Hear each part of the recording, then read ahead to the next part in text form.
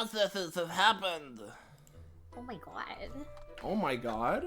Oh my Girly god. pop. Hey. Oh, your god? Yeah. Oh my god. Oh, your god? Holy shit. Oh, our god? No. Our? No. We're in a cult. We're worshiping? We're worshiping? We're worshiping. All We're right. holy. I'm the cult leader. Everybody join my cult. You know, we can win. All up in my worship shit? Gonna pray to God.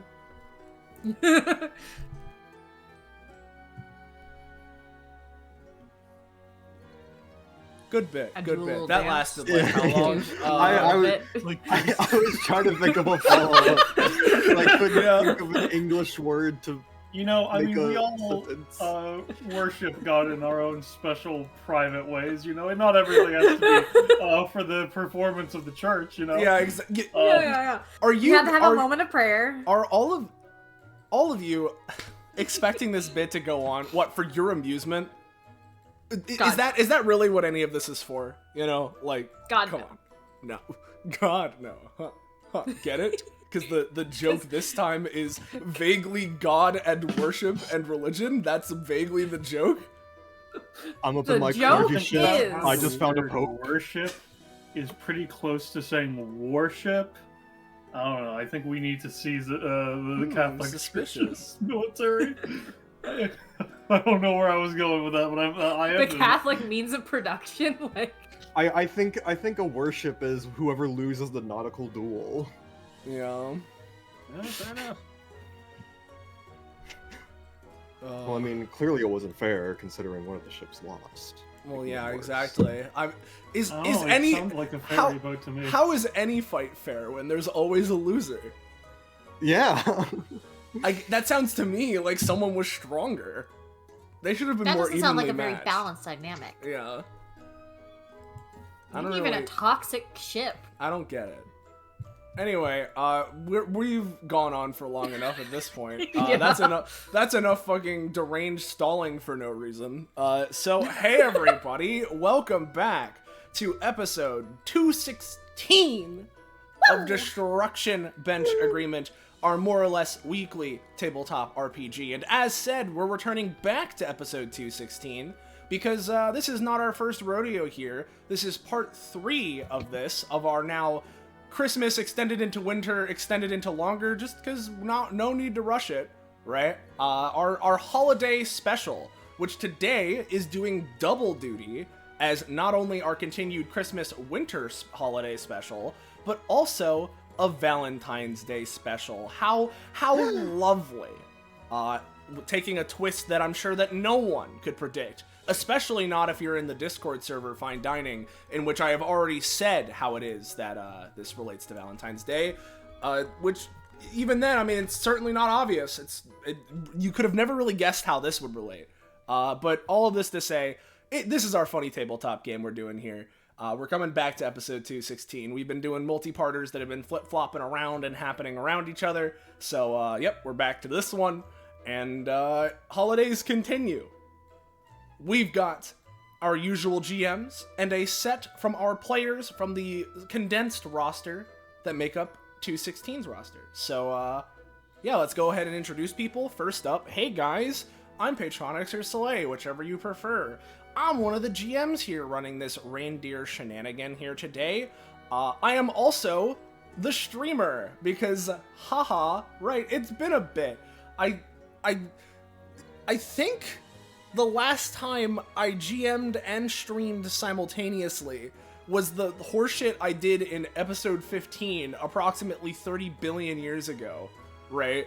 But this time, unlike then, we're using Foundry, and with that, I can also have Big multiple windows up at once, and even then, even if I didn't have multiple windows up at once, I have my co-GM, Belmoley. Yes, I am here. I am Belmoley. You can call me Alex if you like. Happy Valentine's Day. Happy Valentine Day. Yeah.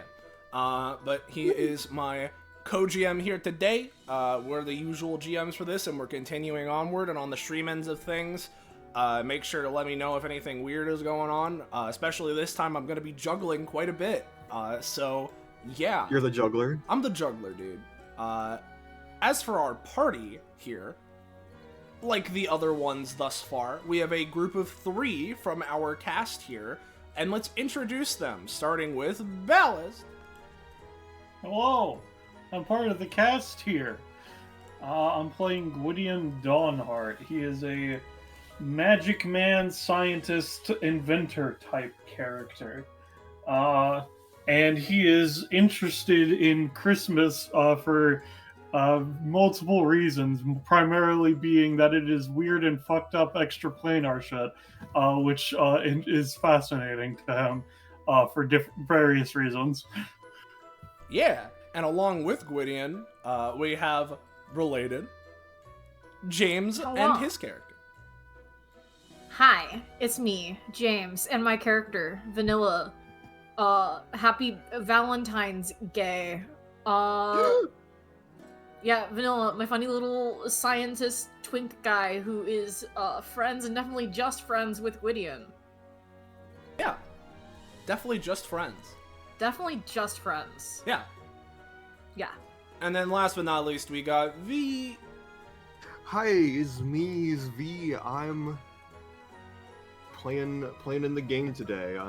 As a character I haven't officially played in quite a bit. Nocturnal.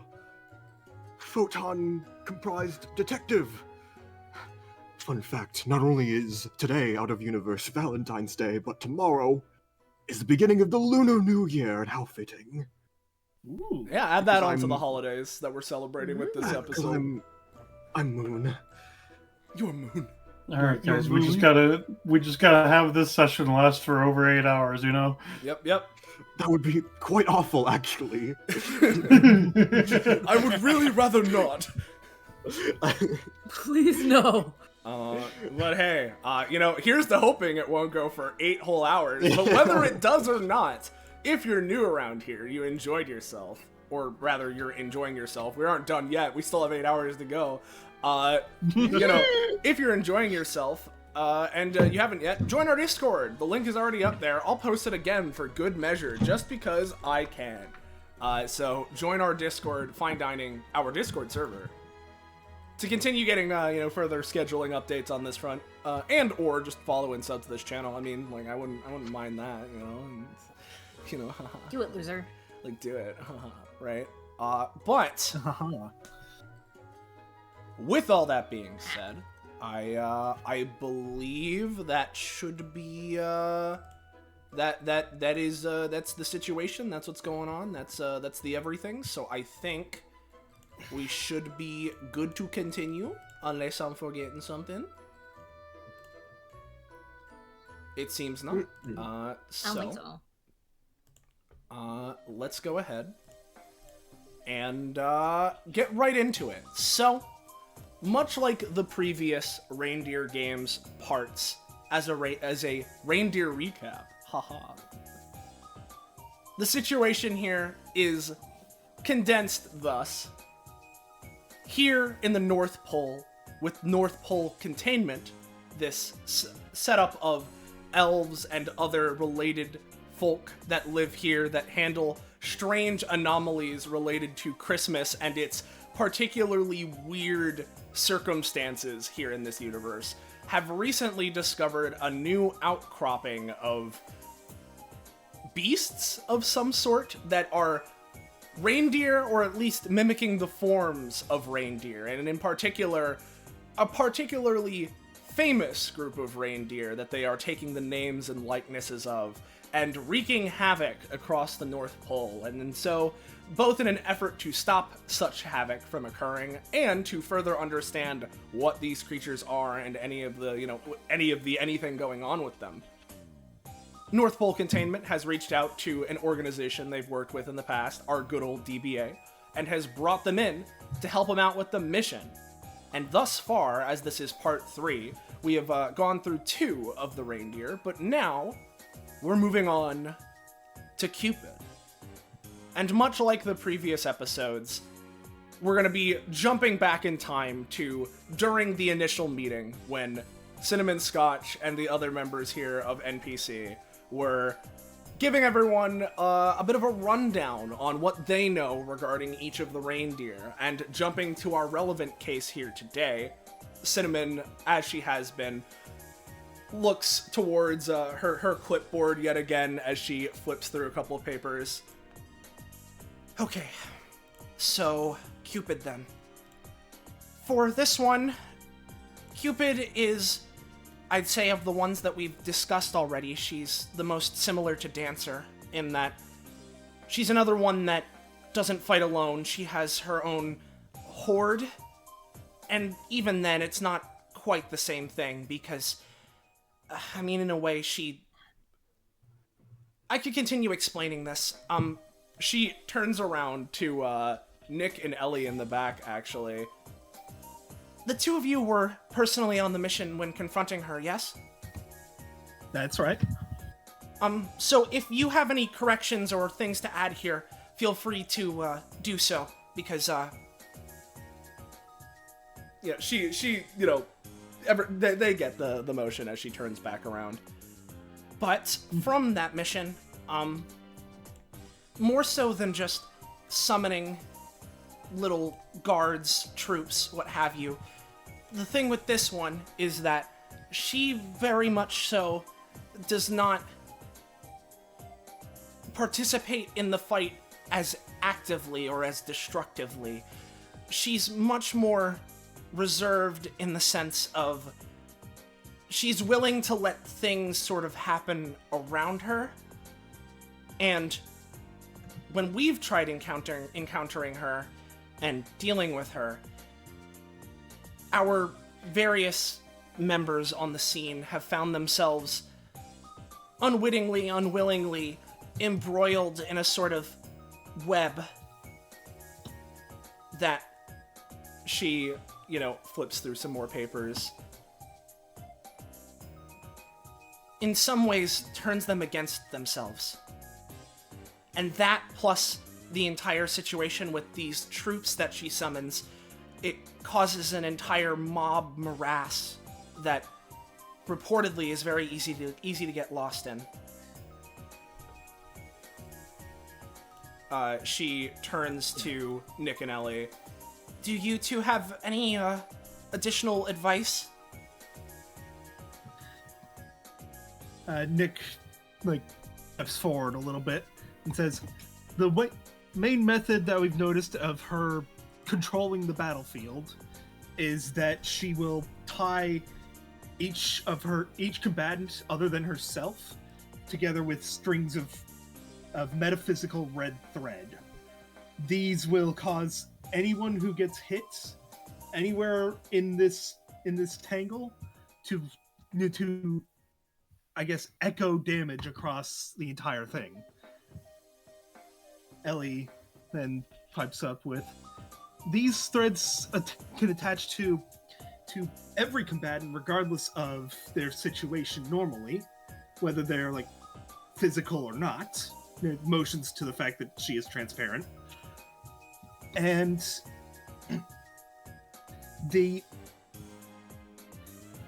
summons that she has these creatures that we've dubbed cherubs, and she will tie those to her opponents just as easily.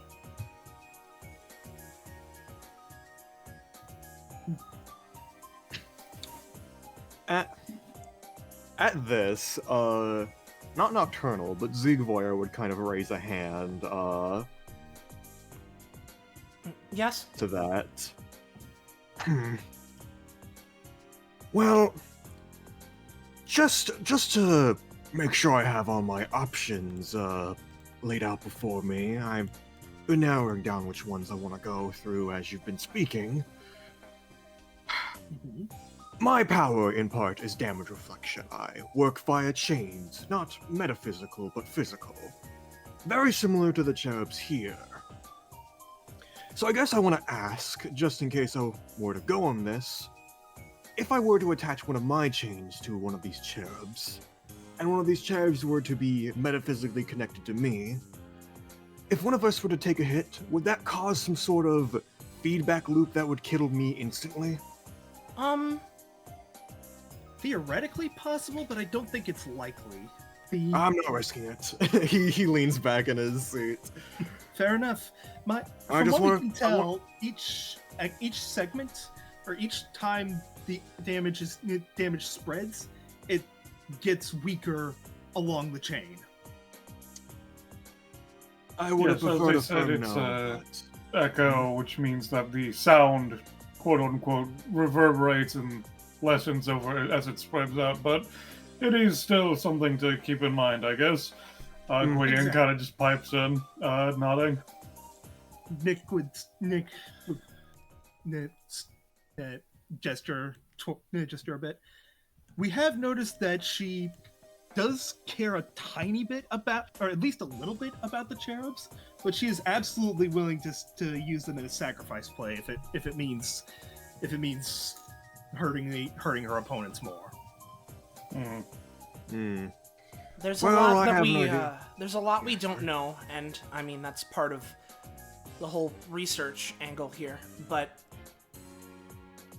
no matter the situation, there's a lot of unknowns, but all of these reindeer are dangerous to some extent. It's just exactly how that manifests. So, considering the circumstance and how it, at least with our testing, a lot of your own efforts can be turned against you, it is very worth being cautious. Yeah. I have a good idea of which one I'm going after anyway, so I just wanted to make sure, as he kind of crosses his arms. As Ziegler has been talking, Nocturnal kind of like leans past Bell and sort of looks at him, but then begins to stroke their chin. Okay, for the most part, I think that should cover most of what we know on Cupid, similar to what we said with Dancer. So long as you don't let yourselves get too overwhelmed, that's hopefully at least a good start of a strategy. But past that, I mean, how to get through that war of attrition and actually convert that into being able to do something to Cupid herself, that's a bit more of what's in question. So from there, it's a matter of figuring it out. But so long as you guys are, careful and are coordinated to some extent and manage all of that, then hopefully you should be able to keep yourselves in line and not lost in anything.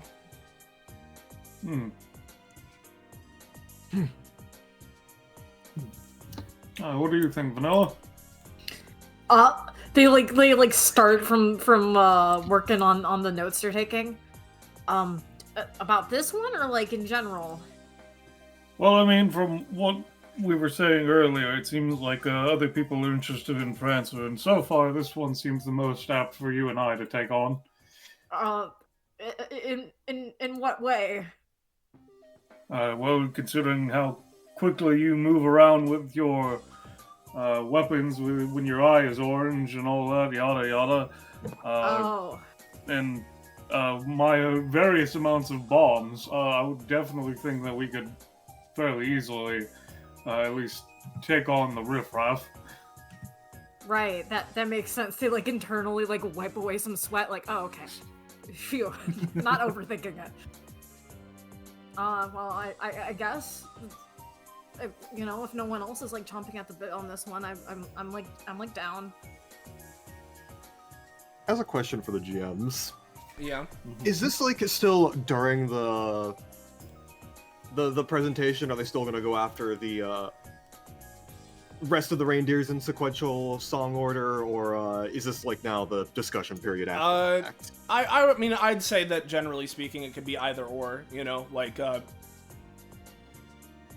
Skip forward. Yeah, we could skip if you want. If I understand your question correctly, yeah, they're going in.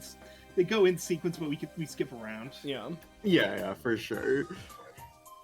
Yeah, we can skip past the explanations now if you want. Yeah.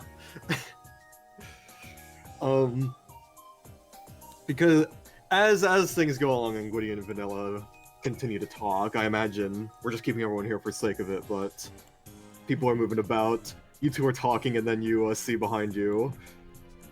Hello. Oh shit. Hi. Greetings. Hello. Greetings. He tips his hat in the exact same way he did when saying it the first time. Nice to meet you. Hmm. Not Thank to be you. rude, but who are you? My name is Nocturnal. I came here because I heard there would be reindeer around. That piqued my interests. He strokes his chin. Right. Sure, bud. Are you interested in joining our grouping? Yes. I guess, or I think I would be, yes. Neat. so? What can you do? Looks away. Trench coat billowing in the wind. Many things. I'm a shifting entity. Constantly changing. My photons. They're never the same as they were the second beforehand. Blink, Let's blink. see. Well, you The, don't. the moon! The moon Who has the light. fuck had me selected? The moon has Very light. good. And I am that light. But also the darkness. The absence of light. But also the light. I Right. hope this makes sense. Fun enough. This is not as an insult, but from my own internal gauging in metrics, he pulls out a small device. It beeps a few times at you. He nods and puts it back. You don't seem to be at the highest level of capacity. Will that be a problem? I apologize. Apologize. Grammar. You see, I do not know how this happened, but being comprised of a photonic form such as myself, well, it does assist in giving me supernatural capabilities far more than narrows eyes. That elf over there. I imagine I could perform way more. I could perform way more than them in any given scenario. Glares. However, as you can imagine, being comprised of energy as opposed to the regular physical molecules of matter and atoms of matter does things to the brain. I have amnesia, but I still hope to contribute to society and to the felling of the reindeer. Right. Well, I can at least help with one of those things. He says, rummaging through his coat. If fine, I can give you a boost in lexical and otherwise capacity, using a spell of mine. It will be Spell? permanent if that matters. A, B, C, D, E, F, G, H, I, J, K, Oh god. L, M, O, P, Q, R, S. His jaw kind of tightens. That's it. A magical inscription Oh. of my own creation. Are you sure you want to do it on this guy? Like, under their breath? If he were to join our group, Vanilla, it would have to be him unless I'm going to spend quite a lot of energy on something that will not help you and me do our job. That's fair. You know what, my friend, my begoggled friend? I think they can join our group. What? He puts a hand. He Excuse puts me? a hand on. They put a hand on Gordian's shoulder. I approve. The myth of consensual sex, you know? Okay, buddy. Right. Mhm. He just kind of, it's like, the fucking scraping against stone of his fucking jaw sucks as he pulls out a jar and unscrews the lid and, Don't open that! Nocturnal is... What do you mean, do not open it? Never mind. Are we sure, Gwydion? Are we really sure? Are you fine? Do we need to take you to a elvish Sorry, therapist first? I just remembered the termites. What termites? There were are you termites and they talking were in a about? jar and I liked them, but I don't anymore. That jar does not have termites, so I'm fine now. Oh shit, did I watch that episode you were in during the... Oh my god. Like, looks like Gwydion, like, with like, oh god, not this guy kind of expression. Gwydion, having no clue what that is about, as he canonically does not have a regular TV and doesn't watch DBA directly in the same way as other people, has no idea of what Vanilla might be mumbling to themselves about.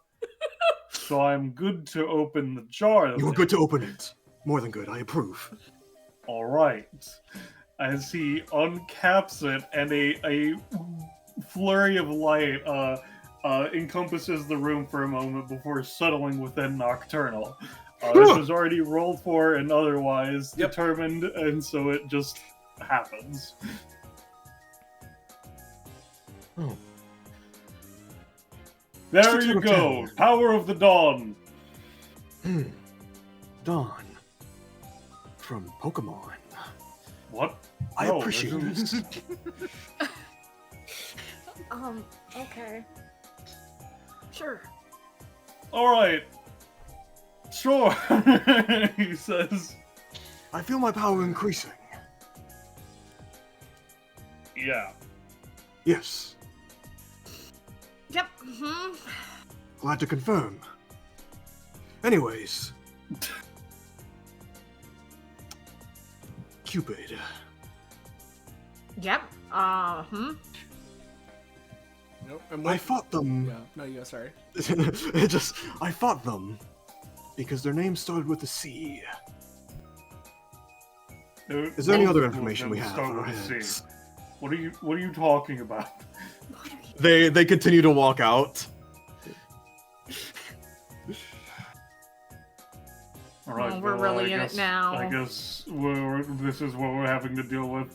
I was really hoping Raziel or some otherwise would be here, but it seems that you and I are Raziel! going to have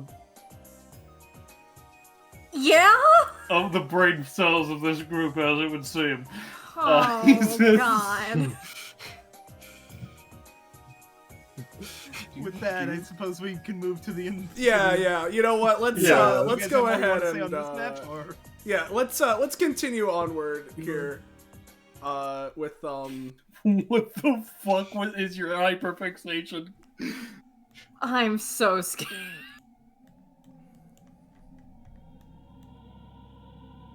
Gwydion and Vanilla, as you Mhm. are on the sleigh and you're observing kind of Nocturnal's behavior and such, they are like frequently pacing and all that stuff, but eventually they just stop while standing in the middle of the sleigh ride and lean down.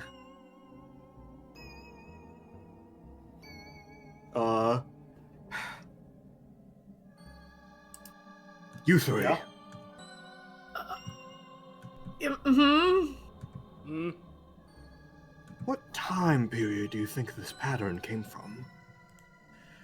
They run their fingers through each and every groove. It's If I quite had late. to guess, it would probably be mid-17th century. Of course. Mm. that would likely be something about correct. The elf sort of piloting the sleigh here. The patterning on our modern sleighs are at least based off of things from olden times. Facsimile. Nonetheless, it is still as beautiful. I'm happy to hear you think so. I am too. They just continue to drag their fingers along the patterning and mumbling to themselves about the qualities. Leans into Gwydion. Are we sure we can take this thing with this guy? I think we can take it by ourselves. We'll just give them the credit. It's like whenever you're taking a test and someone doesn't do any of the work, it's fine. Oh, okay. Man, I thought I was done with those types of group projects by now.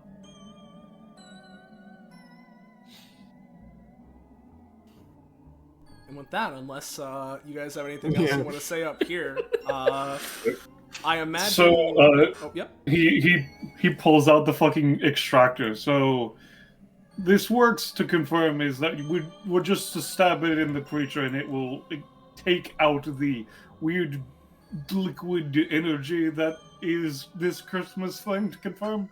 Yes, that's the baseline functionality of the basters. They draw some of the Christmas out from the creature. And in the process, I suppose if you hit it during a rather vulnerable spot, or, I don't know, if the stars align, then depending on circumstance, it could do anything from a simple prick that maybe stings a little bit to really doing some damage in the right spot at the right time. But in terms of the functionality of what we get out of it, yes, it is extracting the Christmas that we can then, assuming everything goes well, research, examine, and try and figure out exactly what's going on with these creatures. A prick. That is a word I think I could use to describe that Cupid. I've heard things before. They call him stupid. Aside, Belmoley, did you bring refrigerators with you? Well, yes and no. They installed something in my bag to make it easier, I think. Like ruffles in the bag. I think if I try, I can pull them out of this. Alright, he kind of whispers to you, I'm planning on making one of my own of these extractors and theoretically keeping some of the liquid, so I figured refrigerators might be a good storage component if necessary. He just kind of mumbles to you. Like nod.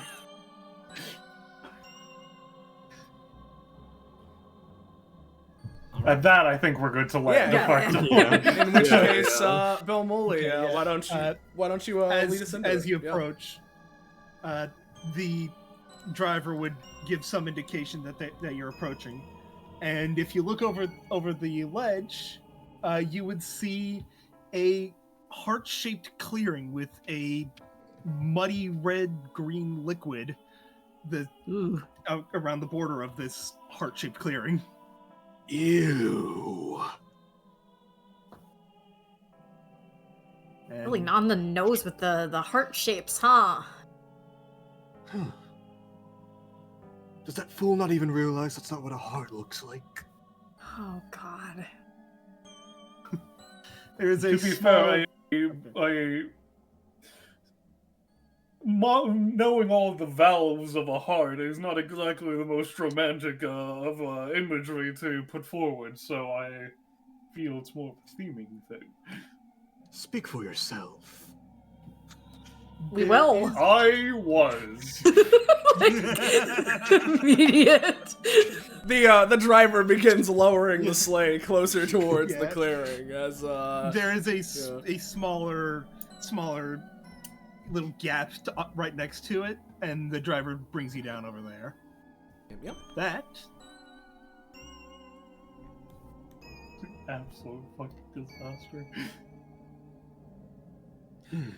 Worth noting, Cupid is not on the ground, but a good bit in the Cupid is hovering. Right. The cats. Nocturnal jumps out, but leans in close to the elf. Now, we are going to have a fight of a lifetime. To banish this unfortunate foe. If a single bit of this innate, intricate pattern gets chipped, I'll have a word with our manager. It'll be your head. Right. Understood. You, I know you're wearing... Sorry. You take that passion you have and direct it towards our foe here today, I believe. He looks down towards a tablet. They're already walking off. I know you're wearing your sweater, Vanilla. Would you like my coat since it is as cold as it's going to be, or are you fine to confirm? I think I should be fine. I'll let you know if that changes. Like, All right. tries not to think about it. Tries not to think about it.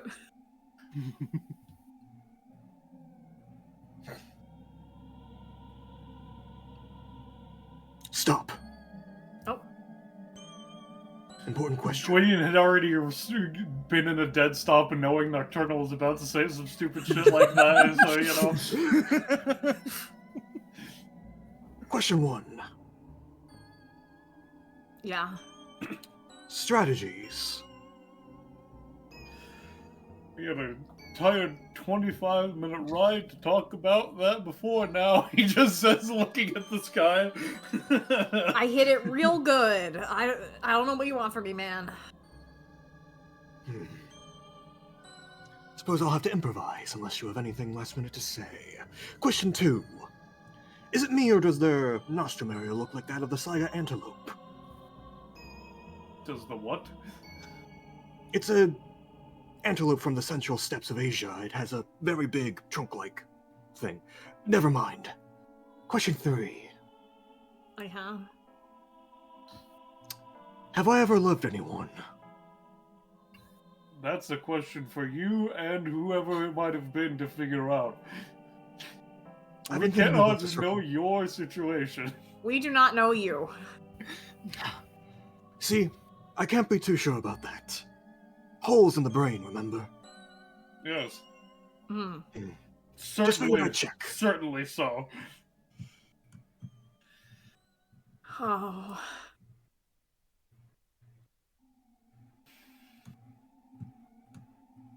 I guess for note of strategy, as I was telling Vanilla before you stepped behind us about half an hour ago, we should be good to, at least me and them, deal with the riffraff, and also I will be holding on to this, and if Abe pulls out the baster, and if necessary, I can theoretically make at least slightly, maybe worse, but probably should be about fine, other instances for the rest of us, should we be at a point where extraction is most applicable. So, just as a questions, GMs, Yeah, did we all get a baster? Your group has basters, yeah, each for you guys. Yeah. Nocturnal pulls out an identical baster. Quit copying me, but also, the more the merrier. They put it away. Quit copying me, but also keep copying me. Oh. It's gonna be a long day. The more, the merrier, and a ho-ho-ho to you as well, sir. Presumably. Unsure on that one. Neat. They, lean down. Does anyone have a boat? No. Let me double check. I don't think I do.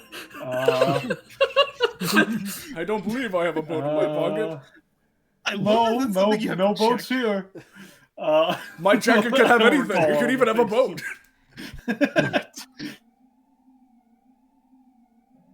Oh, damn it. Now that I can do.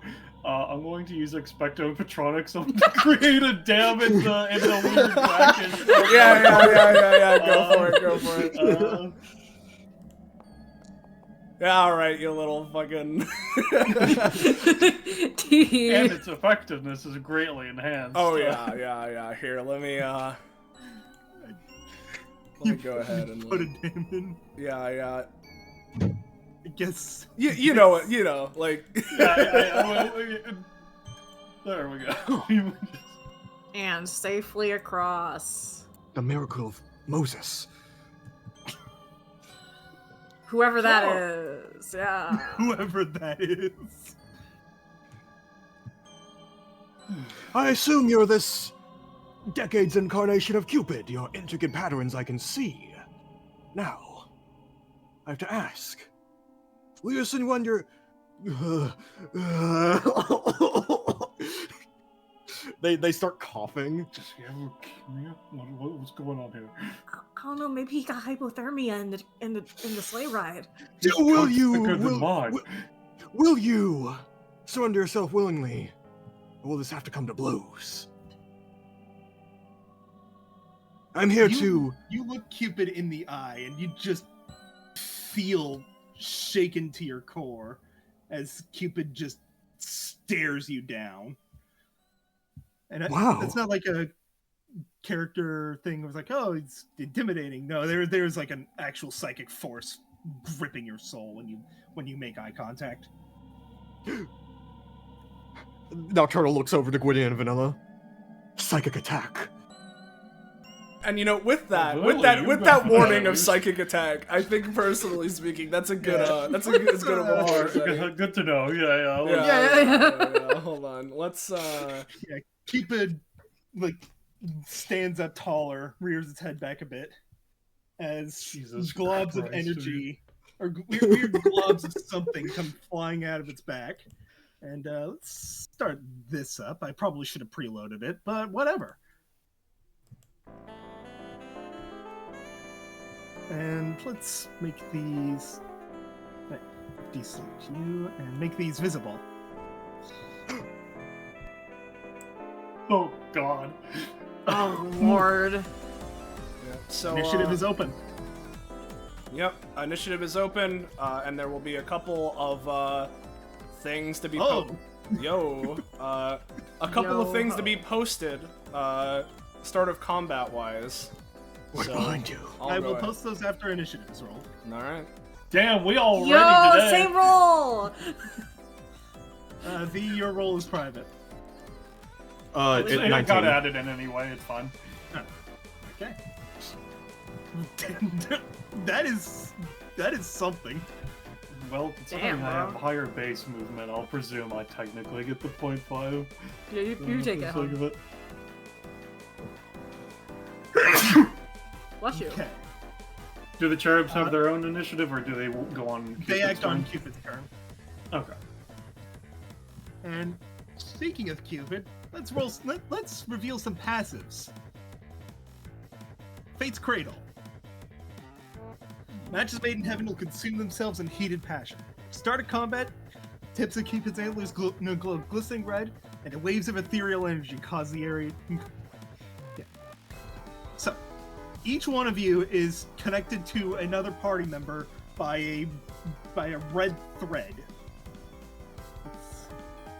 Each time one of you will take damage, everyone one connection away will take half damage, or half what the first person took, and then it will keep echoing down the line. Once in a chain. Okay, that's good to know. Yeah. Yeah. Oh, so what's the order? I guess to ask to confirm. So that's sort of the thing, right? The idea is that for each of you guys, right? Gwydion, Vanilla, and Nocturnal, you guys are effectively in a triangle. The idea being that, like, Gwydion, you have a thread that goes to Nocturnal and one that goes to Vanilla. Vanilla, one to Gwydion, one to Nocturnal, right? So the idea being that when one of you gets hit, half of that damage is then brought to, like, the both of the other two of you. But it says we each have one, so wouldn't it be Nocturnal has one to Gwydion, Gwydion has one to Vanilla, and Vanilla has one to Nocturnal? Like, or is that not how it works? The idea... Because it would be two to have it to both of us, right? The thing is, it's one thread because it is a singular thread that connects two of you. Okay. Okay. It's not like, it's not that there's like, threads are two-way. They're not one-way, is the idea. Okay. So you guys are linked in a triangle, effectively. And then, when it comes to the cherubs, there's some other stuff. Oh, the same effects I've apply to given each of them healing. a Oh, number. that's pretty good. Oh, that is good. Threads from every spell. I suppose, Slay, we should just have each cherub hook up to one party member? That is how it mechanically works. I suppose I'll post it. Oh, right, I haven't posted the freaking... That's what I was, that's what I was Yeah. Yeah, here's Cherubic Grace. So essentially, Cupid will summon more cherubs on each of her turns after the first, and there's one for each of you. And when they're spawned, each one has a thread that's connected to one of you, effectively. And so whenever a cherub is spawned, a thread connects from them to one of you guys, Cupid's choice, and they're part of the network then. Soleil, you want to roll cherub staminas, or should I? Yeah, because that's another thing, right? They have random staminas? That's fun. Yeah, let me just go ahead and properly explain this just to make sure it's clear. Yeah, because cherubs act the way that I said. I'm gonna roll some private d20s here. Let me go ahead. Again, I'll make these self rolls. So 3d this. Okay, so then that would be... Alright. I will start handling that.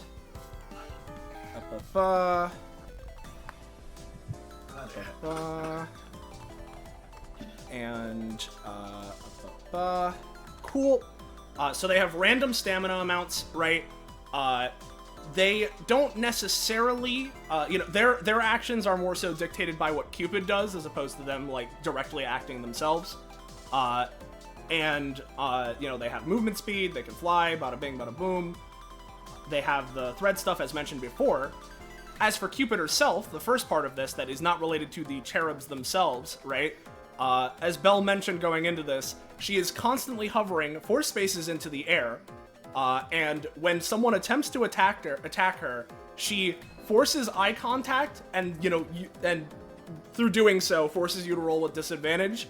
If you fail, she has the opportunity to use one of her abilities on you. Okay. So she's a little bit of a tough cookie to get to and get through.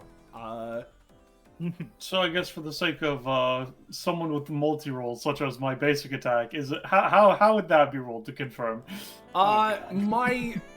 With a multi-roll with something like the basic attack, since it is multi-roll, I imagine that at the unless there is at base, it would probably be disadvantage per bomb.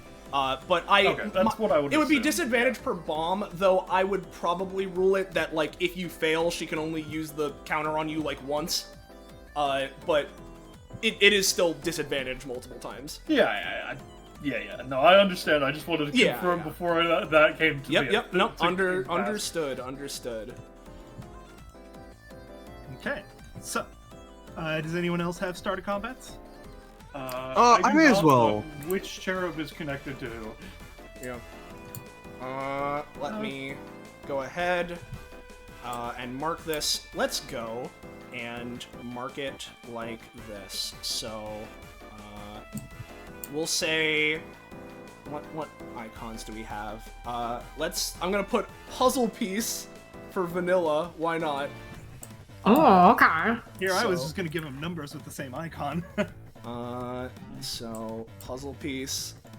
Let's give nocturnal, and the one that nocturnal can be connected to, I think this is light orb, yeah.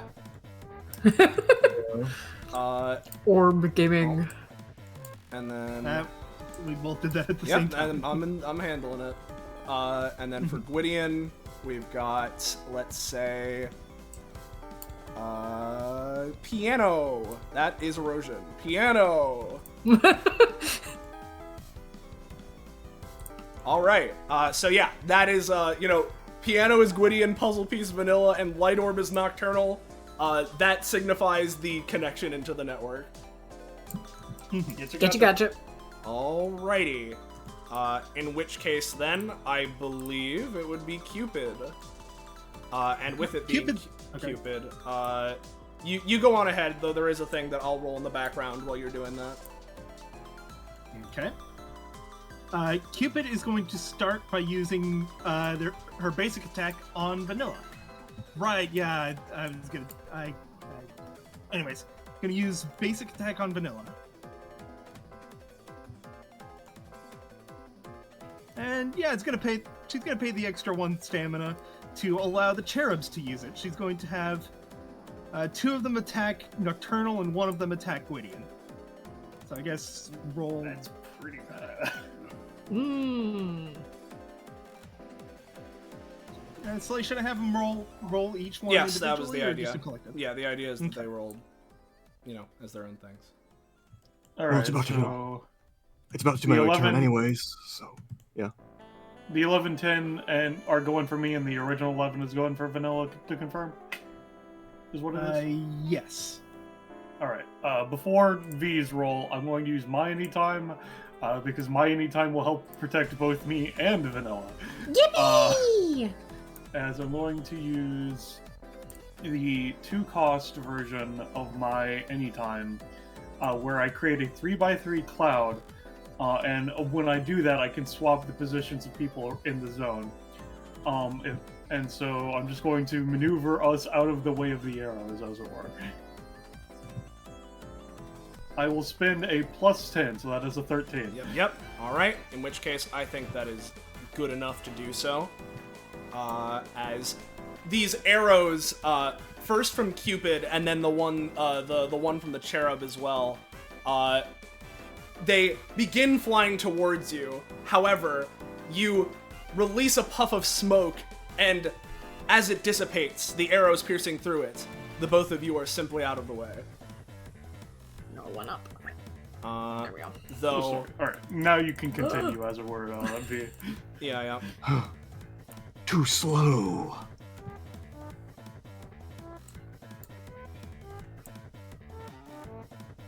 Put that on its side and into infinity. I win. All right. Let's see. I mean, the one attacking you rolled a 7, so. I win. Yep. And also, we forgot to actually change the numerics on the one for the cherubs. So I fixed that, though. Yeah. The cherubs do half damage and half numbers when attacking. Yep. Compared to Cupid. But yeah, it sounds to me like every single one was dodged. Yep. It's Cupid's turn. I forgot to actually push the begin combat button. Whatever. Nocturnal. Before Nocturnal begins their turn, I should give y'all a little bit of a lowdown of their main gimmick. Master of Many Phases. Nocturnal is power based off of the current phase of the moon. Tonight is a waning crescent. And at any time during this combat as a swift action, they can just change their abilities out for other ones that I can make up on the spot. So we'll see how this goes. There are some limitations, of course, but I will be keeping track of all of them. Not to worry. However, Gwydion did give Nocturnally a bit of something. So Yeah. who's Nocturnal to deny it? I must ask, Gwydion, what type of action economy is it to use this? It is a main action to install. Gotcha. Well, invoking the power of the dawn sounds like an excellent idea. They say the dawn is the beginning, but that's all relative in some eyes. A beginning is just another ending. He says that like in universe. As surrounding him, darkness from the sky seems to coalesce around him as still looks the way he does, but there's just more of a darker energy surrounding him and embedding itself into his cloak. So yeah, now I have a flat dodging type thing. All right. And Haywire And, Hairmaker is a little bit buffed. Yep. And this just has an upkeep, but that is something. All right.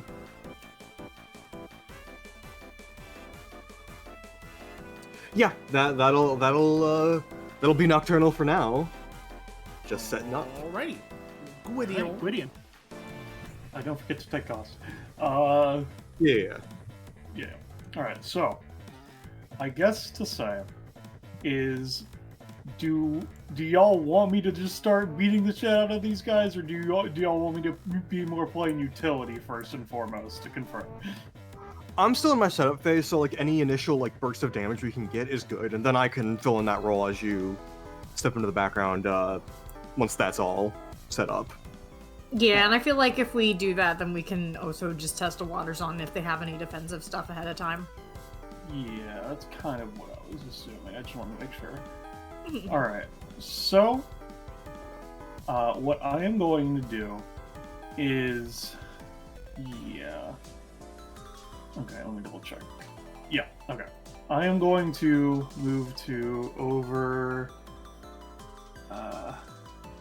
here. And you might say, Balance, that was a lot of spaces of movement you just did. Well, the thing is, I'm quite confident in my speed, Yeah. And so he dashes forward, the snow parting ways with the movement of his incredibly fast feet. And then he swivels and turns on his foot, flashing out his cloak. And I'm going to target 4 of these on the cherub that is connected to me. That way, most of the backlash damage goes to me instead of everybody else. Yep. And that because it is half rounding up, correct? Yes, it is half rounding up. Double check. Okay, in which case the backlash damage will be the same for everybody, because my damage is 1.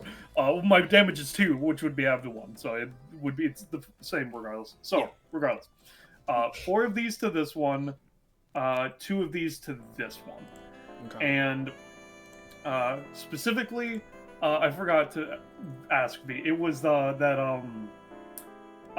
Alex was giving people 1 bomb, right? Or am I misremembering? Yes, Like- one bomb each. If you want to make that, if you want to take one, that'll be that. He would have accepted it, yes, because All right, he and- cherry bombed, yada yada. There we go. Yep. And it's a +1 to damage is how that works, right? It is a plus. Let me just open up Alex's sheet now. Just to make sure. But I believe it is a +1 to damage or +3 to rolls, or +2 to rolls per. Let me just scroll down to the actual fucking bomb. A damage +2 damage per bomb or +3 to roll. So yeah. All right. I will go with damage, and it will be on the first bomb. So the first 4 bombs are on the one next to me. The other 2 are on the other bomb. Okay. And the very first will have a +2 to the damage. Okay, got it. So here's the attack. I see a crit in there. All right. 6, 7. Oh, 6, double 7. crits. All right. So 6, that would 7. be Crit. 4 damage times 2 on the first, so 8 on the first attack, Yeah. and then 4 damage on the second attack, and then 2 damage on the third attack, and then the other one would take 2 damage. All right, yeah, give me a sec here. All right. And you know what? I can go grab the crit theme if you want to. Already got it. Yep.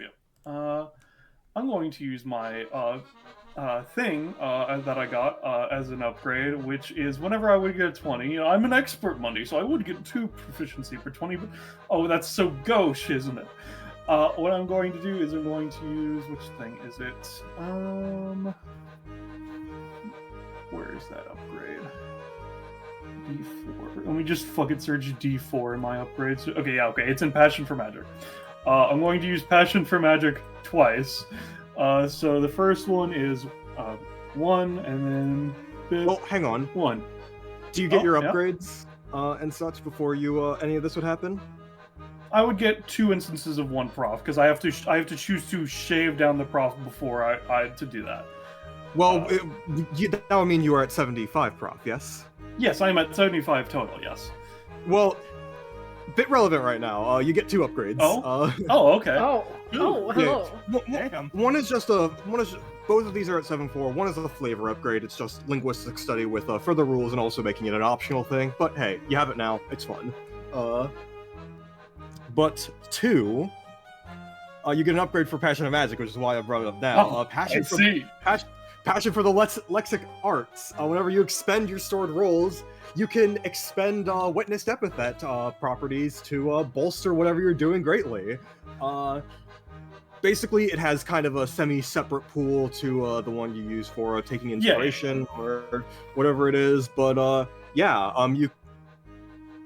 now you can expend some epithet effects from that pool to add on to whatever you're doing by replicating it via magic, if you're spending those rolls. So yeah, feel free to do that. Getcha, gotcha. In which case, I do get the 2 instances of 1.5, so I will take 2 of my +5 rolls and turn them into +7 rolls to say. Okay. All right. So now to jump back to this, it was 4, then 8 damage, 4 damage, then the other one is taking 2 damage. Yeah. 8, 4, 2, and then the other's taking 2. Yeah, okay, yeah. So, 8, 4, 2. Alright, so yeah, this guy up here, if you can handle this, Bell, that'd be great. So, the first one is taking an 8 and a 4 and a 2 on a roll? Yes. Any epithet properties you want to use? No, I would say no. Fair enough. You still have it though, so yeah. Yeah. So, that total amount of damage is enough to take it out in one go, just barely. All right. In which That is case, 14 total damage, but proration. Before anything else, right? Yeah. Just because, to make sure that we got our ducks in a row here, it would be 8 damage, right? Which yes, right. Then that goes through the chain, so 4 to Gwydion. So 4 to me. Yes. And then that passes from Gwydion to Vanilla and Nocturnal, so 2 to the both of them. And then that'll go to the cherubs at 1 each. Yeah, right? cherubs at 1 each. Yes. So there's that. That was the first hit. Then the 4 damage hit happens. 4. So then it's 4. 2 to Gwydion, 2 to Gwydion, 1 to everybody else. Yep. Then we start dealing instances of 2. So then, basically from here on out, whenever that cherub would take damage, which is taking the 2, I believe is the is the finisher for this one. One recoil to everybody. At that. And then 2 to this one recoil to everybody. Yeah. Yep. One recoil to that one. How much recoil did the first one deal, by the way? The first one was to you, 2 damage. Just one. This one takes 2 damage, which recoils to 1 across the board. Anyways, so the cherub that you're hitting just kind of explodes. And let me post something. Oh yeah, no, you go ahead. Yeah. Go first. There's a little piece of cherubic grace that we didn't reveal yet. When a cherub is defeated, it melts into nothingness, and damage equal to its max stamina plus overkill is transferred to Cupid. So that is 14 damage to Cupid. As he dashes forward, and in a sheer moment, his cape flitters open, and fucking a detonation on one, and a slight smattering of fire on the other, as it explodes, and seemingly, Cupid recoils in pain as well. I would say that's a pretty good start, wouldn't you? I guess, would either of them say if that's a pretty good start, just to confirm? 7 out of 10. I think that's pretty good opener. Rounds with that fuck you, 10 out of 10. choice. Anyway, that is my turn. Alrighty. Okay, I will move the initiative vanilla. Alright, I am going to, first off, I am going to be in my falsehood kit. So at the start of my turn, I am going to get myself one of my soul weapons. I'm going to grab the Liquorus one. Let me see, do I want to do that already? I'm going to reserve my stamina a little bit because we're going to be taking some backlash from things in general for this fight. So Vanilla's just going to say fuck you to this Cupid in particular. We're gonna just swing on up here, and we are going to just hit it with the Liquorus weapon. Unfortunately, Vanilla. Good job, Vanilla. Yeah, Vanilla, you go to slash against this guy to say fuck you, working off of Gwydion's thing, but not only is this thread perhaps bringing back some memories, but, you know, more importantly in this case, the sort of strange, like, damage echo, right, is still kind of, like, you're still getting used to it, and it's throwing off your aim a little. Alright, in that case, I think I can just do this right away. Yeah, Vanilla is going to, as a bonus action, release the wand so it can, like, hover around her. Okay, that can roll. Oh, that's actually well, no, that's not actually that. So, yeah, that's, I let go of my weapon. It's hovering in the air. Okay. I'll take my cost. And I'll just draw something for that. Ooh, there's a circle draw. Let's just do that. Yep, that'll be the wand. There we go. And that'll be Vanilla for now. They're stanced. Okay, Yep. so if that's your turn, I will move initiative. It is Cupid's turn. Okay, and at the start of Cupid's turn, a new cherub arrives. Allow me to roll its stamina total. Yep. -5. Negative 70. Ooh. Okay. So, Cupid noticed that Gwydion is the reason that pretty much every attack on previous turn missed, and then one-shot the cherub effectively. So, Just to make sure before you do it, which person is being assigned thread-wise with that cherub? Gwydion. Okay, you're assigning that to Gwydion. I will give that the counter. Yep. And Cupid is going to target Gwydion with Arrow of Love, along with having all the cherubs do the same. That one was still privately rolled. It was an 11. 0. It's fine. Oh, that's. How do I reveal it? If you right-click it, you can reveal it. Alright. Ah, dang it. Alright, well, let's see. The cherubs kill me, as presuming it's going to do that. Alright. Not the best, not the worst. Okay. So, with that being the case, as it were, I will use my anytime again. As someone might imagine. And what I'm gonna go for, right, is because when I do it, if there are projectiles in it, it's at halved effectiveness, but I can redirect those projectiles theoretically. So that's what I'm gonna try to do. But specifically, also, what I'm going to do is, I'm probably gonna give a roll bonus to that. Would you be so surprised?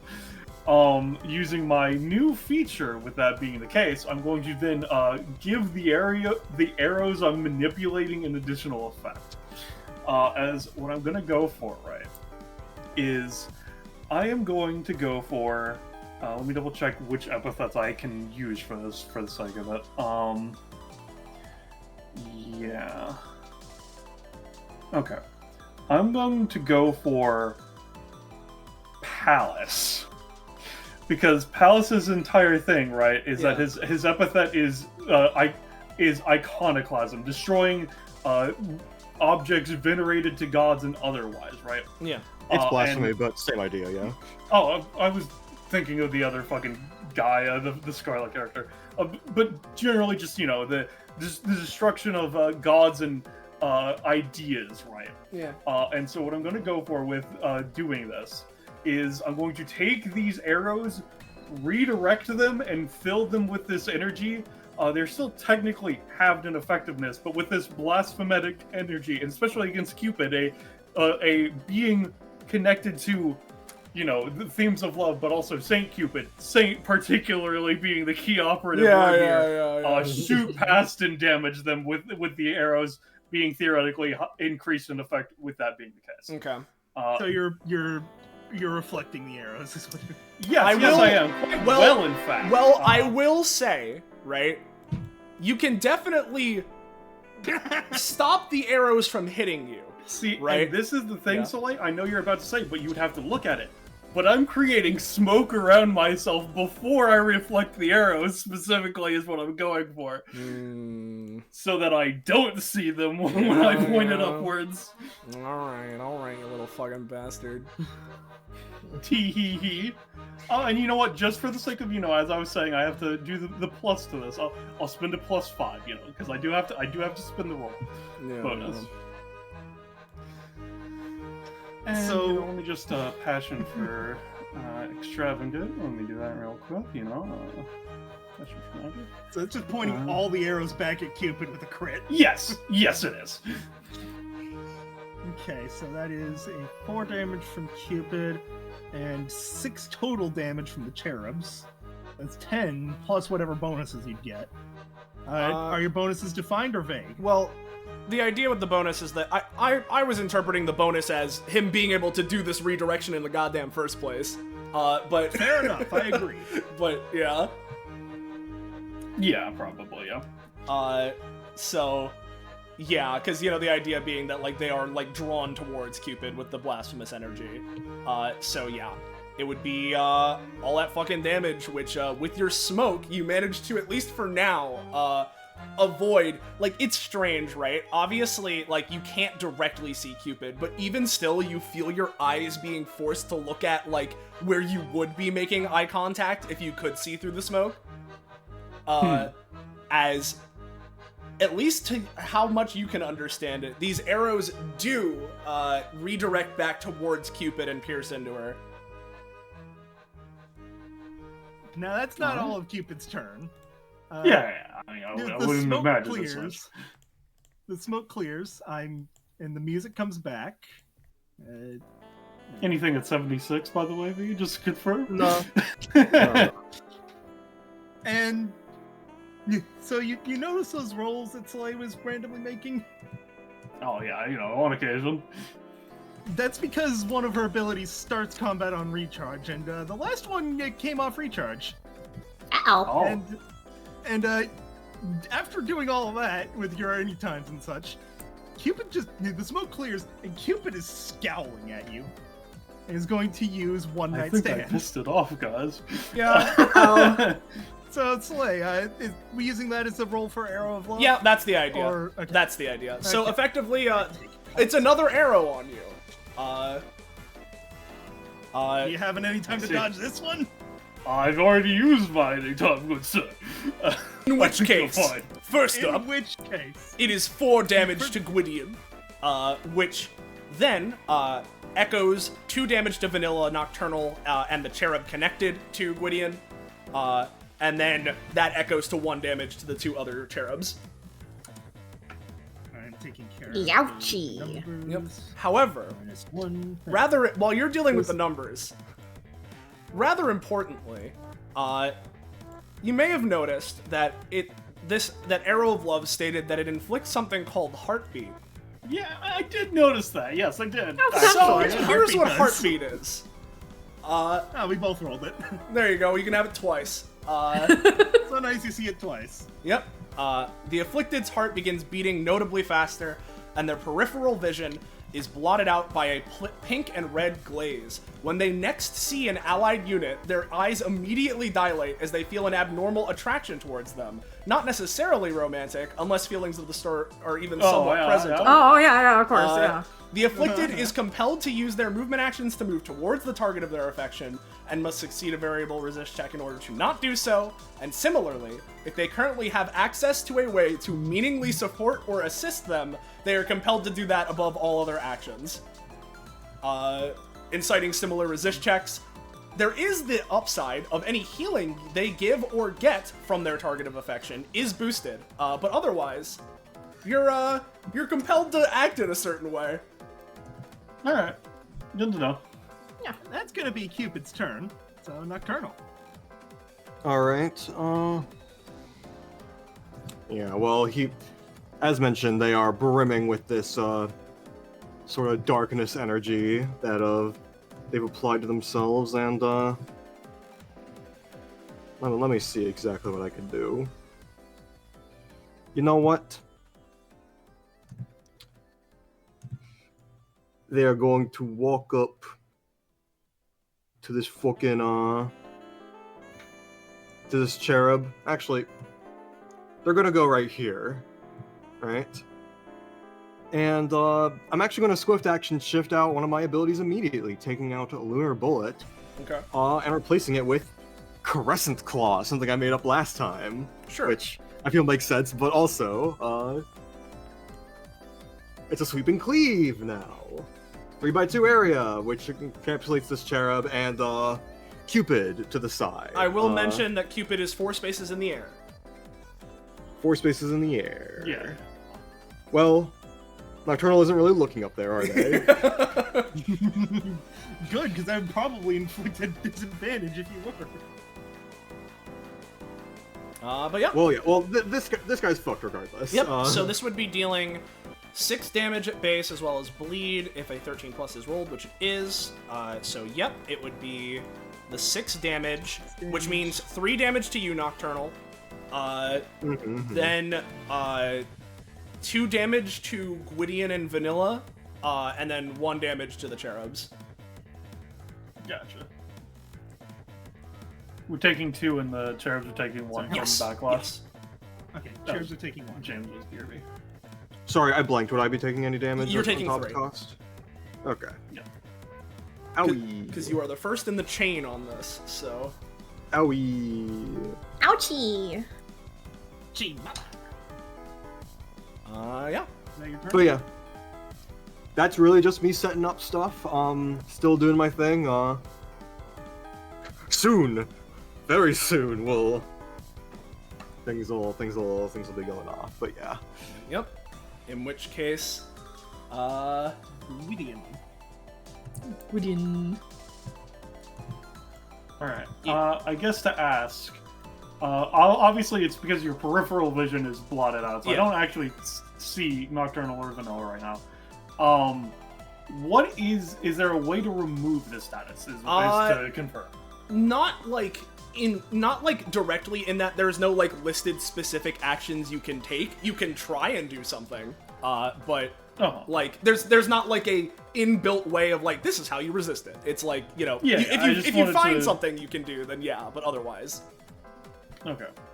Good to know. Wanted to make sure. So first and foremost, he reaches into his coat. All right. Well, while I figure out how to deal with this infection that it has put upon me, you deal with the cherub. As he reaches into his coat, and as a bonus action, pulls out a small rat. Yeah, baby. Yeah, baby. Which I will, I believe it is. Let me just double check. It's from Teachings of Lushvar. I meant to have part of this like lowered and all that. All that matters is the Parva Amicus part, which is at the bottom. So you could that's the part that matters. Yep. I am deploying it as a bonus action in combat. It has 8 movement and 5 stamina. It can also bite adjacent units for 2 to 3 damage, or spending its action to futz with technology. Yeah. It's going to use its action to bite the cherub for 2 to 3 damage. All right. Give it a roll. I think that's gonna be 3. So that would be 3 damage. Yep. You 3, take 2 to two, Gwyd, Gwydion? 1 to 2 everybody to Gwyd, else. yep. Alright. Let's do. Ow. And that kills this cherub next to Nocturnal. Yep. Yeah. So that It's 12 stamina. Yeah, it had 12. So, so Cupid takes 12.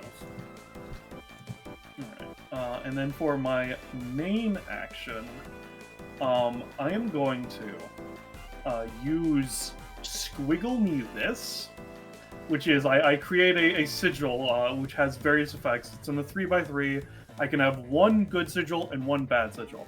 All sigil effects are universal. I can't be like, this only affects allies, this only affects bad guys. If I have a good zone, anybody in that zone gets that good zone effect.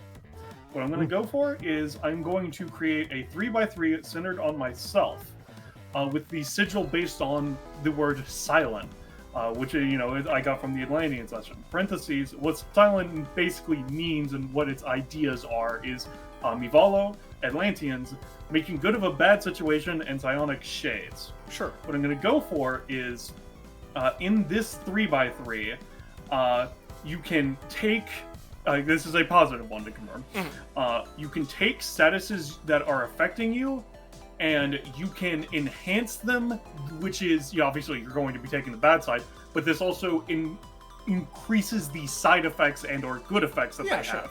And if you are, depending on, like, if you take bleed and you decide to enhance the bleed, the other side effect of this is the psychic shades, is the more that you are suffering because of enhancing your own effect, you get basically enhanced power from kind of like after images of yourself being stacked on in this zone. So that's what I'm going for, at least. Sure. Okay. So sprinkle this. Okay. That's a 7. Where are you? So where are you putting that? It's the 3x3 surrounding me. I can. Oh, it's just surrounding you. box. Okay. Yeah. Yeah. Yeah. You draw that if you want. If you want me to draw it, I can. I got it. That is. No, There we balance, go. yeah. I'm gonna change the color of that because that is a bad color. I don't know why it decided to be that color. Yeah, it might be just the default, but. Fucking goddamn it! It's Throne tool.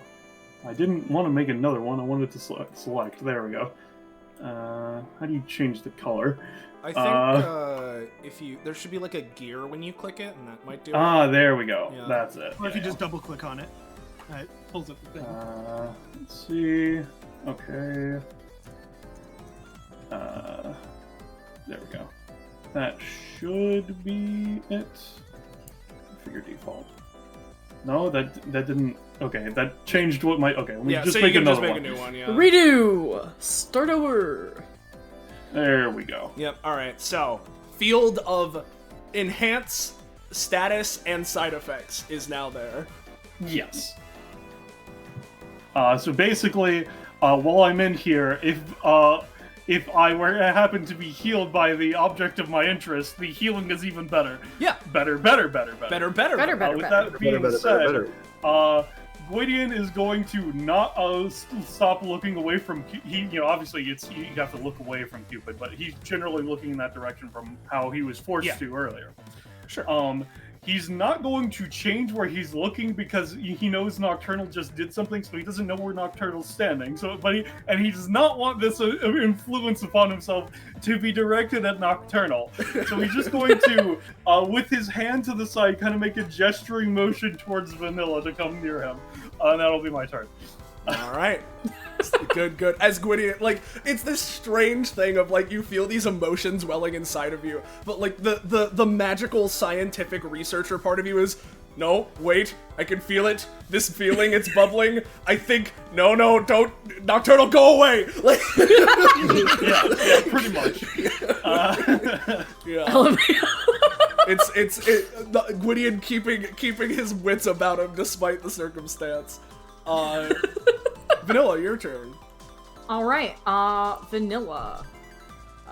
We are going to make a new weapon. I'm gonna make a new one entirely. Let's go for that time Gwydion nearly died. I was not there, sad face. So they have a weapon that lets them, dash in on things. So they are going to first walk up to figure out what the fuck Gwydion wants, because he's, like, beckoning over. Probably needs healing or something, As Hey, what's up? you fucking stand right in front of him. Alright, now the magic is starting to take effect. You see the fucking pink width in his eyes. Alright, I know that some of this is kind of weird, but he just kind of slowly puts a hand on you, Vanilla. I really like you, by the way, just so you know. I know we've kind of been fairly professional, but this magical effect upon me is making me say things I normally wouldn't say necessarily, because I try to keep things very serious between the two of us. Anyways, I didn't want it to be influenced upon the weird guy, so that's why I needed you to come over here. He says, sorry, continue. Okay,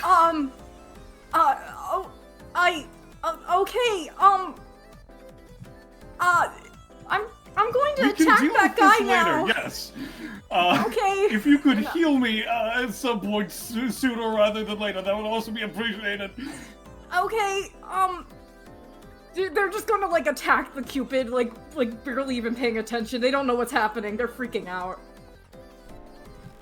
Yeah, that makes that. So if you're are you attacking one of the cherubs? The cherub. Yeah. So, like, you like go to, like, do like a cool like dagger, jump slash, but you're like, what?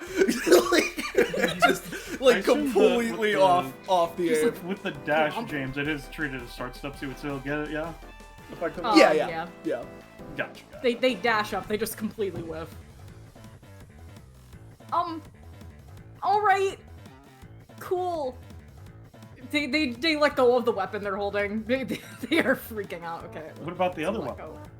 The other weapon I'm going to reposition. It can't attack on its own, but I can move it around. Yeah, go ahead. So we're going to move that one, and then I'm gonna let's move it like right over here. Why don't we? Sure. And then I'm gonna place down my next weapon, which I'll color coordinate. And that'll be vanilla. Let me see, where do I change color? There's where I change color. Neat. There we go. Yes, I want to select that color. That did not change the color. Alright. I'll just do that in the background. Yeah, sure. In which case, it is Cupid's next turn. Which means I will do this. Nope, it's not on. Thank God. Still off recharge. So, Vanilla.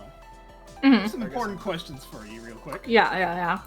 The weapons that you're letting go and setting down, can you just grab those at any time and use them as an action?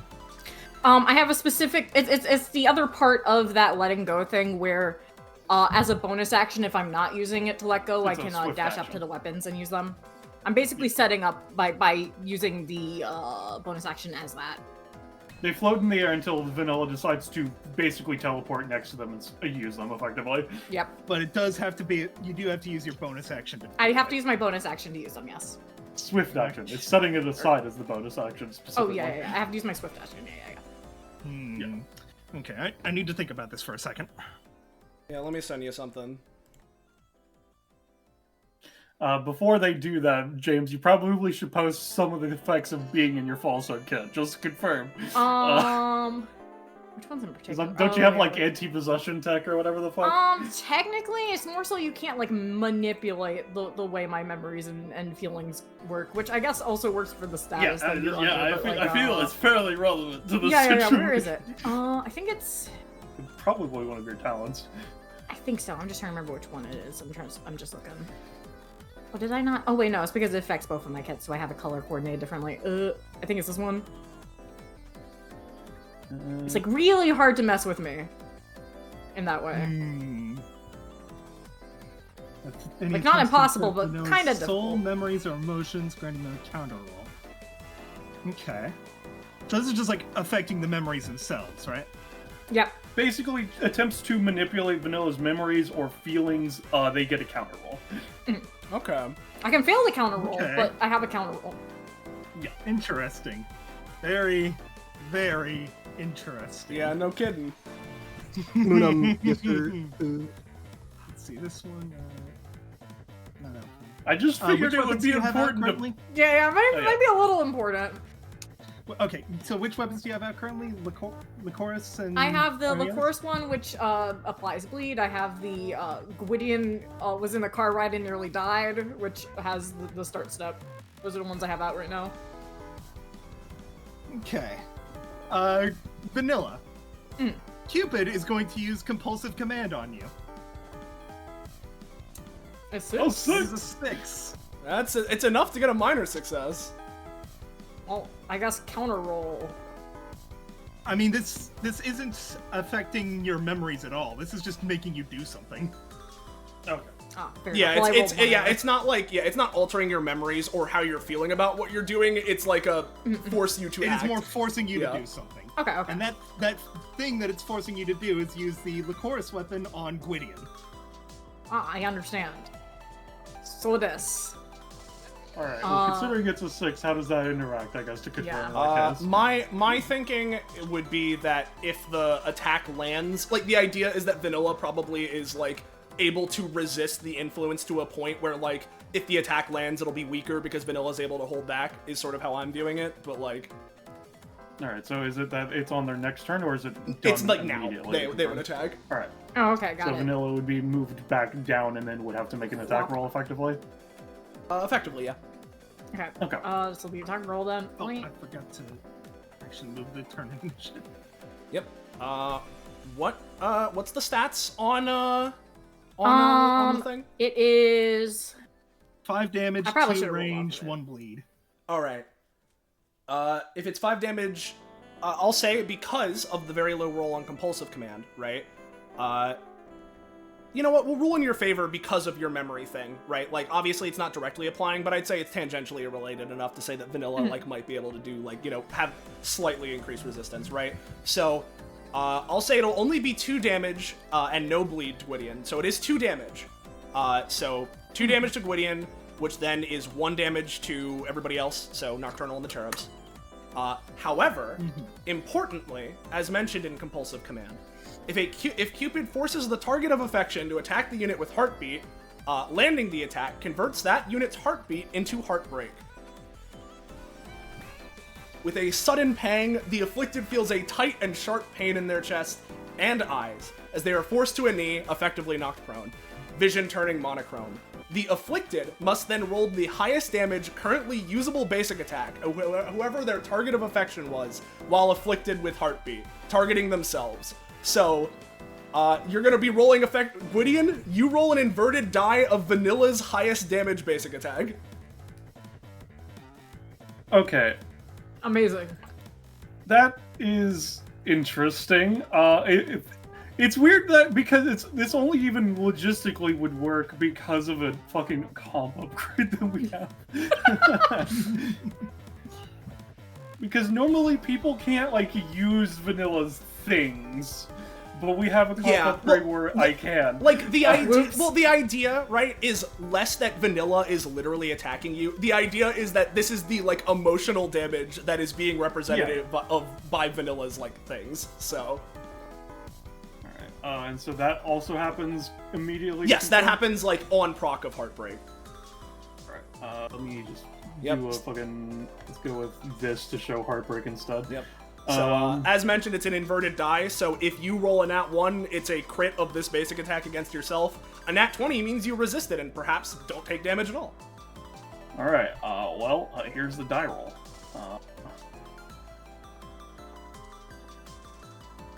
Alright, so give me a second. Let me just get a better read through this to make sure. Yeah, you go for it. So he's prone, monochrome While you're vision, doing that, yada I'm yada. gonna take care of a thing I forgot. So what is your current highest damage basic attack, Vanilla, to confirm?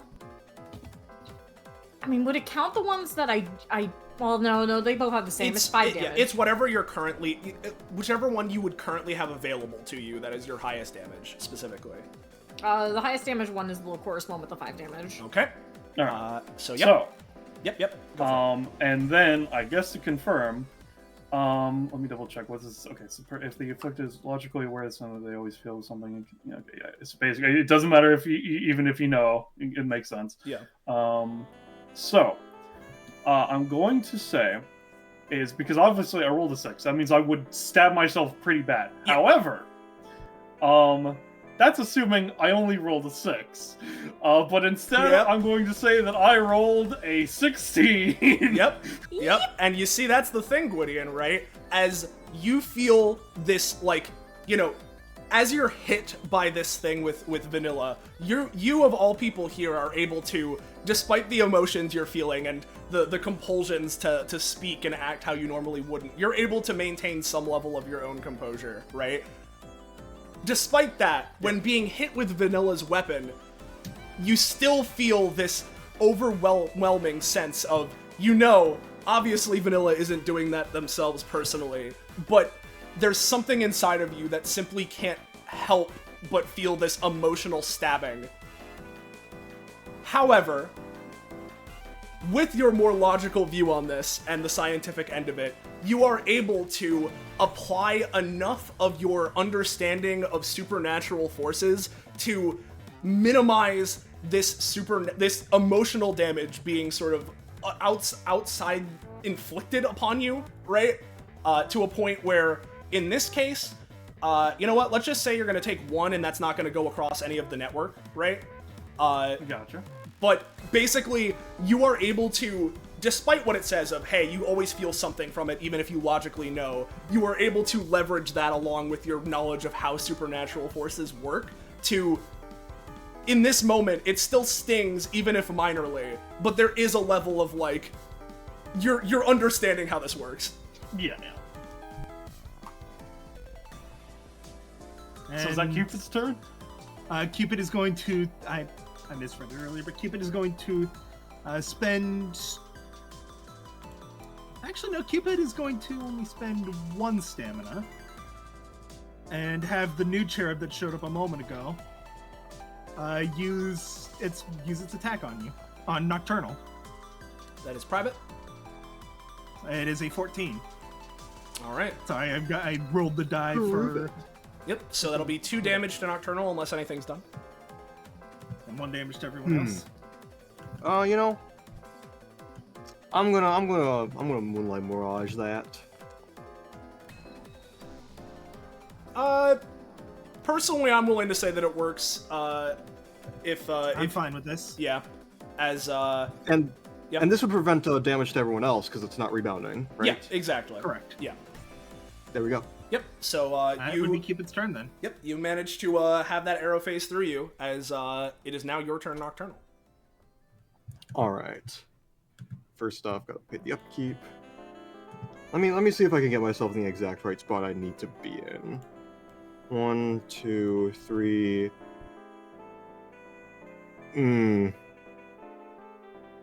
Let's check. 1.5, 2.53. Yeah, this is gonna have. Okay, there we go. Perfect. Yeah, because you don't have to worry about Cupid because they're in the air. Yeah, exactly. No, I just wanted to make sure I could get to the spot regardless, which I can. Yeah. So, this is where my setup is going to hopefully come into fruition. Nocturnal is going to snap his fingers and say, "History repeats itself."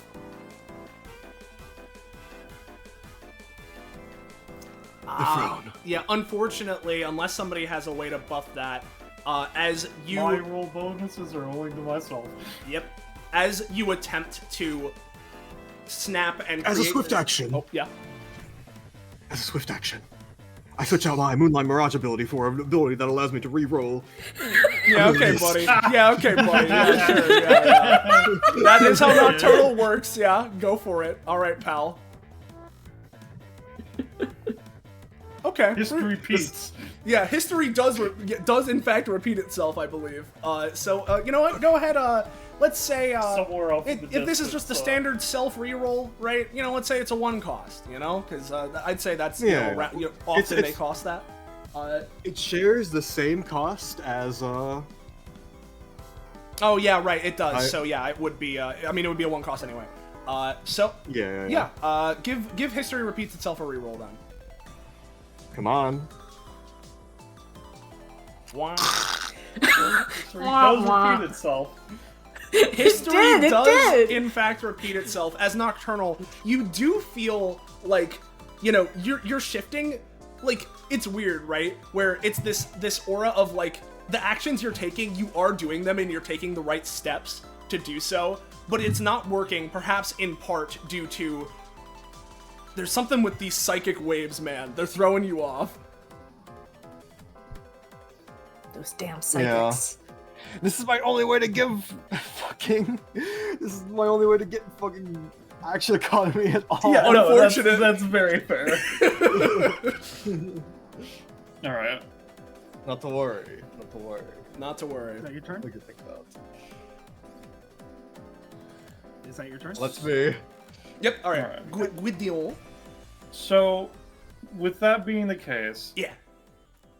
what is the ongoing effect of Heartbreak? Does it have any additional effects that I need to so keep in mind? the I guess? thing with Heartbreak, right, is that it is explicitly meant to be very variable depending on how, like, the situation unfolds and how you react to, you know, the heartbreak being inflicted, because the idea is that, hey, you feel something akin to rejection or betrayal, right, which, depending on exact circumstance, may incur penalties. However, specifically because of how you've reacted to it, right, with, you know, using your, you know, supernatural knowledge to reduce its effectiveness, I would say that it is currently not inflicting, like, mechanical penalties other than you feeling a little kind of, like, icky inside and to some extent. Okay. It is still there and present. You still do have heartbreak inflicted, because that may or may not matter, but it is not actively doing much to make sure what, if anything, it does do mechanically, because, as we have established, I'm in the silent zone, so if I wanted to, I could make it worse for myself to buff myself, theoretically. You could make it so that it you starts very doing well something. could. I'll determine that after Parva Amicus does his job first, though, of course.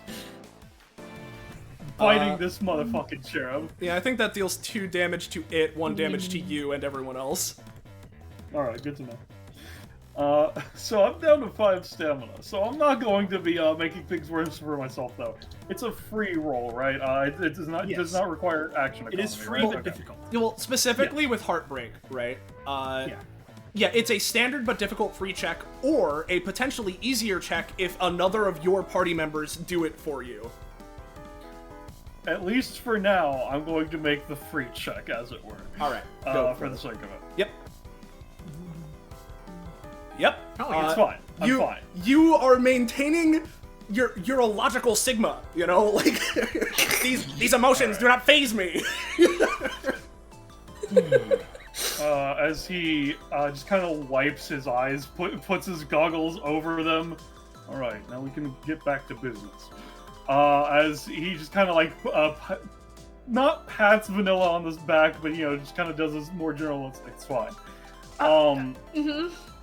Alright, just so I don't forget, James, what kind of action economy is the cheese again? It's a bonus action? Let me check with my talent for cheese. Where is it? Yes, I'm edible.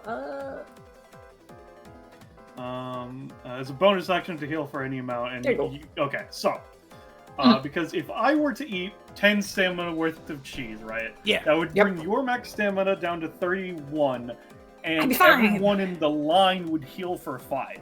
Yep. But that would mean that it wouldn't be efficient because you would be going over what your max stamina is. So I needed to make sure what the math would end up being. Yep. I I will also state for your sake, in case it does impact your decision making, that healing will pass through the tether as well to the cherubs. Yeah, I know. Okay. I know. Yep.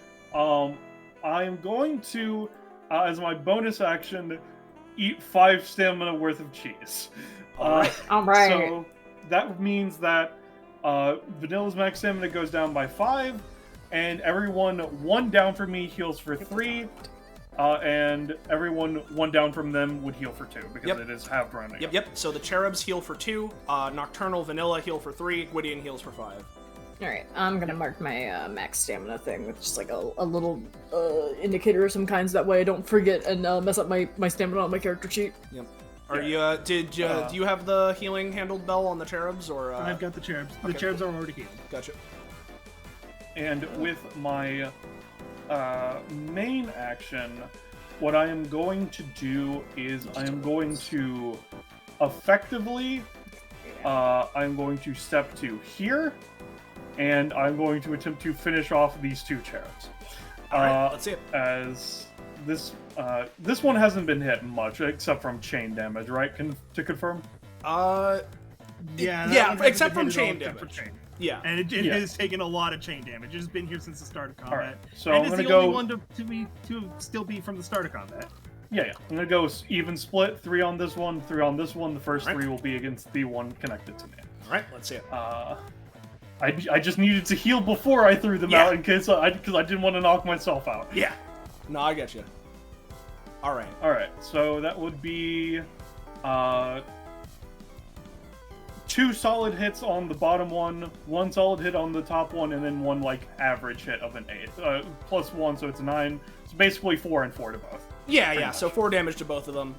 So in this case, it would be 4 damage to that one, then that goes to 2 to Gwydion, and then it's 2 overall because it's 2 instances of 2. Yeah, okay, yeah. You got it. Sorry for interrupting. Okay, and then the other one takes how much? They both take 2 instances of 2. Okay. And then, of course, we have the chains going down. So with the first one, I deal 4 to it. I take 2. Nocturnal and Vanilla both take 1, and the cherubs each take 1. Yep. And then the second one takes 4, then Vanilla takes 2, and then everyone else takes 1. Yep. Okay. And that one takes 4, and that's... What's his default? 12, so just... Cupid takes 13 damage from this cherub being blown the... That- Nope, not Oh that my one. god, we did it! We did it, guys! I have the cherub selected! Hey. Foundry does not deselect things. You have to manually deselect. Anyways, then I think that one takes 2, right? Sorry, I got a little Yes. confused, but... The cherub over here would take a total of 4 because it was 4 instances of 1, basically. Okay. And that would be my turn. And that would be that. Update token, and that's your turn, Vanilla. All right. For no particular reason, how high up is Cupid again? 4 spaces. 20 4 feet. spaces. 4 spaces? Okay, understood. For no particular reason in particular, the movement I'm gonna have my weapons do is just going upwards. No reason at all. No, That's no, crazy. no. Not crazy. I'm going to grab a new weapon. It's going to be my baseball bat. And we're just gonna fucking I don't like this man. He's annoys me.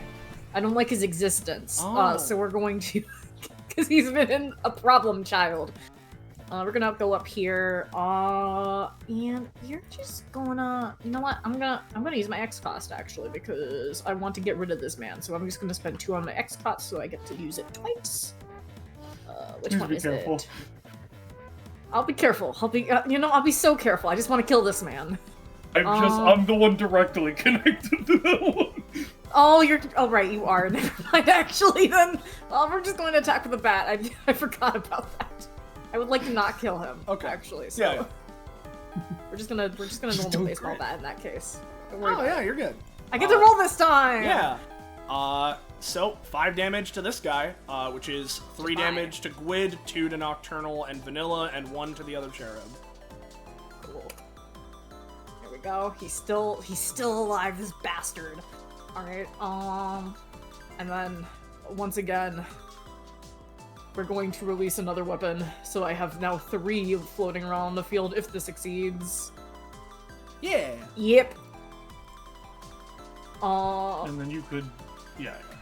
So Yep. both weapons are then now 15 feet in the air as well. Yep, they're both 3 spaces up, because they move 3 spaces each time. Okay. Yep, and then I'm gonna just draw this bat. And that'll be Vanilla again. They are setting up. All right, Cupid might kill me, guys. That would not be very kosher, I think. Yeah. Is V back? Okay. Or not V.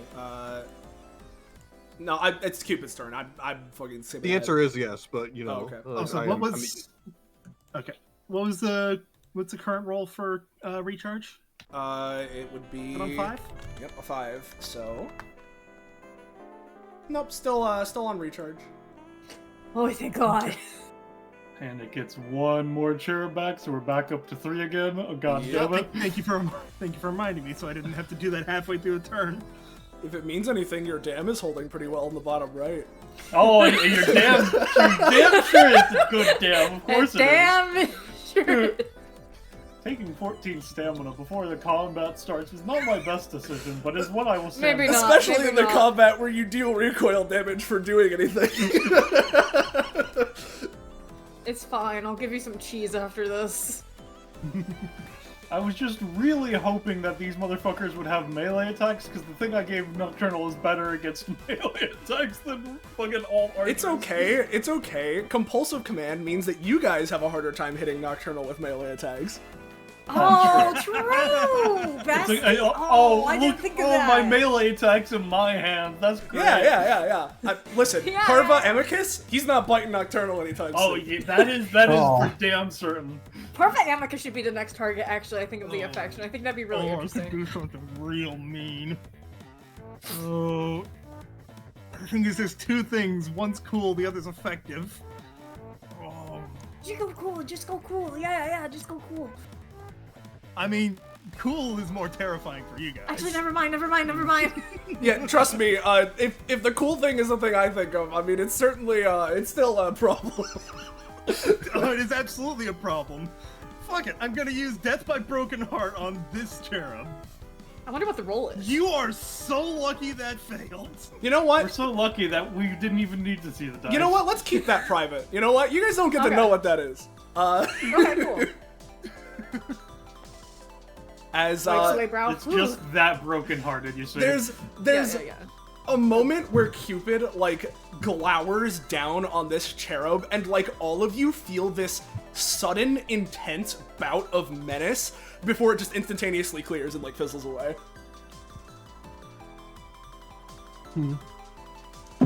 Okay, so moving cherubs over. Epic. Also need to give this one attach. And to connect up to you, it's puzzle piece. Yep. Okay. I'm gonna move these into position. And Cupid is going to spend 2 stamina to have the one connected to Gwydion and the one connected to Nocturnal attack Vanilla and Nocturnal, respectively.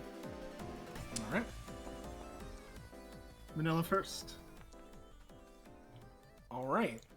So I believe then that this would be 2 damage to Vanilla and inflicting them with Heartbeat, which is... Well, what kind of damage are the arrows? oh yeah, no, not Heartbeat. Yeah, yeah, cherubs only inflict yeah, Heartbeat it's not arrows. Heartbeat. What kind of damage are the arrows? I mean... Piercing, I guess? Piercing somewhat. I mean, they're also just, like, weird and supernatural, but they are in part piercing. Yeah, I think the cheese might have something to say about this, you know? know? What does the cheese have to say? I was just making sure I was looking at the right kit piece. I just need to make sure if it's piercing or not, because I knew that it had some resistance. Okay. Bludgeoning and slashing is what it is. Okay, yeah. So this will be 2 damage to Vanilla, which is then 1 damage to everybody else. And then with the 6, probably 1 damage to everybody, because it'll be 1 on Nocturnal and then halved rounding up. All right, guys, for standing. Barely. I think for Gwydion's sake, I might try to anytime just to reduce it a little bit. I also have something I could do on my turn if my things work, but yeah. I mean, that is going to be Cupid's turn. I will mention that 1 damage is enough to take out the cherub attached to Gwydion. Oh, never mind. I'll take the damage. And that dealt a pretty decent chunk to Cupid. That one kind of rolled the max possible stamina. Yeah, baby! Woo! Yeah, it was Alright, guys, we just swapped the healing mode for a round or so. Yeah, don't worry. I gotcha.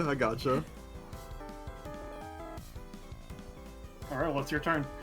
Oh yeah, it's my turn. Well, sorry, little lagomorph, rodent. I'm gonna step over Is you. that you? Thank you. As It nods. I'm going to use history repeats itself once again.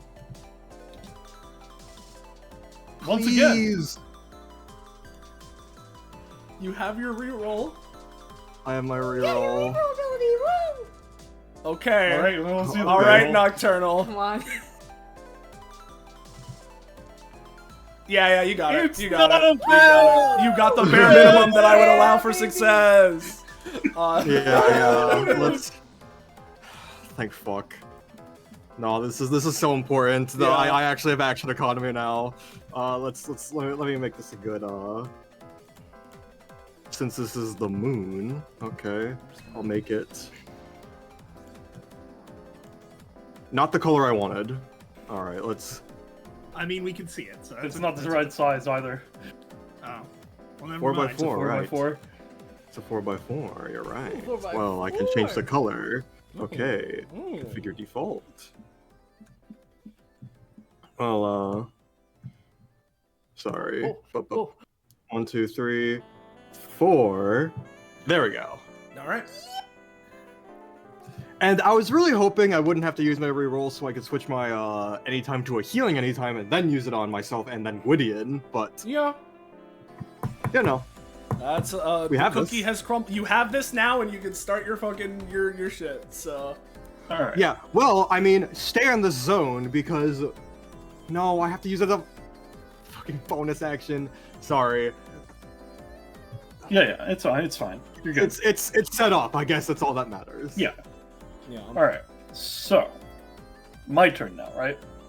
Mm-hmm. All right. I guess question is, how does the thing interact with AoE effects?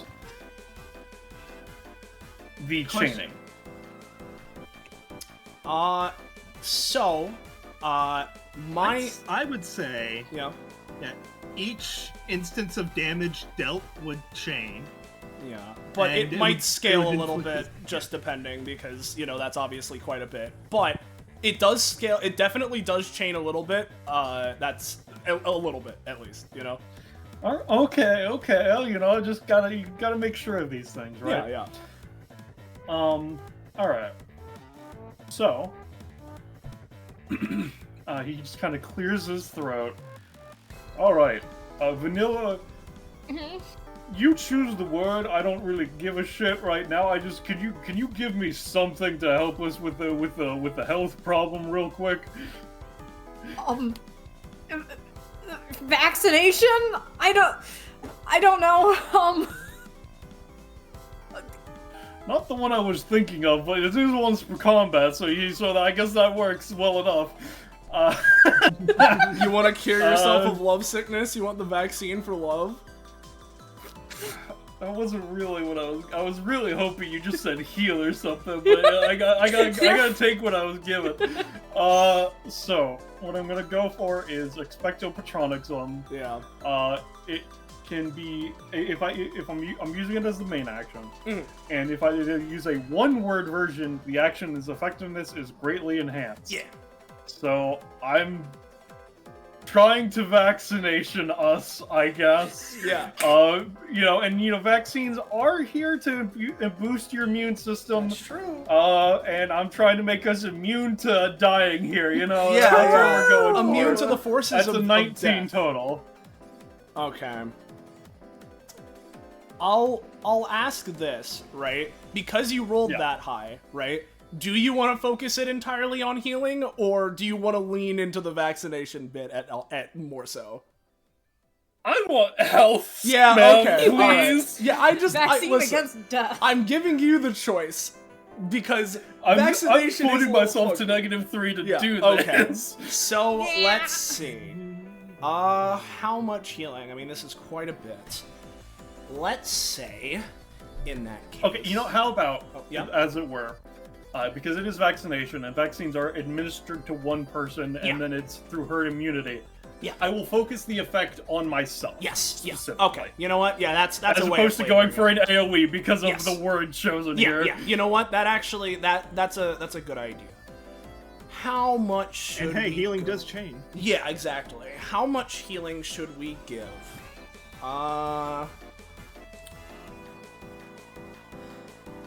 You know what? I have a funky idea. Tell me how you feel about this, Belle. What if we give Gwydion the same random roll we give the cherubs for determining their max stamina? Fine by me. Roll me a D11, Gwydion. Alright. Alright, so that would be 11. that would be Yo! 18 to you, Gwydion, which is then halved down to 9 for Nocturnal and Vanilla, and then 5 for the cherubs. Alright, so... you said it was how much to confirm? 18 for you. 18, got it. There we go. I'll fucking take it. Yeah, I'll take it. I assume you both have taken yours, which is good to know. More importantly, though, someone has business to take care of.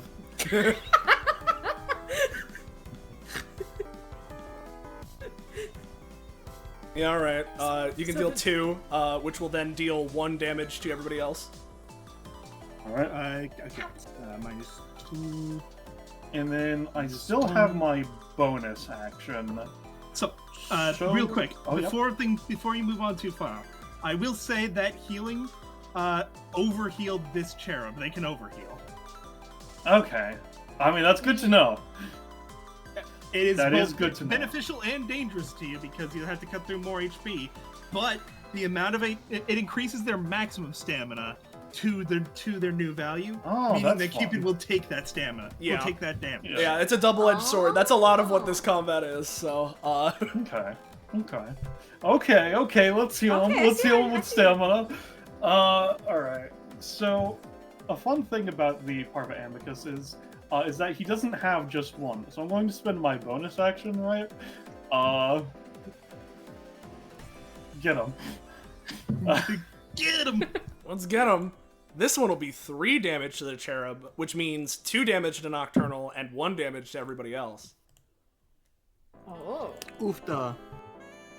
All right. Ouchie. And that is my turn. Alrighty. Okay. Vanilla. Vanilla. All right. Vanilla. I am going to, as my main action, I'm going to produce the Play-Doh cheese. I have made the plate of cheese. People can eat that as a was it a free action? Yep. Free action. Yep, So I set the cheese down. Yeah, alright. The cheese has been created. The cheese has been made.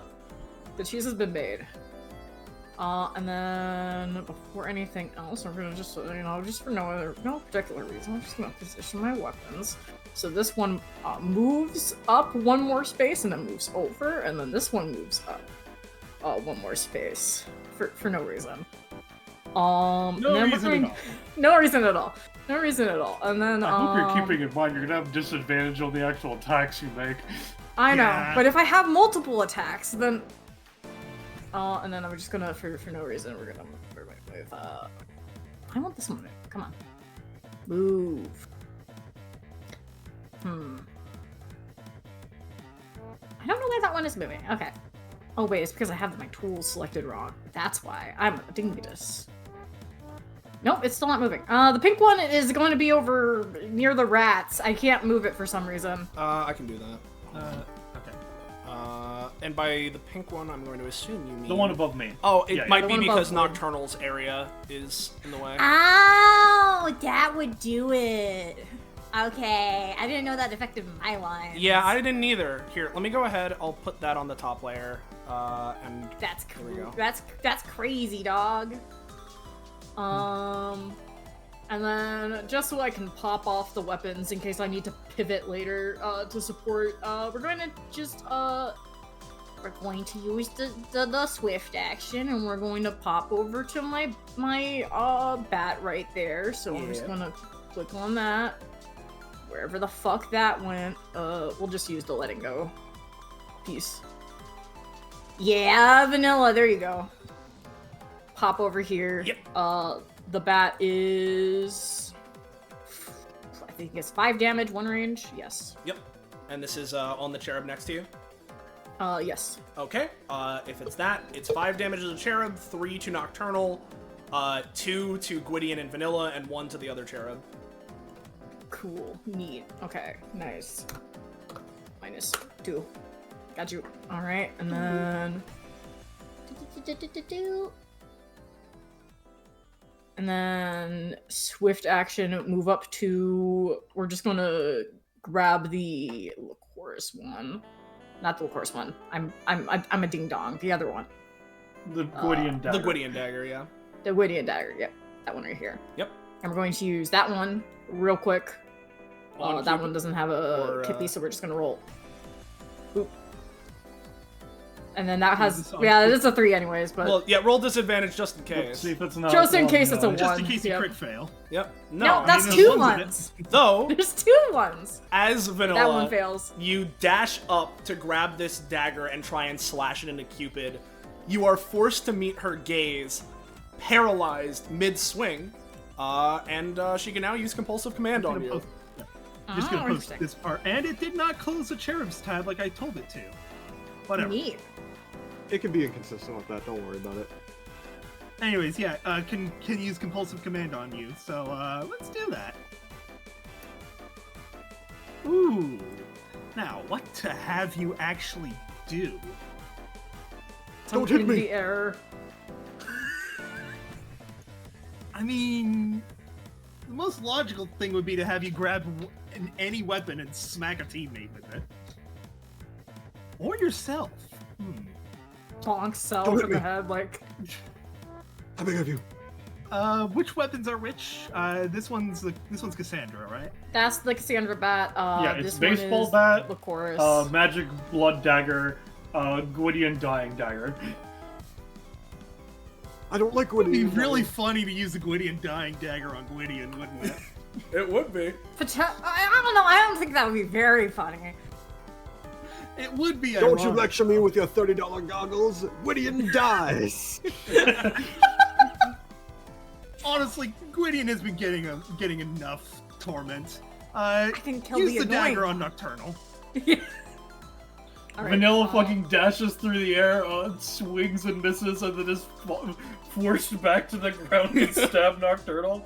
Yeah. Yeah, Yep. you Alright. make eye contact with Cupid, and just your vision goes dark at the edges for a moment, so you fall back down, and just feel this compulsion to stab Nocturnal. Alright, let's see the roll, I guess. Now is that...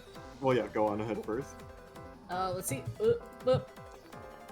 Now, funnily enough, this is a that melee a- attack! It is a melee attack! Let's see it! This is what I was talking about! This Yeah, is yeah. useful.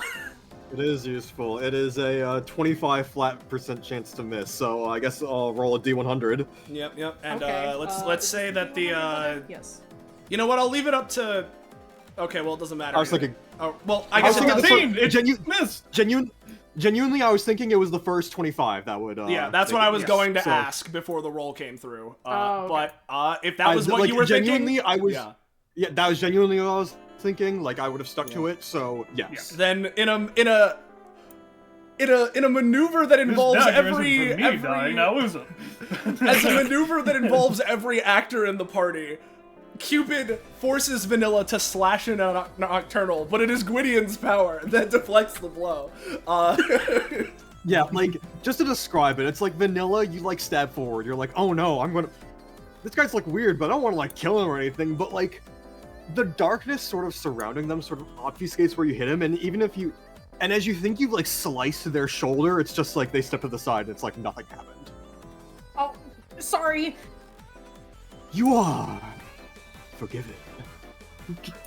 Okay. Thanks, I guess. Not a problem. Amazing. Vanilla apologized to Nocturnal, but didn't say anything when attacking Gwydion and inflicting heartbreak. They were, Damn, really they were says too something. flustered. Alright, Alright, well, I can assume that's Vanilla's turn. Yeah, it's my turn. All right. The cheese plate would be over here. I'll Yeah. draw cheese. So Okay. Cupid's turn. So first I things will. first. Oh, yep, you got it. Or no, that's I Nocturnal. didn't recharge. Well, that's Nocturnal's roll. I unless that was you. have Nocturnal selected. That was me rolling it. Okay. Then yeah.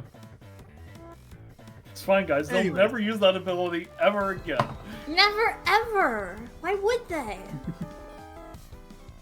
Okay, I'm gonna fix a small thing with the cherubs that I've been having trouble with because it The wouldn't. fact that they're allow me alive, to- I agree. We should just get rid of them from the cup.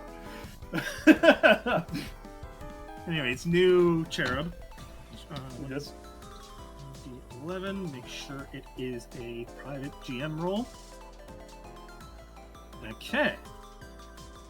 Let me just make sure to actually set that. And then set yourself off of private GM roll. Actually, I'm thinking of rolling the thing I did before, and if Well, it then in fails, that I want case, to yeah, if you want to do that again, then yeah, then sure, feel free to keep yourself there. It's fine. Just roll another whatever you rolled last time. I exactly. agree with It was a 3, I think. history repeats itself. Yeah, roll another History three. does repeat.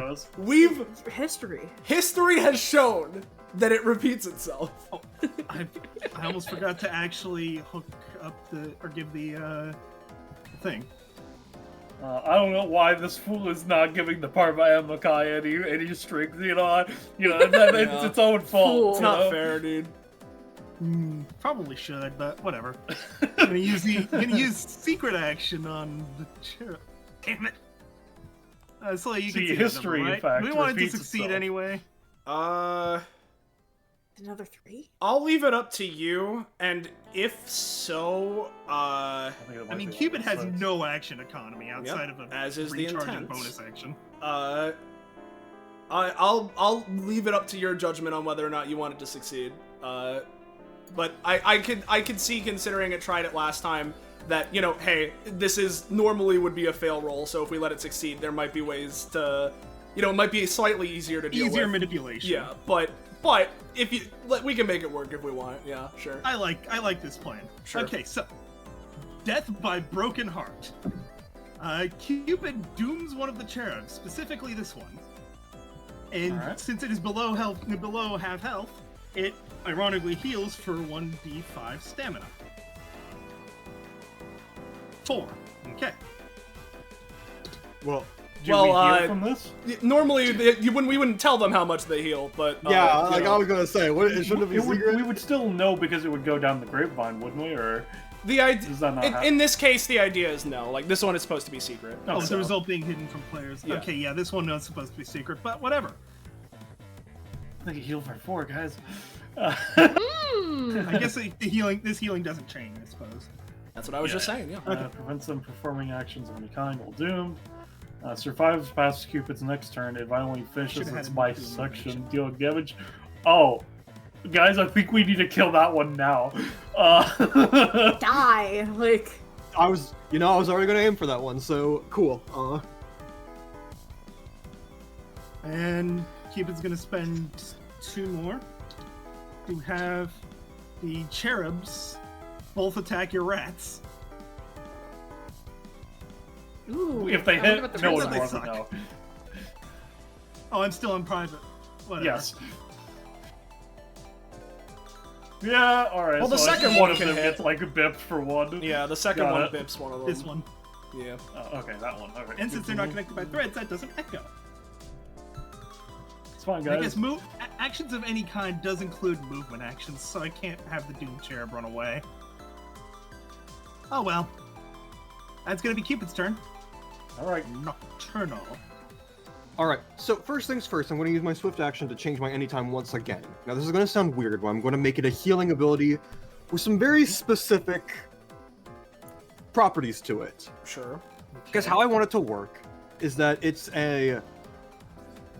like orbs of like dark photons surround Nocturnal and go into them, and if it's an Nocturnal or an ally, it heals, but if it isn't, it deals damage. But I want to have it so this ability is inherently only self-targeting, just for some finicky things. But like, there are other ways to apply it to other people, but usually it's only going to be for him. Yeah, I will say, right, feel free to do so. Yeah. Because you are in, it was a waning crescent, right?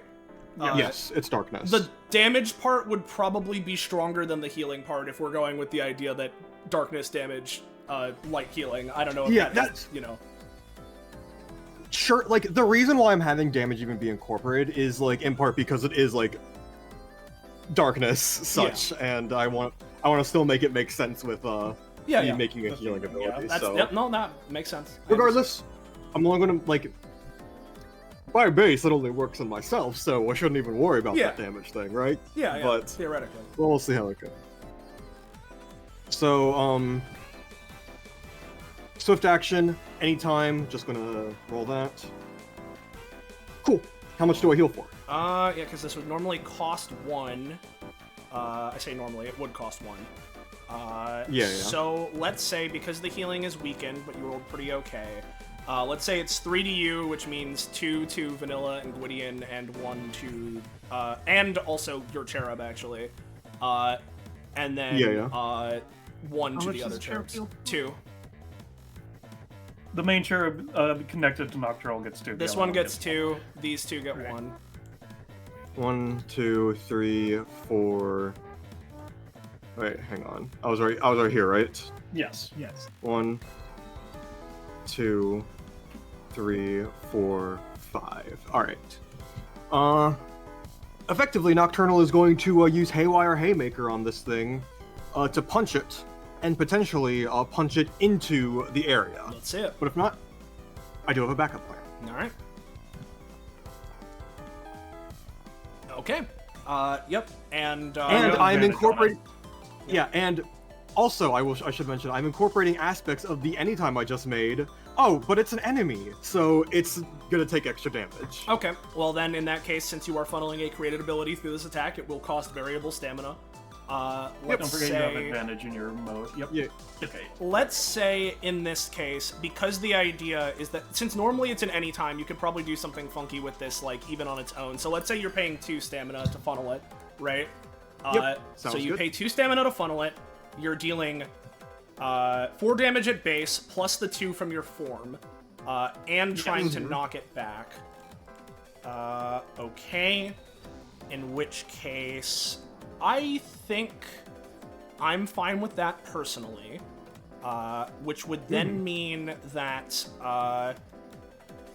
unless, well, I mean, I say unless Bell has anything to say about it. I mean, I don't think we have a, I guess in terms of the ruling, right? But it would be knockback here, would take 6 damage, which then means 3 damage dealt back to you, Nocturnal, 2 damage to,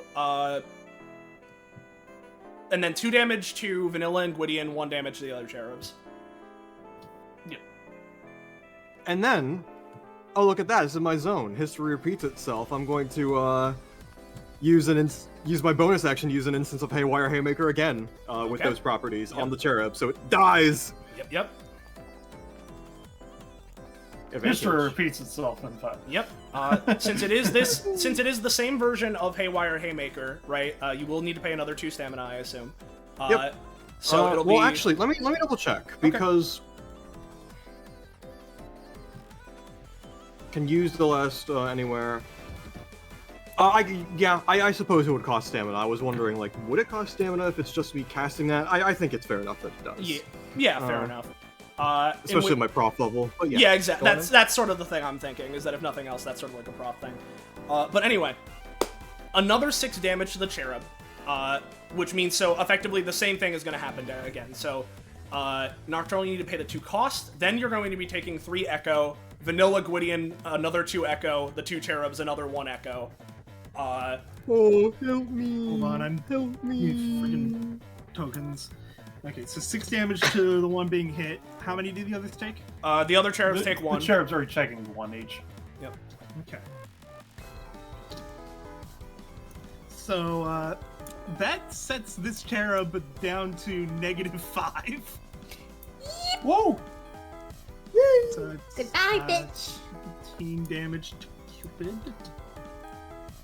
And pop the cherub. It did not survive to Cupid's turn, so the effects stop. Yep. Instead of Thank God. ripping violently in half, it simply dissipates. Is that Nocturnal? Ripped sweat. That would have to be me, yeah. Hey, I've set up payoff, you know? Got stuff done. I waggle my fingers. Ooh, tasty cheese, you say. Can anyone I will eat that for 10 stamina. Okay, there we go. as it were. Yeah. Yep. All right. In which Good ass case, cheese. I had a bit of a lag spike and cannot move the turn order. I've already got it. Alright, I'm going to refresh then. that will So consume the cheese plate. Vanilla heals for 5, Nocturnal heals for 5, my cherub heals for 5, and the vanilla cherub heals for 3. Yep. Okay, I'll handle the healing then. So it would And be. back in. It stopped snowing! Yippee! It's clear. It's clear as day. I can see clearly now. The snow is gone. I assume that you can delete your cheese plate, considering I ate at gems as well. Let me make the attempt. I made another circle. Well, now. Oh god. There we go. Alright. I'm- Back. Why is it like this? I'm just gonna assume that will be dealt with while I take the rest of my Yeah, I I'll- can't I'll- get rid of It's the it. same thing as before with Nocturnal's area. Oh. So Yay! I'm Alright, just gonna so- move this to back. There you go. First and So did you already foremost. do the healing, or? I did the healing Yeah. while you were reloading. Yeah. Okay. Shapes. Rats.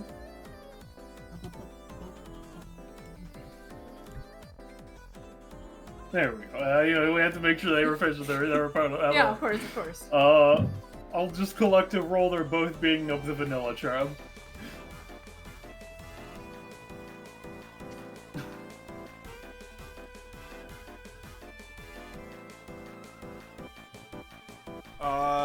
sorry. What was this again? This was, Mice are both attacking the vanilla cherub. In which case, it would be 3 and 3, so 6 damage overall to this cherub, 4 damage overall to vanilla, and then 2 damage overall to... Yeah, and then 2 damage to everybody else overall. Yeah. Alright. Two questions. First off, how is that cherub looking? Second off, how is Cupid looking? From what you can tell, this cherub that you just bit is, like, kind of wavering, right? It's been fluctuating a lot, just due to the things, so, like, it's certainly not, like, fantastic, but I wouldn't say it's, like, immediately about to die either. Cupid definitely is, like, I imagine there's, like, some, like, Christmas that's, like, oozing and dripping off of her body. She's not, like, similarly, right? She's, like, not, like, death's door or anything, but you have taken a chunk out of her. Alright. In which case, I'm going to go to here. I'm going to go for 4 on the cherub connected to me, and 2 on the cherub connected to vanilla. First 2 will be the vanilla cherubs, the other 4 will be my cherub. Alright, so that is 2 instances of 2 on the vanilla cherub, and then 2 instances of 2 on my cherub, and then a 1 damage instance, logistically speaking. Okay, in which case, let's take this from the top. It's 2 instances of 2 on this vanilla cherub, so let's go ahead and bump that down by 4, which means that vanilla takes 2 recoil, everybody else then takes 1 recoil. It would be 2 because it's instances. Oh yeah, it is it's instances. So yeah, everyone would take 2 recoil then actually. Owie. Then what was the second target? There a 14 and a 17, so that would be 2 instances of 2, and then a 7, so an instance of 1. So 5 total to that cherub. Everybody takes 3 damage. Okay, and this is the Gwydion cherub? The me cherub, yes. Yeah, okay, so 5 damage to Gwydion cherub, everybody takes 3 recoil, as you said. Yeah, okay. How is the vanilla cherub looking after that? So... Done the stats I'm doing it, I'm doing it. I thought I saw you doing that, so I wanted to be sure. Yep. The vanilla cherub is looking very, very bad. I was really hoping the recoil would kill it. Alright, that's my turn. Yep. Alright. In which case, it is now vanilla. Alright. Vanilla... I assume they have the dust dagger in their hand. I tried to remove the circle, it wouldn't go away. The shapes hate me. So, we're just going to... I can do it. Boop. Yeah, I appreciate it, bestie. Thank you, bestie. Anyways, I will move the vanilla to their Cupid, and we're going to... we're gonna attack the... Well, actually, Nocturnal, how are you doing, bud? Bad! Okay, retract that. I am going to make another thing of cheese and go to Nocturnal so he doesn't die. Understood. Sorry, baby. So we're going to roll for cheese and hope and pray. Cheese to meet you, sir. Hope. I know that Never one. mind. Fuck you, I guess. I'm Yeah. cursed. You're not as cursed forever. You're not as immediately gung ho about giving Nocturnal your cheese as compared to giving Gwydion your cheese. Yeah, no. It's not as pleasant an experience. Vanilla just like just bite me if you need health, dude. On your turn, I get yeah. They kind of like point to their face, which doesn't have a mouth. Oh, how do you eat? I'll show you. Okay. What a menacing statement. Sure, bud. Do you want to do any dashes since your cheese action failed, I Yeah, guess? since the cheese action failed, the Lochorus wand will descend so that it's within range of the Cupid, and I'm just going to dash to it, and I'll just I'll just roll for the Lochorus weapon. Yep, and so you're attacking the cherub attached to you, I assume? Yep. So Okay. I dash over and I use that weapon on it. Yep, so that is, first up, 5 damage to it, which means 3 damage to you, Vanilla, on top of the cost of dashing, of course. Yep. Then- So is the damage from the recoil treated as the same type of damage, or is it just considered ambient It's damage? more so ambient.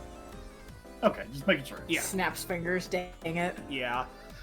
So it's 3 recoil to Vanilla along with their 3 cost for dashing. It's 2 recoil to Gwydion and Nocturnal, and then 1 recoil to the other cherub.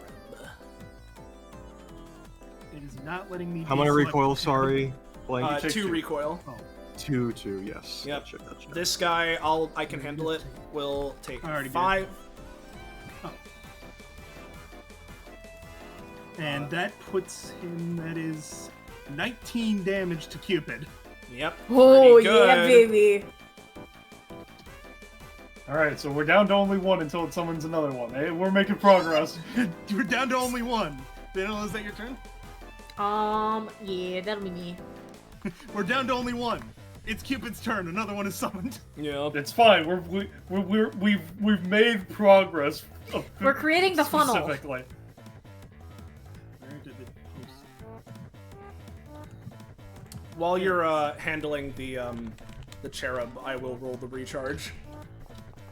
I'm gonna Nope. assume, guys, as an aside, that if we can manage to That kill was meant to be both seen. cherubs, it crashes to the ground. Which is I when we forgot can use to our make that factors. Yes. Rude. I think that cherub's a fucking scrawny baby, guys. Let's hope. It might just be. I kind of forgot. Let's just kick it. Kick it. Okay, so Cupid There's it links to Going the to tiny one. is going to start. But I do need to hook it up to. Hook this one up to Vanilla, All right. and Cupid is going to have this one. 1, 3, 4, 5. Do we make these svelte or They have 6 movement. average 6 apparently? Yep. Okay, that's not good. The fucker's that one's never gonna running run away. away. So, I'm going to do a couple things here. We're going to start with having Cupid have the cherub next to her use Love in the Air, which is an ability you guys haven't seen yet. I've seen it. Yeah. Anyways, having this cherub use is having the cherub use the action, and it's Cupid's action itself. It's going to be Death by Broken Heart on the Gwydion one. No, it isn't. Shot! The fact that it's a 5 cost every time, it keeps Yep. fucking failing. Yep. Okay. Yeah. So it is creating a death aura, except healing for allies. Got it. So what is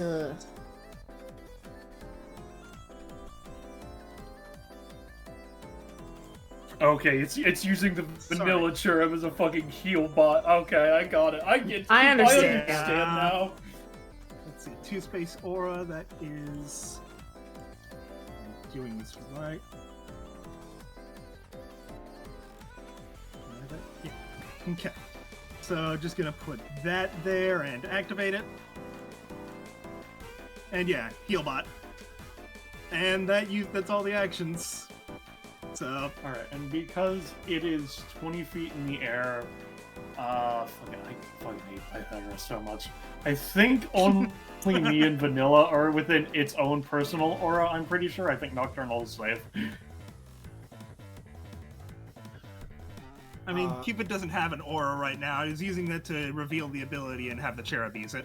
Oh, Ah, right, okay. okay, yeah, no, it was Cupid using was its own using main Broken action to Heart. try to do the other thing. Yeah. Right. Got it.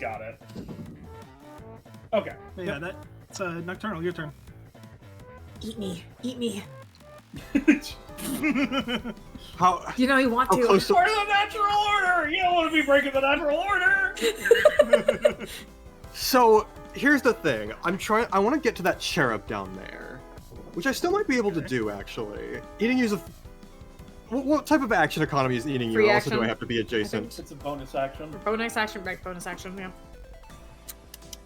That will explicitly fuck with my You stuff. will need to be adjacent. to Dang. us. It's fine. The mice can get it. Yeah, the mice can get it. Kill. No, I have a plan, and I think Okay. Vanilla well, can as long as you're sure. Vanilla can resuscitate me if needed. Yeah, I can just shove cheese 1, down your throat 2, like. 3, 4, 5. Or actually, no. I'm gonna do this in a How way do where you it's like eat? if, I'll show you. Walks away, says going. Oh, thank God, I don't have to find out. 1, 2, 3, 4. All right.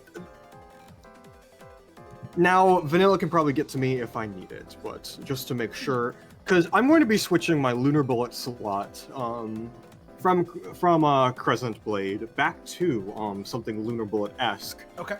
However, rather than it just being based Lunar Bullet, I am going to use something I'd like to call recesses from the dark side. Name and working in progress. I'll figure it out later. Effectively, it's going to be a Lunar Bullet. However, it'll deal like around 3 to 4 instead of like 5 to 6, right? However, upon being hit, it can be teleported into an area of my choosing. Oh boy. Okay. Is what I'm thinking. So I'm going to and effectively how it's going to work with the one upgrade I have, Atomic Under the Moonlight, etc., etc. Firing up to 3 times in a single action, I'm going to fire it twice and have it teleport at the end of the second. Okay. So, actually, no, I'm not going to risk it. I'm just going to have it fire once. Okay. Because I want it to go. Sorry, This is the thing with Nocturnal. You gotta like do a lot of impromptu things. Anyways, thank goodness. Yep. So this is Lunar Bullet, except focused also on teleport. Teleport. I'm gonna have it teleport into my history repeats itself zone. Okay. Lunar Bullet is 5 damage, yeah. Yes, but I said it would be lower to like Yeah. 4. Yeah. I'm just making I'm just making Yeah. sure I understand my my own bases correctly here. Yeah, because if it's teleporting all the way here, that's quite a bit. I imagine you can make it cost more. if Yeah. needed. Like that could be a part of the thing. Like it can. Yeah. Oh, greater distances will cost more stamina. Yeah, That can be you know what what, it is 'cause instead Lunar- of the Yeah. whole thing. Lunar Bullet costs how much? 3? 2? 1. 1 normally? Let's make it cost 3. Yeah,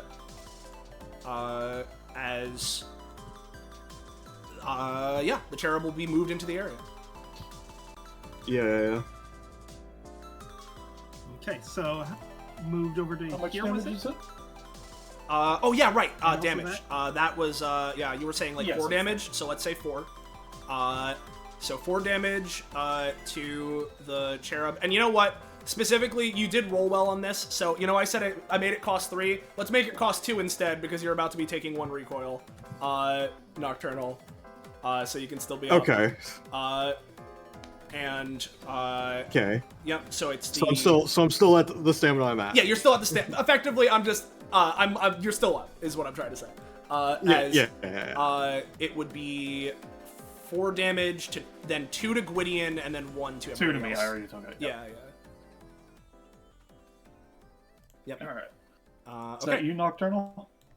No, it is not because I still have a bonus. Oh, action. right. You have your yeah. You're gonna shoot it again. Got it. I'm feeling quite tired, so I'll tell you this right now. If you need to feed me back into resuscitation, just drop it into my face. E equals MC square. On a smaller scale, will do the rest. Sure. And then I'm going to use another instance of teleportation. Recesses of the dark side Yeah.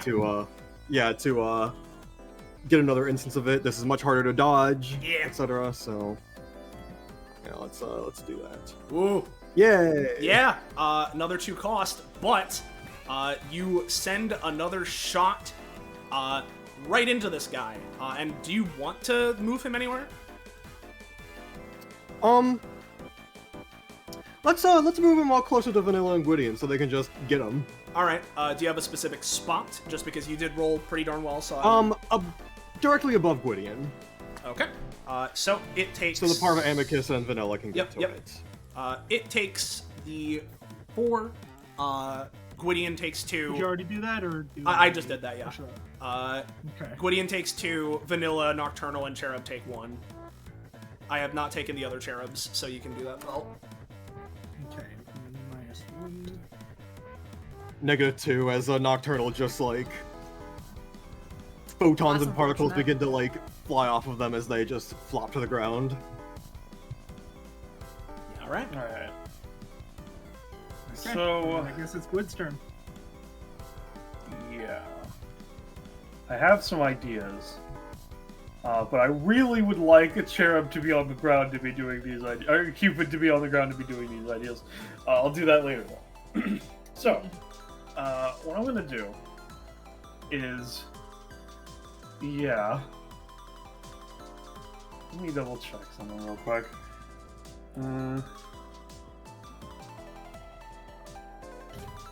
Yeah. So.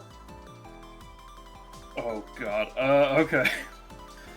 I assume that my cherub is looking like fine, maybe a bit damaged, assumably, right? I would say maybe It's a little looking bit, pretty bad. a little worse than that, but yeah. Okay. So, I'm gonna take care of the other one, because I have a really good idea. Okay. 1, 2, 3, 4, 5, 6, 7. Yep. As he walks up to it very swiftly, and he lets out his magical energy, and it coalesces near him as he gets ready for a punch. And the punch is going to interact with the magical energy. And as a good friend just said, E equals MC squared will take care of the rest. Yeah, so you're trying to have physics crumple him? I'm going for basically my fist hits with the magic, and the magic is, it's made of light and all that. It has energy, and so I'm basically going for a super mass punch against him. Yeah. Okay. How much damage are you thinking, Vel? Because I can see any number of numbers. This is a 4-cost ability, so it's pretty A big. 4 cost, and he's punching it with, what was it? With the power Basically of E super equals magic MC physics squared. punch. Yeah, super magic physics punch to do like a compression physics implodo blast. I'd say that's enough You know, to if do it's 8. I think a little more than 8 personally, but Yeah, a Well, I little mean, more. look at its yeah. health. well, yeah, but I'm saying that I think that's probably good. Like. I spent 4 to it and will be taking recoil damage. Yeah. To confirm. So, if you're 10 asking damage? me, I think it could be a little more than that. Somewhere around You the give me 12-ish enough range, then. possible. Yeah. Maybe the kill it range? Yeah. Here's what An I'll say. unguessable amount more than 10 and between and lower than 12. Yeah. Oh, you know what? I could go with that. Sure. An unguessable amount that is higher than 10 but lower than 12. You know what? Sure. As in doing so, it will be. What was its max? It would be 6 to vanilla. its max was 11, Yep. So that would be. and that would put it. And since it's at -2 now, Yep. it would be 13 damage to Cupid. Yep. And then I will take six to Vanille. And then 3 to Gwydion and Nocturnal. And then 2 to the other cherub. Alright. This is a bad Where, situation. Oh, there it is. And And it is kind of a bad situation. We're gonna need Vanilla to focus on healing, but before that, though, That's true. they That's got true. a job to do. They've got a job to Collective roll. do. Yeah! Yeah, that's baby! 2 instances of 3. So in that case, actually, it's only 1 instance of 3 because that would kill it. Though I'll ask you, do you want to go with the second hit? No, if it dies in 1, we're doing 1. We, Yeah, okay. we need to minimize the damage that it'll have to undo. In which I have case, to do so much work. this will deal the 3 damage necessary to exactly knock that guy out. I shouldn't have deleted him. How much maximum stamina do you have? He had... right, this was the big one. This is the one that got overhealed. Yeah, right. Understood. Okay, yeah. You go ahead and deal that. You don't need to tell them exactly how much damage So that's dealing. how much damage is it taking so I know how much overheal? It's exactly its max stamina. It was exactly knocked out. So... Okay. Yeah, it's pretty, If it weren't for the fact the party is so rough, I'd be worried about not getting the balance of this Alright. fight. It's almost like a lot of the numbers are balanced with the fact that they will be killing themselves. What if anything happens when the 3rd cherub dies? To confirm. Nothing explicitly happens, no. Nothing weird I happening. really hoping it would fall to the ground. No, if anything, right, I imagine that Vanilla would be able to see this as the damage is, like, transferred to Cupid, right? Like, there would be, like, a moment where, not like Cupid is, like, you know, dying or anything like that, not like that, but, like, there's an instance where, like, the psychic waves that, like, you've been feeling this entire time falter, like, momentarily. But Gotcha. not to, like, the extent of, like, oh, and she's fallen down and she's vulnerable and, like that, but, like, there is, like, that did something, that was quite a bit of damage, she didn't like that, she doesn't like not having the cherubs, but, like, you know. Alright, that is my turn. Alright. Alright. Yay. And I will Bubba. Vanilla.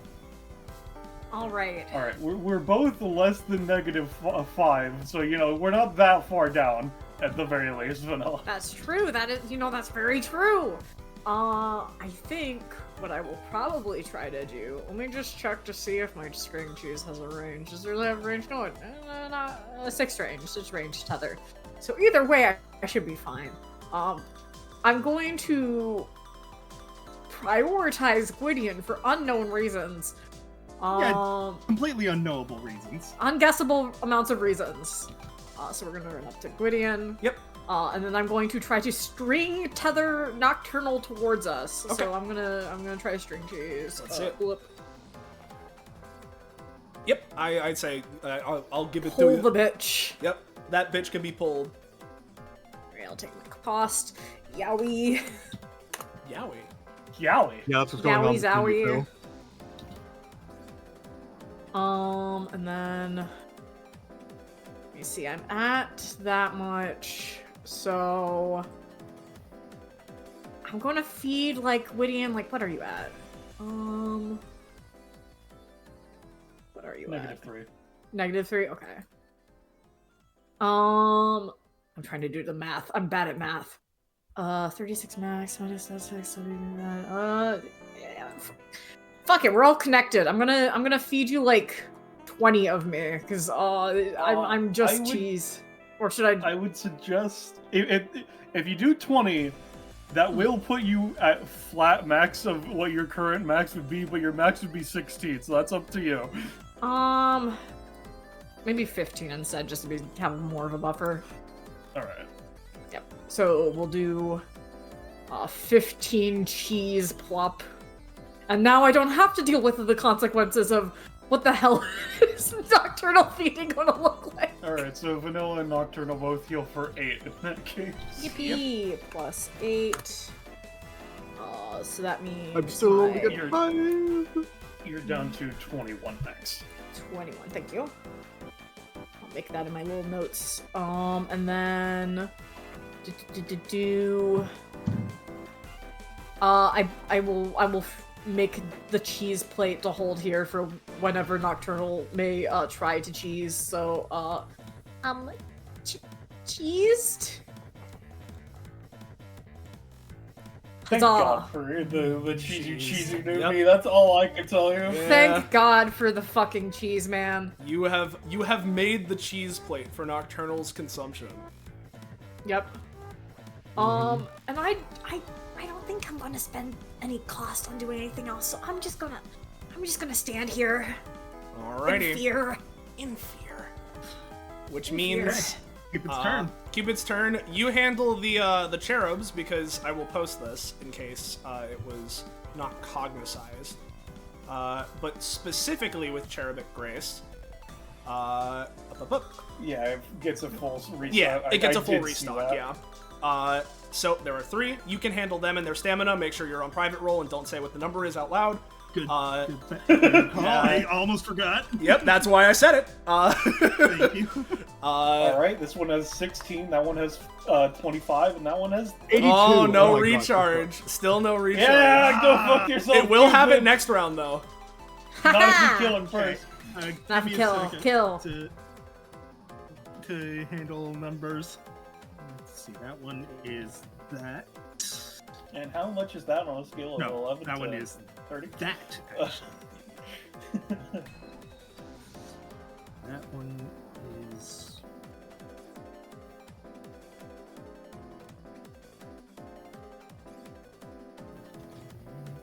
Alright, it's just taking me a moment because I want to be sure I don't fuck it up.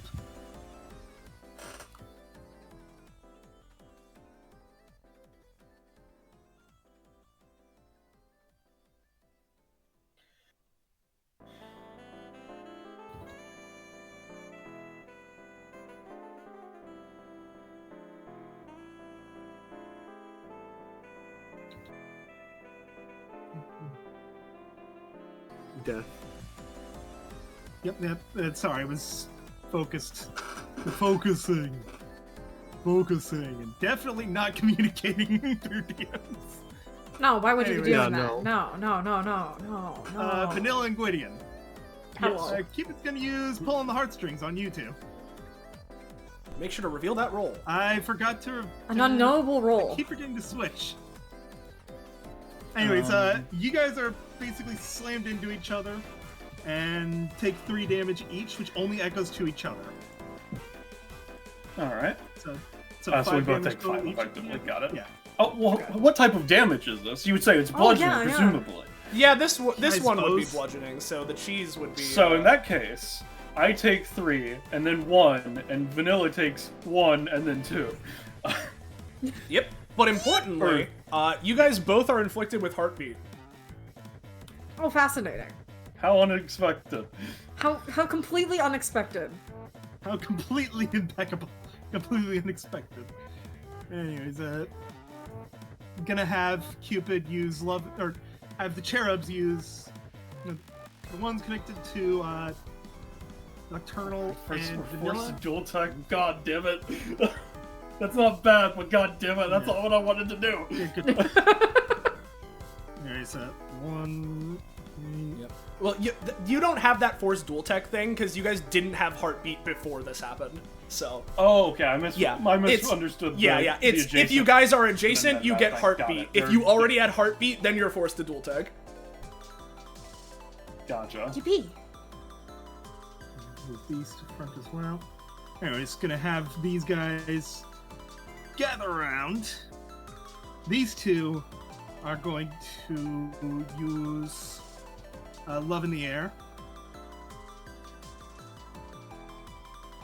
And this last one that's attached to Gwydion is going to shoot Gwydion. Actually, Soleil, do I need to roll twice or do a collective roll? I Love was in the Air? when I was writing it, I was assuming that they all roll individually, but you can do it as you would want. So. I'll have them roll individually. Okay. All right. Yeah. So one instance of Alright, Love in the I'll Air is write up. Yep. Okay, and that is a lot of cost from Cupid.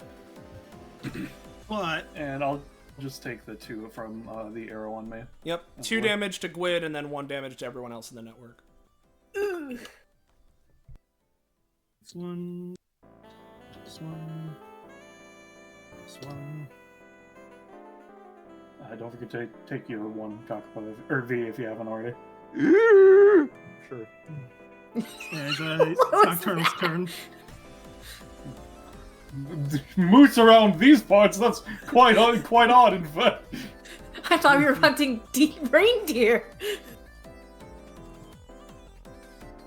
Yeah. So is Nocturne gonna eat their cheese? Oh yeah, that's my Eat turn. your cheese. Yeah, Nocturnal's gonna, pick up the plate to their side and eat the cheese. And Vanilla, you see just them plop the cheese. Which, No, phases through the... don't force.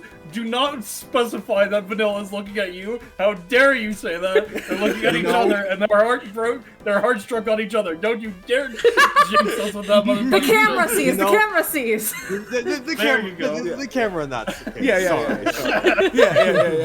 I mean, we could just say you guys looked at each other as the effect was being applied.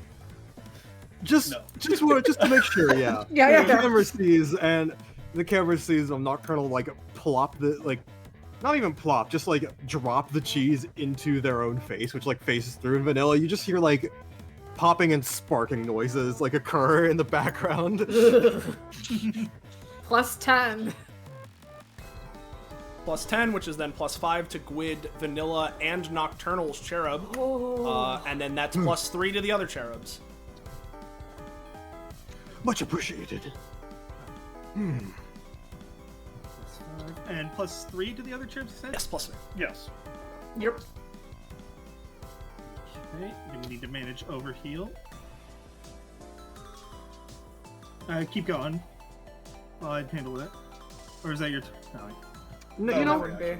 I'm gonna do something that'll help us out a lot. 3, 4, 5. I'm gonna make another history repeats itself zone. Okay. Because multiple of those can exist. Yay! Yippee! Uh-oh! Yeah. You know what? Let's, you got it. You make your zone where you want it. Yeah, there we go. And as a bonus action, I'm going to use Haywire Haymaker on, the Vanilla one. Actually, no, I have more health than, Vanilla, so I'll use it on my own as courtesy. Understood. Thank you.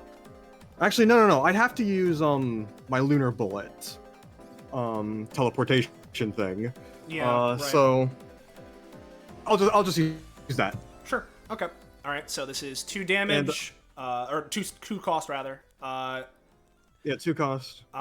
2 cost. Then this was dealing 4 damage, and you can move it. But before we do the movement, it is 4 damage to it, 2 damage to Nocturnal, 1 damage to everybody else. Mm-hmm. Okay. Owies, 4 owies. damage to that one, 1 damage to everyone else. And you can make it so that it doesn't heal him. Yeah. Yay! Yeah, where are you moving them? Well, I mean, this wouldn't because this isn't the healing punch. It is the teleportation. No, Yeah, but he's it's saying a you can move the you're one that's the heal teleporting bot. the cherub away is what you're doing. Is what I'm saying. Oh, right. Healer. Yeah. Yes, it is right. Actually, wait a minute. Yeah. I'm gonna drop it into the Christmas energy. Okay. This All can right. only end well. You tell me what that does, Belle. Where specifically? Give me a tile. Let me. Probably you know, just over here. this or is- some shit. I did not mean to do that. Measure. I'm not even sure what you right. did. Right, right about here. Okay. Move the light. Plop. Oh, that looks weird. Ooh, bloody. So I guess you just plunk it into the Christmas. Yes. We'll Let's find see out what what it that does. does later. You know, Fascinating. does it deal any damage to myself? Because it is mine. I mean, Yeah, I guess I mean, you tell me if I'm wrong, but this thing is made of Christmas, so I don't assume that Christmas would hurt it. you're essentially dunking it. You'd essentially be dunking a person in water as an equivalent. Fair enough. Listen, I just want to see if it would hurt it or heal it, because either way, I would benefit, considering That's true. it's connected to me. But yeah, So just want to make sure. But either way, it's away. What? What's up? I sent you something in DMs. What do you think? Okay. Would it have that kind of effect? If you want. I'd say We'll it's. have it take some time. Sure. Okay. All right. Start of turn. So is that nocturnal? That is Nocturnal's That would be my turn turn, if yes. Yeah. Alright. So yeah, this is what it feels like. He says, kind of chuckling as he tugs at his collar. Okay. Yeah. Mm-hmm. Anyway, he says as he stands himself up. So when you're already adjacent to them, how does the move action effect work in that case? My You thinking. cannot run away. Yeah, my thinking is that if you want to move like away from them, right? So I'll say if you want to move out of adjacency from them, then you would have to roll for resisting. All right. I will attempt to do so. Okay. Yep, you're simply attuned to this. You know what's going on. You can will yourself to tear yourself away from the apple of your eye. I might not move. I just wanted to to make sure if I had that option effectively. So first and foremost, I'm going to take a swift action, as he's going to pull out his own baster and he's going to disassemble it to understand its parts, yada yada. Yeah, effectively. Sure. Okay. All right. So basically, I now understand it and can make it again at my own leisure, yada yada. Yeah. So that was swift action, one stamina. Have it. I'm analyzing the internal structure and how to make the baster thingy. Okay. Christmas extractor. Alright. So, with that being the case, I don't care if you're in the air. I want to extract some juice from you, you motherfucker. Yeah. So I'm going to use my move action. That's 1, 2, and I'm going to do my best with the remaining 5 movement to just jump at it. I don't know if you would say that would be a roll. Or Yeah, I'd say to give me a roll. Give me a roll. All you right. do have quite a bit of movement to work with, so I will Yep. make that a. How much would I need to make it? That's the question here. I will make Are you it taking a. cherub or? I'm just jumping at Cupid currently. Oh, okay. I will make that a 13. Okay, yeah, sure. All right. Assuming that works, Yep. I make it over by Cupid, etc. Yep. Okay. I am now going to use my main action, and I'm going to reconstruct the extractor, and obviously I will have disadvantage. I understand that. Yeah. What I'm going to do is I'm going to again be using a roll modifier on it, regardless of what I roll. And since I have disadvantage, I probably will need it. Yeah. And what I'm going to be going for, right, is I'm only going to be putting in one epithet essence into this, but I only need one with the epithet that I'm choosing. As I'm going to try to stab into it and extract using and empower this item I am creating with the essence of Jericho. Oh, okay. So here will be the roll for that effectively, because when I make the item, I can immediately use an action with it. So Yeah, it let's see would be just one. All right, and Alright, even so that's for a 13. Let's just make sure that it really works. We'll make it a 23. Okay. So Interesting. yeah, with that being the case, I imagine you would, as you're in midair, sort of taking the pieces of the baster and reconstructing them sort of, within the confines of your coat before, as you reach the apex of your jump, despite your gaze being forced and transfixed into Cupid's eyes, you still manage to dexterously, hand-eye coordination, or I guess even, despite not having that immediately available to you, just guide your hand to a portion of its body and jam the baster in. And in comparison to some of the other combats, right, you do jam it in, and it's not like an immediate, the world has shattered, right, and like it's not like the procking of like, that sort of thing, but you do jam it in there, and it would definitely do an okay amount of damage as you are like extracting some of the Christmas from it. Alright, and is that enhanced by the Jericho effect put onto this? I imagine so, because Jericho is, effectively stealing from other people, right? And so that is in part why this is working as well as it is. Okay. So it's not going to, if you're keeping track of the previous combats, it's not going to trigger the like, oh, you've staggered it The effect, mega fuck. right? But Yeah. it will deal like a notable amount of damage, and you have extracted Christmas from Cupid. Alright, I've gotten a decent amount of energy. That's good to know.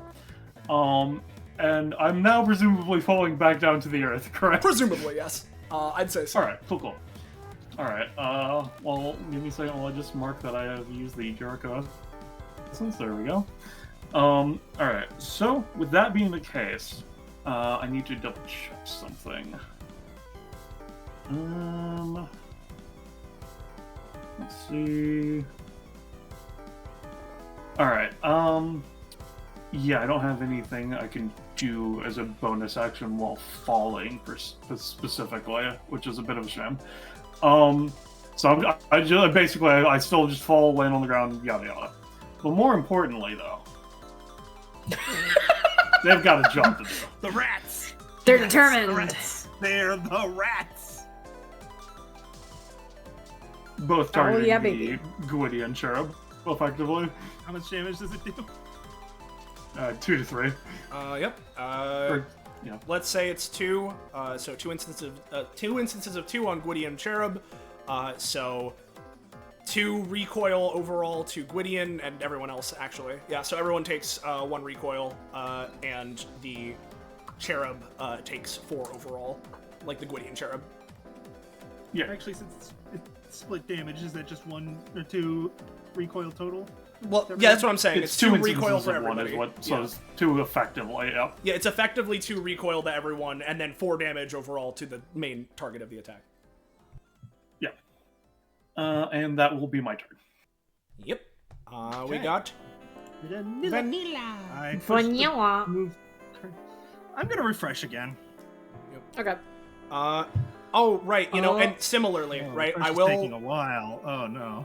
I will mention this because Gwydion rolled really well, and like even outside of mechanically, like rather like in lore flavor that has been directly reinforced multiple times mechanically at this point, right? Gwydion is handling this, but for your sake, Vanilla, right? For Heartbeat, if you want to use your movement action to move anywhere other than up adjacent to Gwydion, you need to resist. And similarly, you are compelled to use your main actions to. If you have an impactful way of supporting Gwydion, doing that above other actions unless you succeed a resist check. So... Gotcha. And this is partially why I moved to the north. That way you'd be in better position to do these sorts of things. Yeah. Sorry about the weather thing. That just keeps fixing No, itself. you're good. In which case, I will not resist the movement. Are you still staying in falsehood, or are you moving over? I guess as considering. I was looking at my stuff. I think I'm going to have to roll to stay in falsehood if I want to do so. That's what I figured, yeah. So most of my support stuff is not in there. So Vanilla runs up here, skidding to a halt, and I'm going to roll to see if I can stay in my falsehood or not. Looks to GMs. Yeah, so this is to This stay is in resisting. Resisting. Basically resisting having to take a super support action because their support stuff is in I there, would say that considering how the rolls have been, you're still being kind of compelled to go for more supporty. Okay. In which case, Vanilla is switching to their support kit, and what they're going to do is, well, first off, just as a reminder for anyone who might not know it, Vanilla's passive would be active for the support kit, which is I have the funny weapons. You can grab the funny weapons from me. They're random, so that may or may not be good for us depending on what you get. And then what Vanilla's going to do is, I came prepared for this, and they're going to see if they have anything to help with Gwydion's heartbeat. We'll use there we go. I see. Yeah, to try and cure Gwydion's. Yeah, and they're doing specifically the swift action version, Yeah. where it's once we're combating, be very specific if needed. I have advantage. Yeah, you know what? Wait, Give you that have roll with advantage the on that. advantage. Forgot about the advantage part of it. Oh, there we go. yeah, That's really good. I think that's sounding good. If that sounds good to you, Belle. Vanilla So this was is like, curing I know he's Gwydion's gonna. heartbeat? Yes. Vanilla, You know, like, they were ruffles so in their back. prepared for being told that Gwydion was confessing. You know, they were so prepared for it. You know. They were so prepared. They like ruffle through their bag looking for like anything that they have, and they pull out. Why did the chorus give me this? What is this? And they like open like a vial, and it poofs out like a smoke cloud that's like a heart shape, but it's like a crossed out heart shape for some reason. That's weird. That's weird. And the I smoke thought like, you were, blows I on thought you were going to Gwydion. describe it as just a bottle of whiskey, but you went in a very different direction. Why did the chorus give me this? Your turn. Well, that was That was a their swift. swift action, which means they have done what they can to support Gwydion. They will now try to use their basic attack on their own cherub. So we're going to roll for that. Depends. Yeah. All right. So this is 4 damage. Yeah, and it sticks into them, or yeah. Are you paying the stamina for the stick? I'm not going to pay the extra stamina. I don't have much to really All right. to really spend. In which Especially case, since I'm hitting myself. Yeah. In which case, then it is 4 damage to Vanilla's cherub, 2 damage to Vanilla, 1 damage to everybody else. And I simply hold out my hands in case people want to eat me again. That will be Vanilla. All right. We got Cupid's turn, which means So, yep. couple things. First, Nocturnal. Heal 3 stamina. Oh, fast. Yep, there we go. All right, we heal for 2. Hooray! Yeah. And then the cherubs heal for 1. Indeed. There is another cherub summon though. Indeed. I'm juggling a few things. I Yep, will yep. go grab that. Yeah. And sorry to say, the And recharge this is is automatically succeeded, considering the decaying Oh, recharge no, let's, went all the way down. We gotta be clear. We gotta roll 0. We gotta know. Yeah, you know what? Yeah, let's make sure. I'll make sure. Why not?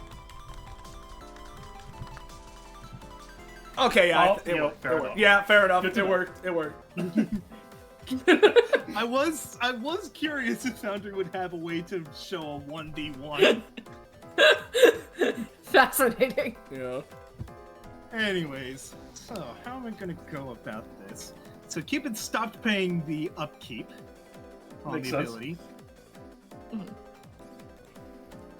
I'm gonna have a little bit of something going on here. I'm gonna start with having Cupid use One Night Stand on Vanilla. Let's reveal that dice. No, let's I wonder not. what it could be. Keep forgetting. A 9. Ooh. So, Vanilla. The way that Arrow of Love works is that if it hits a unit that has heartbeat, instead inflicts heartbreak. Yep. And that was a You can bonus probably action. anytime this, I think. I think I can anytime. I think I will cheese out of the way. Give me if I- your if you would. anytime. I will simply cheese. And it will simply roll. Here we go. Yeah! Woo! Yeah, pretty damn Slides good. away. Like, What? what is the... Okay, So I I have a got question I guess to ask. Are the arrows like physical things, or do they just dissipate into energy after being shot? They would dissipate after hitting their They mark. dissipate after, Okay. after landing. Ah, dang it. Alright, I guess I can't steal it for research. Okay. Okay, okay. But do the bows dissipate? So what's it gonna do with its main action? Thinking. Oh, it uses its main action to think? Cool. Didn't know it had that ability. It's intelligent. The thinker. The thinker. Also, the opposite who of is the delight. cherub aligned to, by the way? Who are you? Who's got the most? Let's put it on Nocturnal.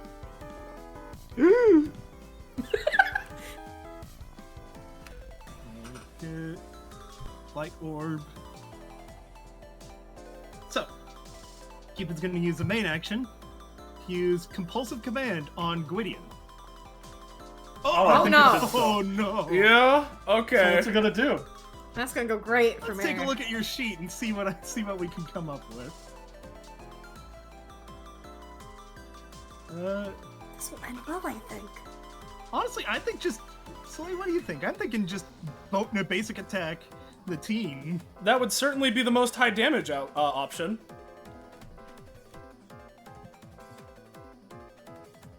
Yeah. How about I'm not just that? gonna have you How about- use your how about basic no? attack and target Vanilla specifically and Nocturnal with at least one. Alright, well, make sure Cupid takes however much X cost that would be, Yeah. I guess. Yeah, it's gonna. I imagine that's probably on the higher end of its X cost, considering Gwydion's basic attack. So Alright, Yeah. so So it was that, I target guess. primarily vanilla and at least one on Nocturnal is what it was? yeah. Primarily Vanilla, at least one on Nocturnal. I guess. Because primarily means that it has to be more vanilla than otherwise. That means I am at max capable of only doing 2 against you, Nocturnal. Which is a shame, because that means unless I roll like absolute dog shit, Vanilla's getting the shit beat out of him. Alright. I'm not safe. I guess the question is, Yeah. can I target other people as well, or does it have to be only Vanilla Nocturnal? You have to primarily Vanilla and at least hit Nocturnal. I guess Okay. there is some way You to- could I blow will up your go rats. for- I understand what I can do. So what I'm But going it to does do have to be is teammates. You can't attack the 3 champ. against Vanilla, 1 against Parva Amicus, 1 against Parva Amicus, and 1 against Yeah. Nocturnal. Understood. Understood. Also, we don't get the knockback, yeah. Okay. Let's see. Alright, so in order, this is a miss against Vanilla, 2 damage against Vanilla, 2 damage against Vanilla, 2 damage against Parva Amicus, a miss against Parva Amicus, and 2 damage against Nocturnal. All right. Oh, that echoing is gonna go crazy. Yeah. Yeah, no shit! Yep. So let's go at it like this, right? Happy orbs, right? So the first one hits Vanilla, right? That would be 2 damage to Vanilla, 1 damage across the chain. Then another 2 damage to Vanilla, another 1 across the chain. And then 2 towards, I one of got the the rat rats. one Yep, you done. got the rat ones. So then 1 more towards Nocturnal, which is 2 to Nocturnal, another 1 down the chain. And unless something is done, which, I'm not sure if you guys do have things, right? But what I will say is that if that goes through as said, this would also inflict heartbreak on Vanilla. So Do yeah. still have my... Could Vanilla So- make their resist from their talent roll? I would say I would say yes, because, and I'll get to you in a second, V, right? I would say yes, because this Yeah. isn't altering memories directly, but specifically it has the thing where, like, hey, even if Vanilla can, like, understand logically what's happening, there is an emotional element. Just because it does have emotional. Yes, yeah, that's it what I was does gonna say, right? Is cover that, like, emotion as well. it's not direct memory manipulation, but the exact flavor of how this works, I would say that Vanilla could resist the, like, the damage taking place while heartbreak is inflicted, yes. Alright, I'm so I going guess to- what do they roll against? What would the DC be in this scenario? I would say then that Vanilla, you should first roll the basic attack from Gwyn. You know what? Give me an inverse D20 roll, right? First, to sort of, like, represent the heartbreak, and then, since it's inverse, you then need to, go against that for the resist. Okay. Bonus It's fine. question, am I Even allowed if you to... done, it's on a 2 damage to attack against yourself. It's not that bad. Yeah. Am I also just able to anytime this or no? Because I do have... I am in support kit. I have other anytimes now. If you would be able to anytime against, like, the happy orbs, you could. Or, yeah, if you have, like, the means, you could. Yeah, because I have my, sorry was I in your way where I can dodge something. Yeah, sure. So You I'm can gonna do that shot. see if that works first because that will just resolve this. There we go. There you Yep. go, Vanilla. Well- Pat you on the back. Yeah. Well, I'm afraid the problem is that I have a pat. Oh, well, you did roll really good. So Yeah. maybe it doesn't matter. Show your passive. Anytime against me. It's that if Gwydion were to use something that they create, i.e., a spell or something of their concoctions, a single enter is unable to counter it all unless the anytime rolls above a 19 plus. In which case, you did not roll above a 19 plus. You rolled a flat 19. God damn it. Dang it. Okay, well. Or the individual gives up the next instance of the anytime. So I guess if you could dodge, but you would have to not be able to use the dodge next round. I guess. Considering what my stamina is at, I think I'll take that. Yeah. Okay. Right. In which case, you presumably dodge and then don't take either of them because you move to a different location. Yeah. What I'll say, right? Yeah, because there's that. Yeah, because I mean, there is all of that, though there is some element to it that's a little funky. Let me double check how something is written with compulsive command. Yeah, because landing the attack converts that unit's heartbeat into heartbreak. Yes. So if you were to dodge it, you It is also worth noting compulsive command was a crit. That is true. You know what? I mean, I'm the one that missed in the scenario. And that not is them, true. You know, that I is true. wasn't So stopping. here's what I'm gonna say, right? Mm-hmm. You will avoid the hits. So a lot of that echo damage, right, from Vanilla, right? So specifically, Vanilla, you can restore the 4 that you Plus would have 4 to taken. Vanilla, and then we all heal too. Yeah, and then Yeah, everyone I- else heals for 2. I didn't take the damage Yeah. because I wanted to do my anytime first. So. And I will say that you don't need to roll the basic attack, right? But as part of the crit from Cupid, Heartbreak will be afflicted still. Okay. So you're not going to be hit by like the attack portion of it, right? In part because, using your Talentus flavor Dodge as the along with attack. Vanilla's thing, and the fact that you literally dodge the attack. But the crit effect is that you have Heartbreak still now. Yay! Oh, this So- sucks. It's been a lot. I apologize. I'd be You are taking taking 2 damage, that is it. Okay, Yeah. then I just took two it. Because Vanilla dodged the attacks against them. Yep. Cool. All right. 2 stamina. And it's just gonna have the. I'm gonna have no, that is the wrong character sheet. It's still a Gwydion's. Have 2 of these guys use love in the air to be heal bots. You rat bastards. Oh no. We're in danger. It's a bit close to you still. It's a start of turn thing anyway, right? So. Yeah, it's a start of Yes. turn thing. But also, I mainly want them to be heal bots and not die. Yeah.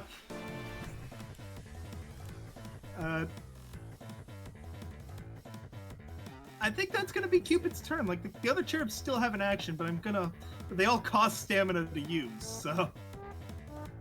Alright, so Nocturnal. So I guess Nocturnal. First off, I'm going to eat Vanilla. Okay.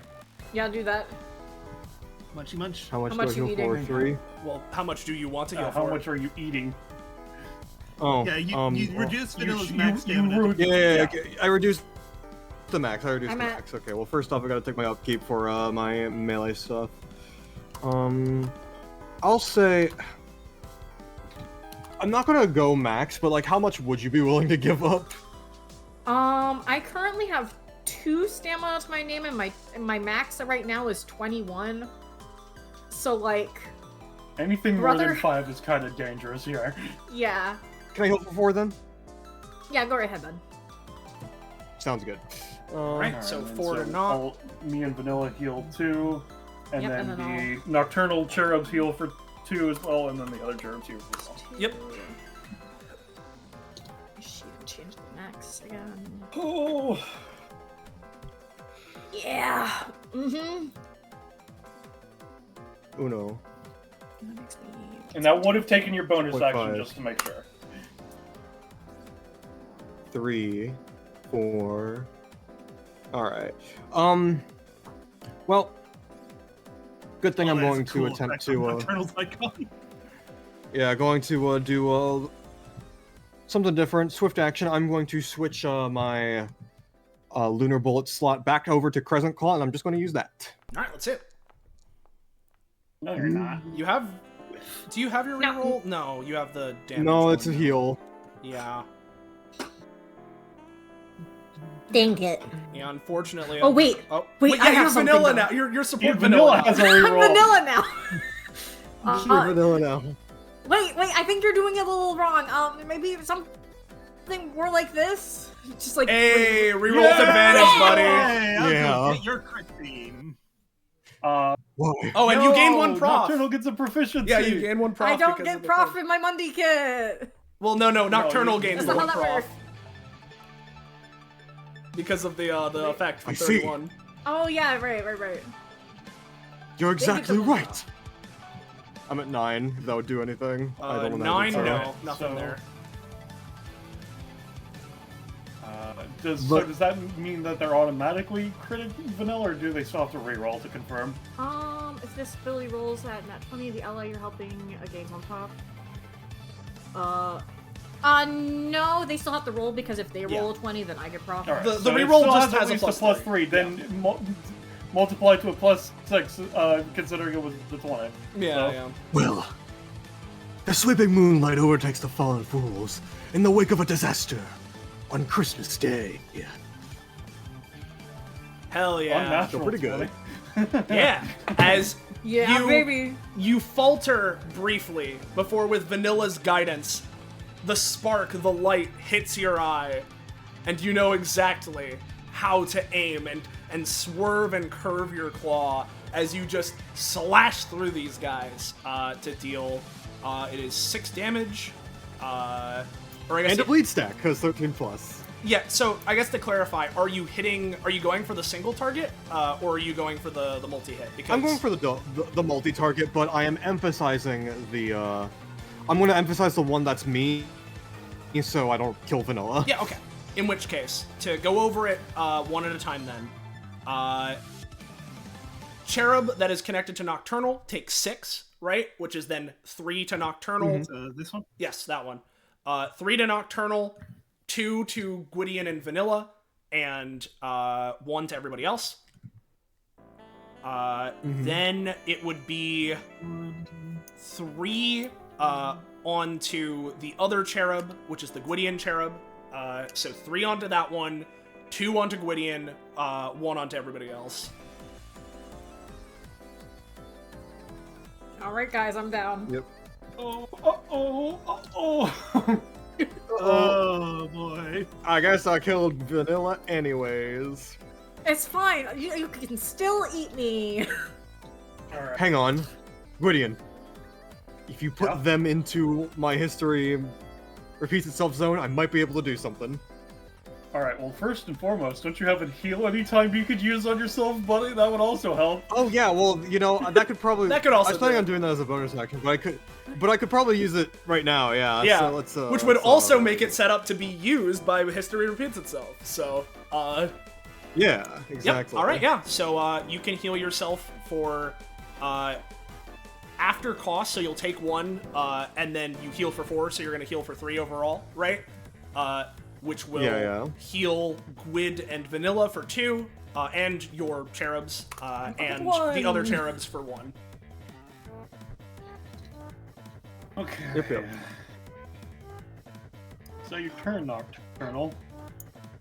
It is, they turn over to Vanilla. I advise you go into one of my zones of past and present.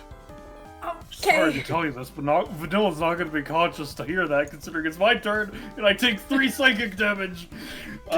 Goodbye. Yep. So 3 to, Which to means that Vanilla. Vanilla takes 2, you take 2, my cherub takes 2, and y'all's Goodbye. cherubs take 1. Yep. Alright. Alright, whatever I said to them, you follow and put them in there. I will do what I am capable of. He looks very annoyed right now. Fair enough. So, how is Cupid looking? Pretty bad. Oh, thank Alright. God. Very bad. Like, So She looks determined, like she's going to do a massive thing in a moment, but the fight's not much longer after that. it is known in universe that Christmas energy can be used to cause Christmas quote-unquote effects, correct? Or no? Yes. Actually, good point. Because what I am going to do is I'm going to take the large amount of juice I got from the baster and put it into a small little vial, and I'm going to toss it up into the air, hopefully at Cupid. Of course, I will have disadvantage, and I would like the Christmas effect to be is that it is not Valentine's weakening them and their effects. So I'm going to be using come up with concoction. So here's the base roll, and then I will roll my disadvantage roll. I will roll my disadvantage roll. Alright. So I know that's not one. Yeah. How high would it need to be to not be nat one? Well, nat ones are kind of a little hard to overwrite. Is sort of. I understand that. What if you had to put a number on it there? If I had to put a number on it, if you were able to boost it to like, I don't know, somewhere close to a 20 at least, that would at least show that you're trying really hard, you know? Yeah, I mean, I would agree that it would at least show that I'm trying. I'm trying to... Let me double check. I need to check something before I do that, you know? You are the one that I think you are, right? Let's see. What are you looking at? Give me a second. You'll very quickly understand. Okay. Yeah. Okay. So that is the one Marama is. That's what I thought. I'm going to make the roll into a total of a 21. Yeah. And I'm going to give it properties of Marama, whose epithet allows them to manipulate time and make things of when they are That's fair. make things when they are not supposed to be. Yeah. Stuff like that. So that's the influence I'm giving this vial of it's Christmas, kill yourself. In which case, you stop me. So that would do 2 damage and applying the effect. Yeah. I'll say with the nat 1, it's probably not dealing the damage. But... Oh, well. But, the effect though, that I imagine as this modified Christmas comes in contact with Cupid, similarly, the psychic emanations, like similar to the one effect that happened before, like falter, and this like fluttering you've been feeling in your chests similarly skips a beat, as there's very clearly something, there is a desynchronicity going on there. Alright. Now obviously, what exactly happens is up to GM interpretation. What I was hoping to go for with that is clear out all connections currently on the field. Ooh, clear the connections, eh?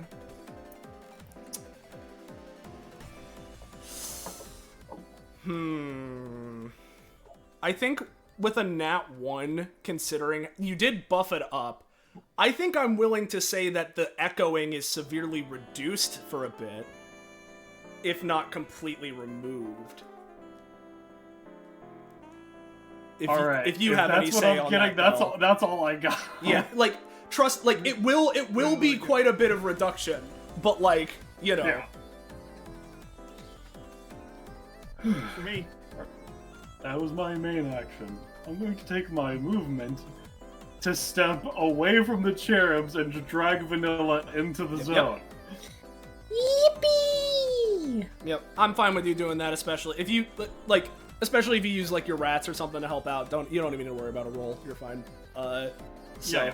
And then speaking of the rats, yeah, one of them is going to use the rest of their action economy to take Vanilla's hand and start shoving it into Vanilla's mouth. Give me a roll, rat, for normal. I'm gonna be real. This rat, this rat grabs Vanilla's hand, and cheese this close? Ooh, cheese. No. It's a good thing that The these are dirty. actually machines and do not need to eat food. There's a difference between needing to eat food and feeling the call, you know?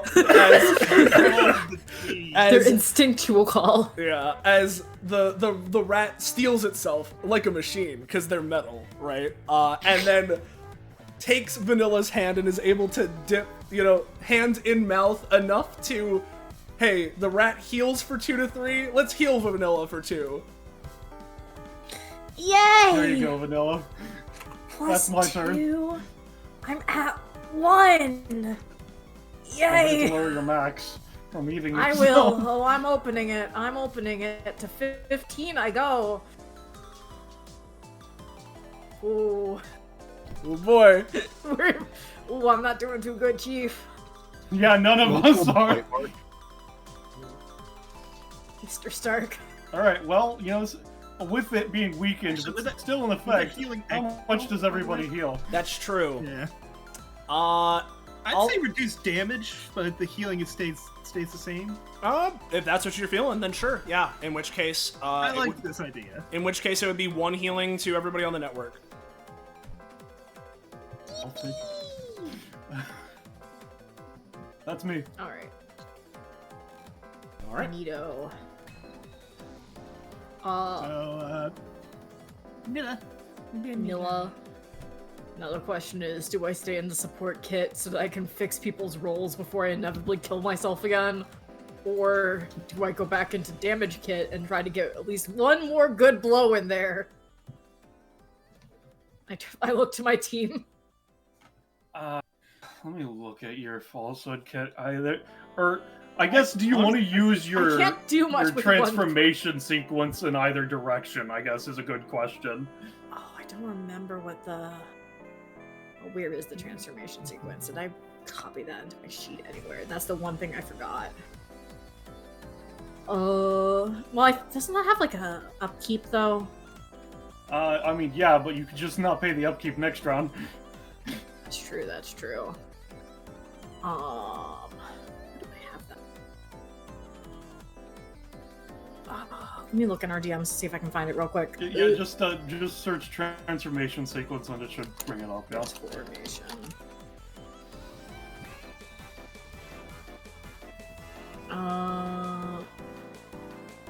Where is it?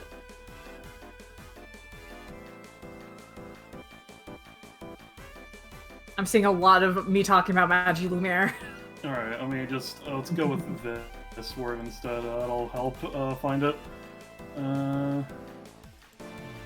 Alright, here's my dock where the things are stored, so you can just, it's the first one there. Okay, thank you.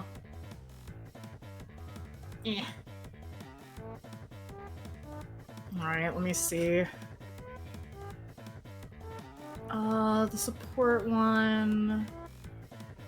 Additional amount of always It is start of turn and it does use your move action in case it influences which, if Yeah. either you would like to use. Physically empowered, +2 movement, the extra supply to actions. Control form of sword maintaining. Sword has +2 damage. Oh, well, that does give me +2 damage, but do I really want to do that if it's going to cause more problems for you guys too? Just as a question, how is my cherub looking right here? Let's see. Pretty good. Yeah, pretty Ah, good. dang it. Okay. And how about the cherub near Nocturnal? Also pretty good. About as good. Yeah, actually. these are It's slightly all better. fairly new ones. They've only been Right. affected by chain effects mostly. Pretty much, yeah.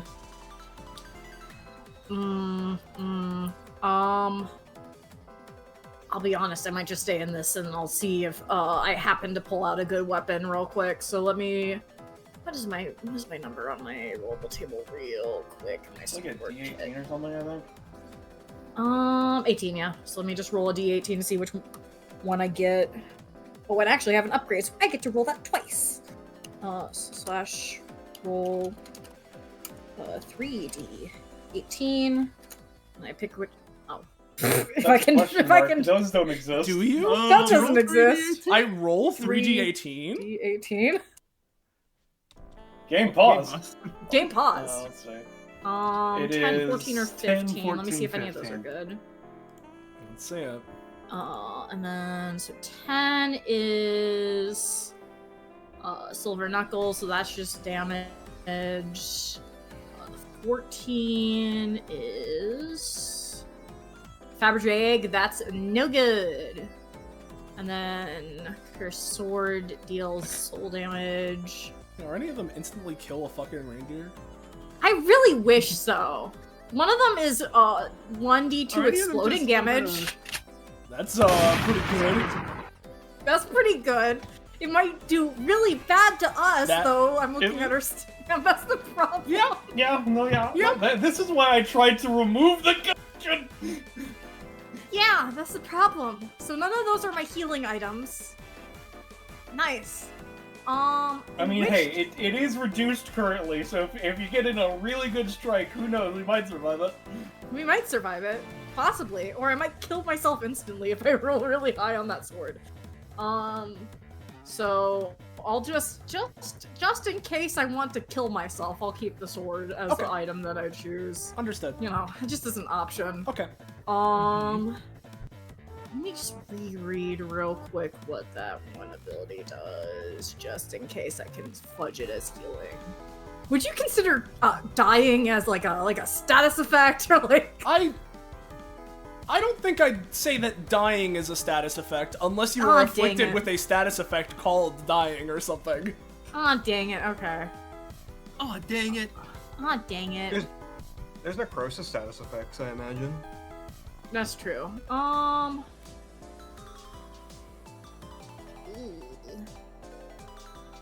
be real with you. I don't have many good options. What I might do is I'm just gonna eat myself down to 10. Sure. Oh, God. So I'm gonna eat 10 so that, or I'm gonna eat 5 rather. I'm gonna eat 5. Yep. So we're gonna plus 5. I don't have to roll that. So boop. I'm at 6 out of 10. The healing goes down the chain. Yeah, 3 to me, Cherub, Vanilla, and Nocturnal, and then 2 to the 2 other to everyone cherubs. else on the network. Yeah. Alright, and then because it's not a lot of damage, but it's at least something, I'm going to then oh, actually, I should probably also roll for the Heartbreak, shouldn't I? Resist it? If you want. It's gonna be pretty hard. Let's see, I do I mean, have maybe to it's a support bit Gwydion easier again? with their talent. Yeah, I'm gonna say in this case it's not quite enough, but like you're starting to work through it, but it's not quite there yet. Oh, this and sucks. it is Heartbreak, not the other one, so you don't have to worry about assisting me necessarily. Yeah. Oh, right. Yeah, it has a different thing going on. Okay, got it. It's Gucci. Okay, hands. In which case, I'm just gonna stand here and I'm just gonna hit this guy with my basic attack, and we're gonna hope and pray that I don't do horrible on this. Okay. Pens. I'm not spending the extra on this. Yep, I don't want to die. Yep, so 4 damage on the cherub that's attached to you, presumably. Since the connection is weaker, I'll say in this case, it's the 4 damage to the cherub. You'll take 2, and that's it. Yay! Yippee! Okay, that'll be me. I'm gonna change my max stamina again. Cupid, fuck off and fill all your rolls. Please. So, Vanilla. Hi. Cupid, like, glowers at you. You have gone great. down and gotten back up so many times. You just won't let this tragedy remain the tragedy of these, these lovers doomed to lose each other. And so, Cupid glares down at you, and you feel your heart beating faster and faster. Is this what a heart attack feels like? No, it's something far worse. This is inflicting you with death by a broken heart. Yeah, as it turns out, Cupid can inflict this on party members with heartbreak. Oh, that's so cool. Yep, you've been reducing your maximum stamina, so inadvertently you have been making this significantly weaker. But it's still not good. To get this effect. So that means Vanilla gets some free healing right now, right? Yeah. No, so Because no. that's You guys that's have been my playing heartbreak around works. this. You do not- No, so no. The thing is Image that dealt. with Death by Broken Heart, it heals a cherub specifically if they're below Ah, half. I see, Below I see. half. Yeah. So yeah, Vanilla is doomed. Which, you know, you're still able to take actions and everything, right? But unless you can get rid of Heartbreak fully, it will go off on, you know... I will also give a little bit more flavoring Yeah. in that while you're feeling this seizing on your heart, there's these waves of dark energy flowing out of Cupid and just, like, surrounding you with dark tendrils and squeezing. This And yeah, is you great. kind of got this dark energy infused into you. Wait a minute. And, Donkey, Let's have the card- Sancho, I have let's have a the- good idea, most ingenious. I'm most let's have the ingenious. let's have the cherubs act now. Yeah! Oh, that's Uh, great. Yay! Actually, since they're in Cupid's in their auras, how much does Love in the Air heal by? I think it's 3. Heals for 3, upkeep 2, so overall, Total +6 minus that, so yeah. yeah. Cupid is healing a little bit at a time. That's good for them. Yeah. Gonna move you over there, get away from the damage source. And I'm gonna have this one attack Nocturnal and this one attack Vanilla. So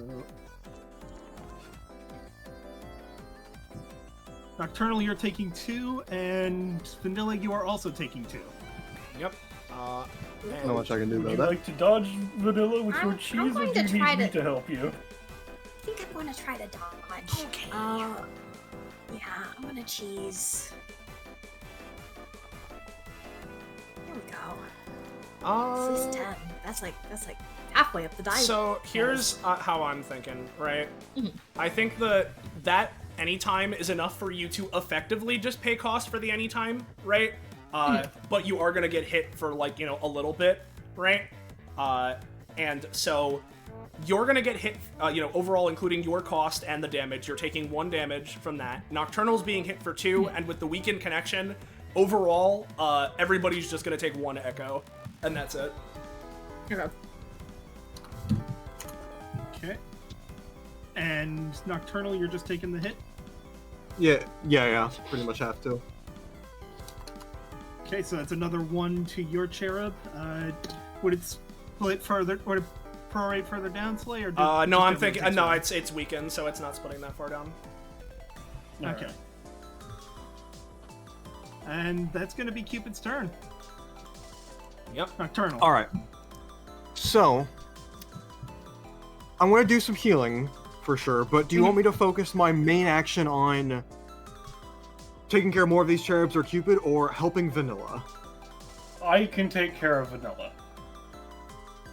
Gotcha. Cool. Well, first things first, you want to use my anytime to heal myself. So Yep. Let's see it. let's do that. I believe in you. Yep. There you go. So same as last time. So you take 1, heal 4, so you heal for 3 overall.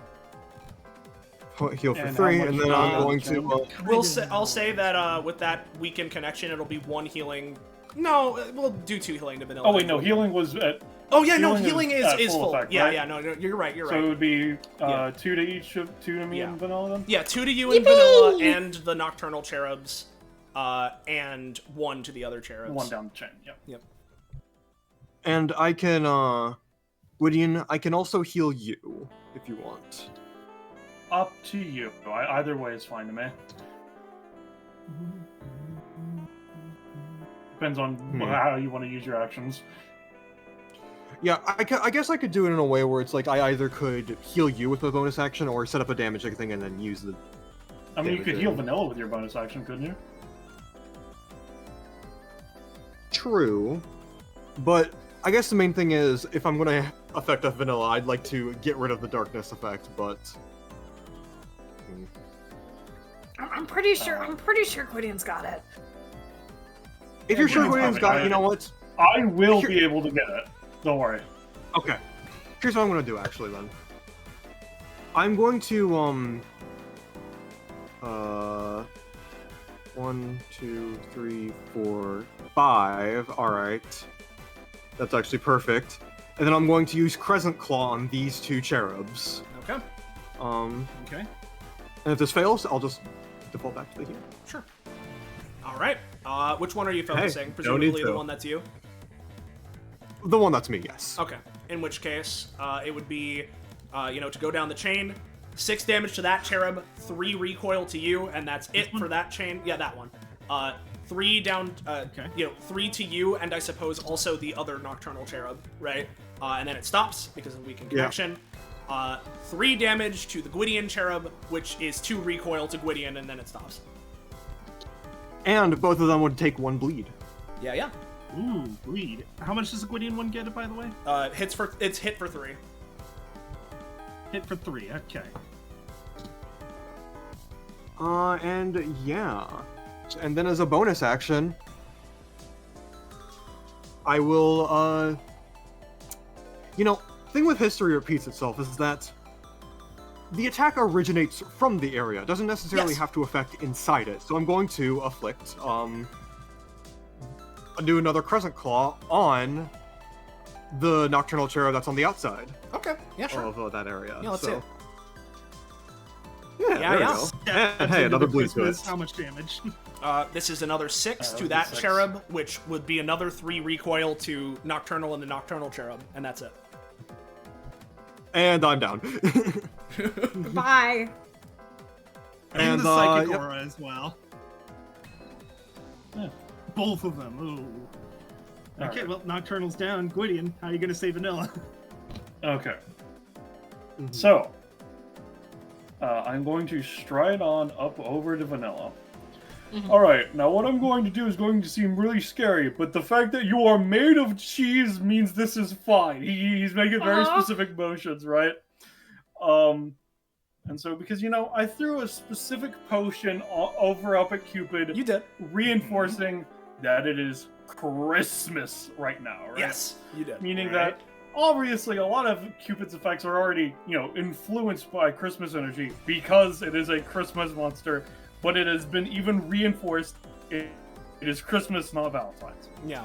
All this being said, I'm going to take the extractor and stab Vanilla in the heart and extract the heartbreak essence specifically into the baster. Yep. Is what I'm going for Yep. here. Yep. Give it a roll, Gwydion. All right, That works. I want this to succeed. Very effectively. You already got. Oh, yep. All right. You already got it. Sounds good. You got the darkness. Well, yeah. And I So, will say- All right. oh, okay. Yeah. Do you want to do the flavoring or should I? I got this. Unless you really want to. I mean, I want to do a Cupid's reaction to it, but Yeah, sure. In which case, Gwydion, as you do jam this into Vanilla through their cheese flesh to their cheese heart, and manage to extract it, right? As you do so, since you yourself, having reconstructed a baster, right, and having gotten this previously, you are able to tell that, in fact, perhaps your intuition was correct. As you suck this energy out from Vanilla, and both perhaps through the influence of your own magics, and perhaps also just with how it is literally, just at it is as a base, right? You can tell that this is, more so than anything, a strange altered form of Christmas that you are sucking out from Vanilla that is this dark kind of lightly humming version of it, different than the coloration either of this lake or Cupid herself, that similarly this light humming is causing strain. It's a weird effect in the middle of all of this. All And right. as you're doing this, as you pull out the baster to stab it into Vanilla, Cupid looks furious, but is powerless to stop you as you jam it into Vanilla. And then as you pull it out, this weird resonance begins, and you feel compelled to look at Cupid just a little bit, and you see genuine fear in Cupid's eyes as it looks at the dark concoction you are now holding. Alright. Soleil, I'd be willing to say that was a bonus action. What do you think? Well, normally the baster is a main action, so I'm not so Yeah. sure, Right. but... I'm fine for it to be a main action because he's then going to hand it to Vanilla, and a mouse is going to climb on to Vanilla's shoulder, ready to be fastball specialed with the baster for road ejection. Yep. Mission objective understood. So if you want to dual tech this, James. Yeah, sure. Vanilla used to handling these rats from all the times that they've collabed. Looks to the rat. The rat looks to them. They hold them up and they give them the best throw they can. There we go. Here's the rat's roll. Yep. Come on, rat. And... Yep. You know, Wait. let's just Oh yeah. You know what? Vanilla does have a reroll anytime. Yep. Wait, rat, you're going the wrong way. And we're like this. You gotta push down on it. Yeah! Yo! Though I will say, on your end, Vanilla, because this is intended as an attack, right? I will ask for disadvantage. However, the dual tech is in effect and you're boosting each other. Okay. Here we go. Come on, Nilla. Oh, Yeah! I'm so close to 5. Oh, thank God. So, hey, Belmoley, what happens?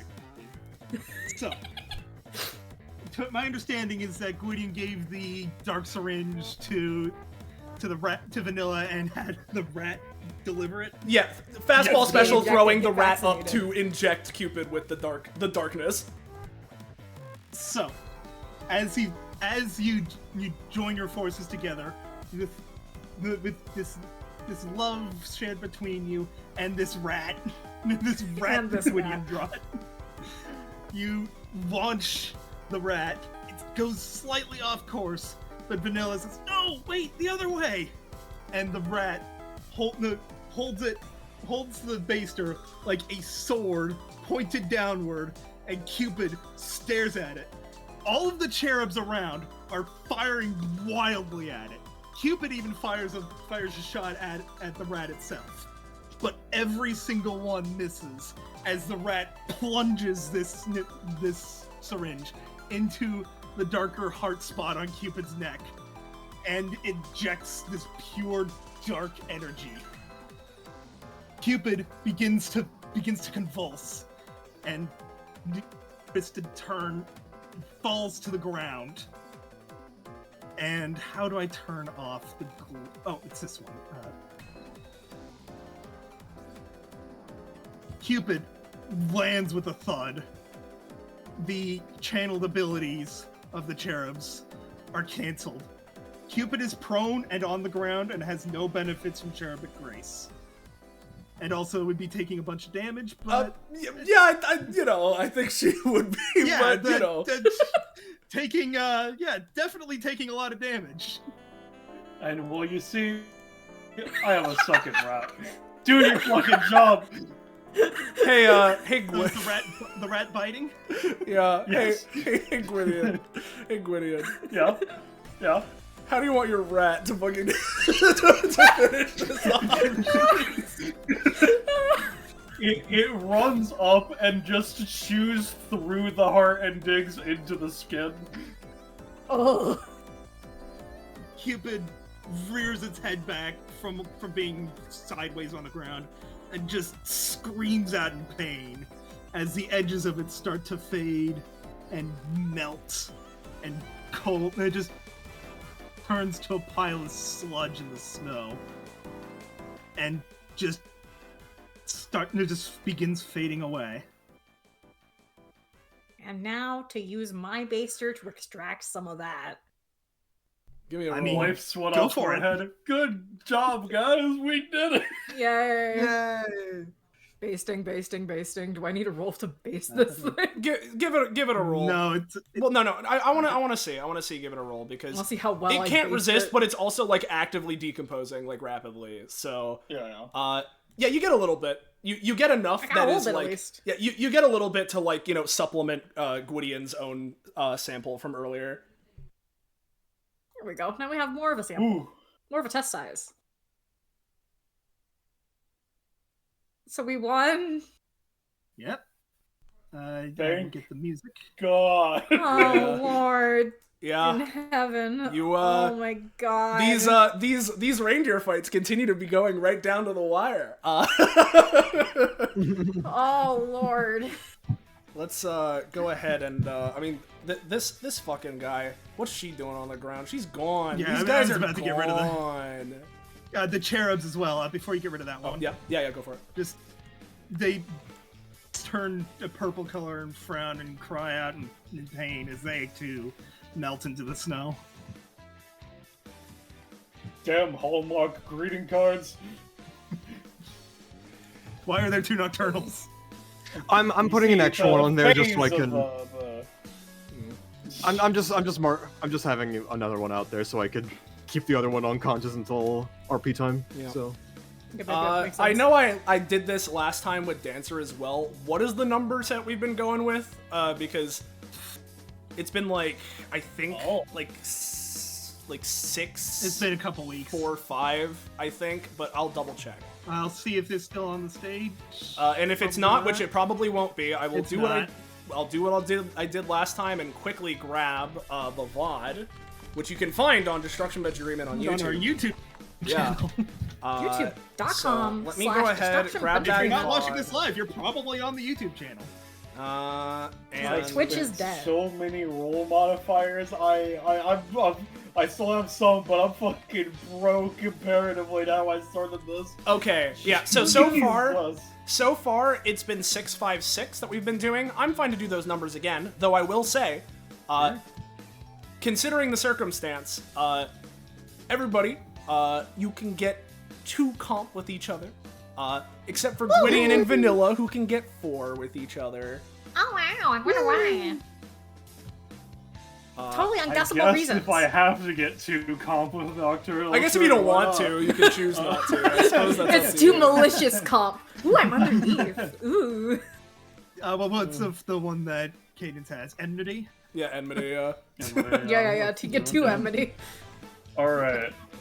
Do I take 6 stamina, which is a good chunky stamina, putting me to 49 max, or I go to above 80 proficiency? I do have stuff Let's written, look at so I don't know if anyone has my prof upgrades, but I'm gonna bring that to 40 in my base kit. Nocturnal, you're at 14? That 15? is- wait, no, 14. Okay, you get 2 With that. things. Thing number 1. Action economy, please. Uh, Yeah, sorry, go on. sleepless nights. If ever outside at night with the moon visible God. to them, or they are within direct natural moonlight, Nocturnal makes all rolls with advantage for the first round after these conditions are met. After this first round, Nocturnal can pay 1 stamina to give advantage to any of their rolls. If the moon phase is either full moon or new moon, the free advantage lasts for as long as as long as it is present as of the conditions of this talent. Why so- couldn't you roll the 20 to get this, motherfucker? God damn. I would have liked it. So there's that, and then at 14, you get wandering into the dark. Nocturnal continues their path through the alleyways of battle, a shadow of the city.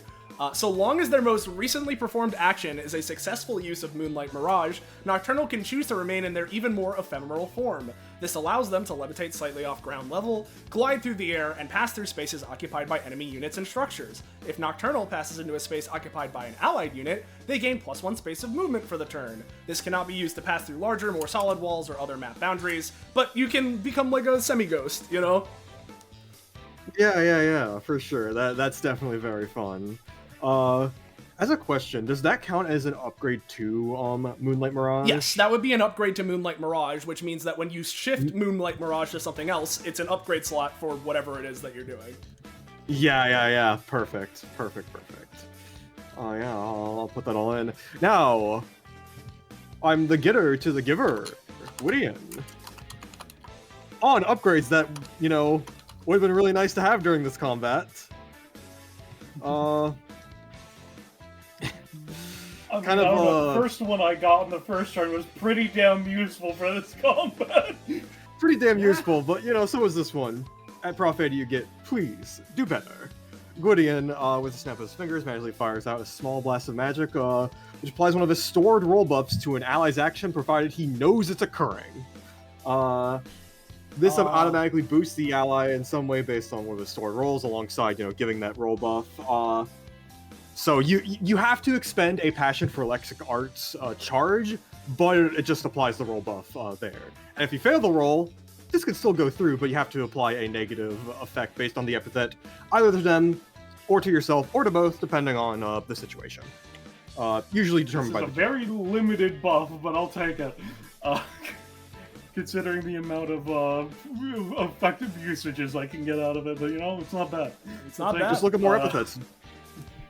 Oh, true, of course. Just find more epithets to look at.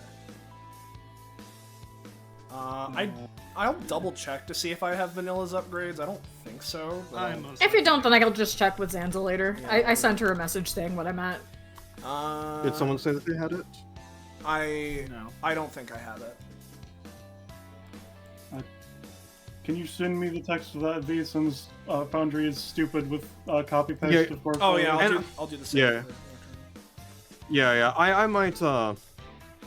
I might tweak it a bit to make it so because it's an 80 prof upgrade, I might tweak it so it's harder for you to run out, But other than that, I want to keep it the way it is. It'll still be this general thing by the next time it's actually shown.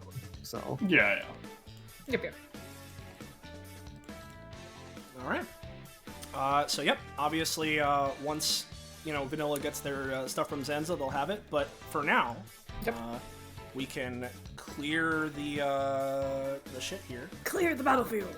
Just to make sure, James, we're at 22 comp, right? I'm not wrong on my tracking. Let me see. How much did we just gain? We gained 4. Where's my comp tracker?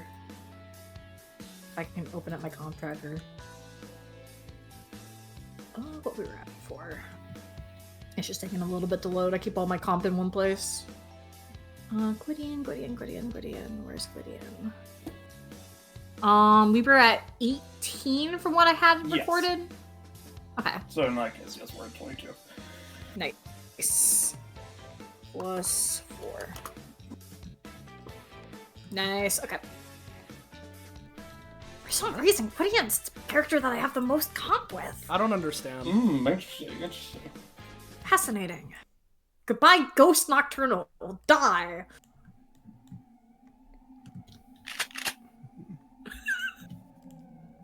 death. You All right. Yeah, there you go. Yeah, sorry, I was looking at other things. Nocturnal slowly gets Rotates. their feet. Yeah. Have they been vanquished? Yes. Yep. They're gone. They're like Dunzo. Dunzo. I still have my. Excellent work. He pulls out his original extractor. He's just gonna extract some of the Christmas mud goop for later determination. Oh, There we go. excellent idea. Nocturnal does the same. Yeah, you're just doing that. Let me tell you, Gwydion. Are you a beaver? Because I don't think anyone's ever made a better dam. Damn. I've damned I might it. be- might That's be all I guessing can with say. it. Right. Oh wait, the pattern. Nocturnal runs ahead of you. So, Cupid, huh? Is it safe? Yeah. So Cupid, he says, he stepping away from Nocturnal and by the trees. Sitting Was in a that tree, just- you said. Was just the, what, Did you I mean mean, that? as I said during it, yes, I try to keep our situation generally professional, but I would not have done what I said and said what I did, even outside of the effect. Obviously, the effect had some sort of effect upon me, but it was taking things that actually existed and dragging them to the surface. I see. And intensifying them somewhat, but I would only say, like, maybe that's kind of like the calculations, like 25%, maybe 22. Wow, that's a lot of a percent. Not really, all things considered. I mean, it's not quite a quarter, but it's. She looks down. So, I kickstart feel the same. How the hell does Vanilla kick dirt? There's only snow around here. They're there must kicking be really an imposter. deep. They're kicking really deep. Well, maybe some of that Christmas mud has gone over here. Oh There's yeah, a lot of damming happening. That's we're gonna die. Oh no! I What mean, a you tragedy. did dam the river. Cupid got his No. tragedy after all.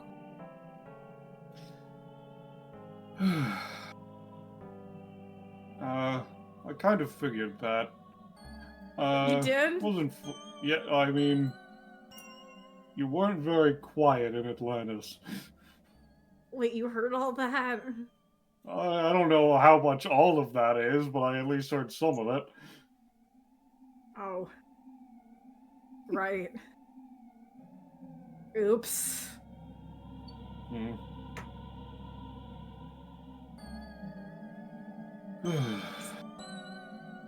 Mm-hmm. Sure you don't need my coat? Looks down. He nudges you. I wouldn't say no. He takes it off and wraps it around you. We can talk about this more after you recover from being half-eaten. How about? Yeah. Or, he looks at you. That's more than half, about 75% even. That is a good percentage. That's a big percentage. That is a large percentage, yeah. I don't know how many times I need to I'm tell very you weak. this, sir, but the patterning here, it's maintained. It's fine. There's been no contamination, nothing of the sort. Nocturnal Yeah. seems pretty worn out and just kind of sits down. I don't care about. The pattern's still really good. Just sorry if I seemed a little obsessed about it.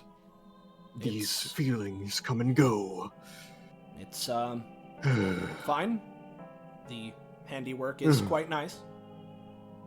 It is nice.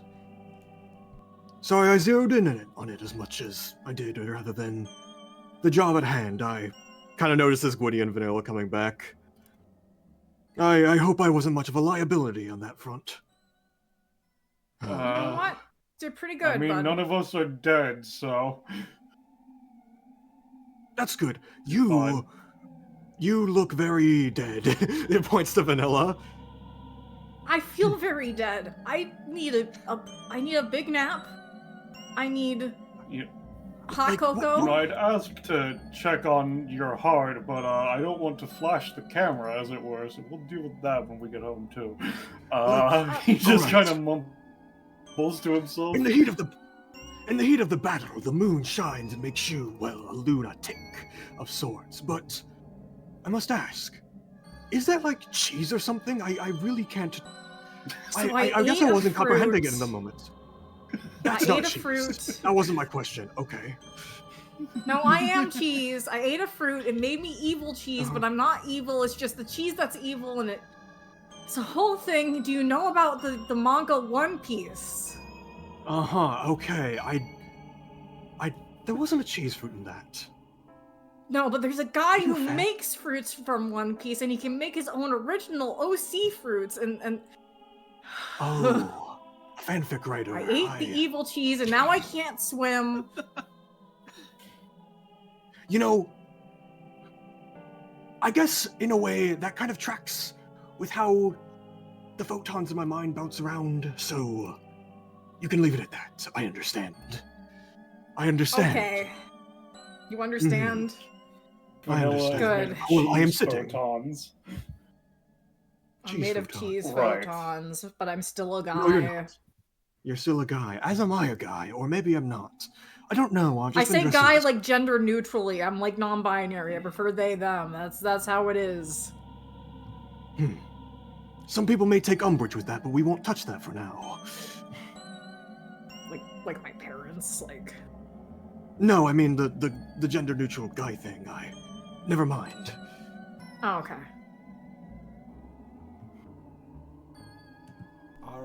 So we're good to go, he says. Yeah, right. Yeah. In which case, successful mission. I Yes. believe I saw that you managed to retrieve some samples. Indeed. All in a day's work. As the Nocturnal takes out their thing. The elf adjusts his sunglasses as he kicks the sleigh up, and we all go back up to the sky. And unless anyone has anything else they want to say, I believe we're good to leave it there. Yeah, just... Yippee! Nocturnal turns back to the two of them. By the way, like, just sort of thinking for a moment. I don't believe I ever got your names. Gwydion Dawn Heart. Vanilla And you? folia. You really are out of it. You're adding an extra I to your name. He says, kind of checking Vanilla's forehead. I'm very tired. They seem to not have much of a forehead, and I presume your name is Sky, right? What? What? Is that to What? the elf? Pointing at the elf. What? Pardon me, Pardon me. They look out. I don't know where that came from. Yeah? Good to know. I think multiple of you need some rest. He just goes back to piloting. Yeah. Seems I do. With that. Oh, good. As Nocturnal just flops. Let me do it like this. Flops to their side, puts the hat over their face, and just tries to get some. Yep. And as you take your rest in the sky, being brought back to the NPC base, we're gonna call it there for this session. You. So yeah, that's Cupid. Wow. Holy shit, you guys did it. Hell yeah. Wow. Yeah. We did it and we didn't die. You did it? We Just didn't got knocked out die. multiple Running 10 times. stamina on As- giving Nocturnal the thing helped, but... Yeah. Oh lordy. God. Yeah. I Good will say God. though, this felt easier than the dancer fight, IMO. Yeah. I think we're crushing Cupid pretty hard. You actually didn't see all of Cupid's kit because I was really focused on getting that. you really wanted to last use turn Death by happened. Broken Heart as much as possible. Yeah. Let's see, what all did you guys miss? It was primarily Never just had a reason. volley of love, Yeah.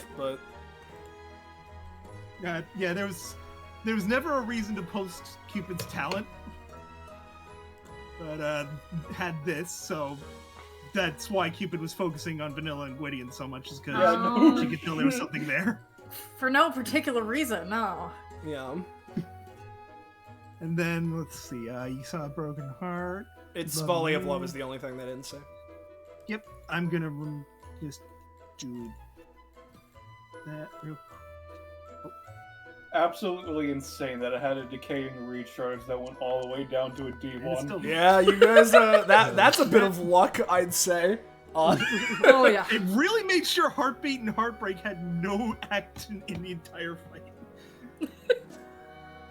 Thank Like, God. I had to use the string puller and the friggin' bonus action Yeah. right after recharge just to be able to use the Broken Heart attack. You guys were really playing around this thing you did not know existed. That is hilarious to me. No, I Wow. kind of figured. Anyways, I'm gonna bring you back to the Cupid arena so we can show off icons. Got you. Or there's only the two. Yeah, there's only the Technically three if you Cupid-related count. ones. I drew this in 2023, but technically this is Nocturnal's first time being shown in an official DBA session. Really? Well, This we should have that Weren't one you too. in like the one where you were It's obsessed a with redraw. termites though? Oh, it's a redraw. Okay. Yeah, it's a redraw. Okay, in that case. Yeah, he's Oh, been in yeah, it 2 was other redrawn episodes like before. ages ago. Yeah, it was shown off in the one exam, but Right. otherwise, this is new. Yep. New per episodes. That's- The big. Oh my god, they're massive. Yeah, you do that for all of them. I should probably do this slightly smaller. Jesus Christ, those cherubs are disgusting. They're nasty Holy little. They're shit. nasty little Oh. guys.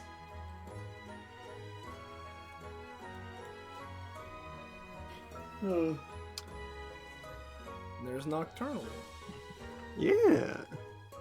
I'm also gonna. I hope people enjoyed them. I'm gonna clear That's the yeah. weather effect real quick so we can actually. So that, Yeah, There there we it go. is. Yeah. and then of course, doomed. Doom. Bad and sad. Domed. Yeah, that was certainly something. Yep. Yeah, alrighty. Uh, I guess we do wrap up. Yeah. So, Yeah, Like a Christmas present. like Oh, a yeah. Christmas present. And here's my Wow. present to you, Twitch chat. If you enjoyed this and you want to know when, where, how, why, you can catch up with more of what's going on here, whether it's reindeer related or not, you should join our Discord server. There it is, the link. That's the present. You unwrapped it and, you know, walks out on Christmas Day to look under the tree and see suspiciously link-shaped present. You know, there it is. Wowzy. Yowza wowza. Thank you all so much for watching. Thank you to the players here today for playing, and everyone else involved. Thank you so much for being here. Happy Valentine's Day. And happy Valentine's Valentine's Day. Yeah. Hope this was Merry Christmas, Happy Valentine's Day. Yeah. Happy Lunar New Year tomorrow. Yeah, and happy Lunar New Year tomorrow. Happy to all the holidays. This is super duper holiday. Happy tax season. Yeah. Ah. Woo! Yeah, buddy! Texas! Woo. All right. That's my favorite one. In which case, thank you all one last time. I hope you guys all enjoyed. Until next time, thank you all one last time. Good night. And say goodbye to chat, everybody. Goodbye, Goodbye, chat.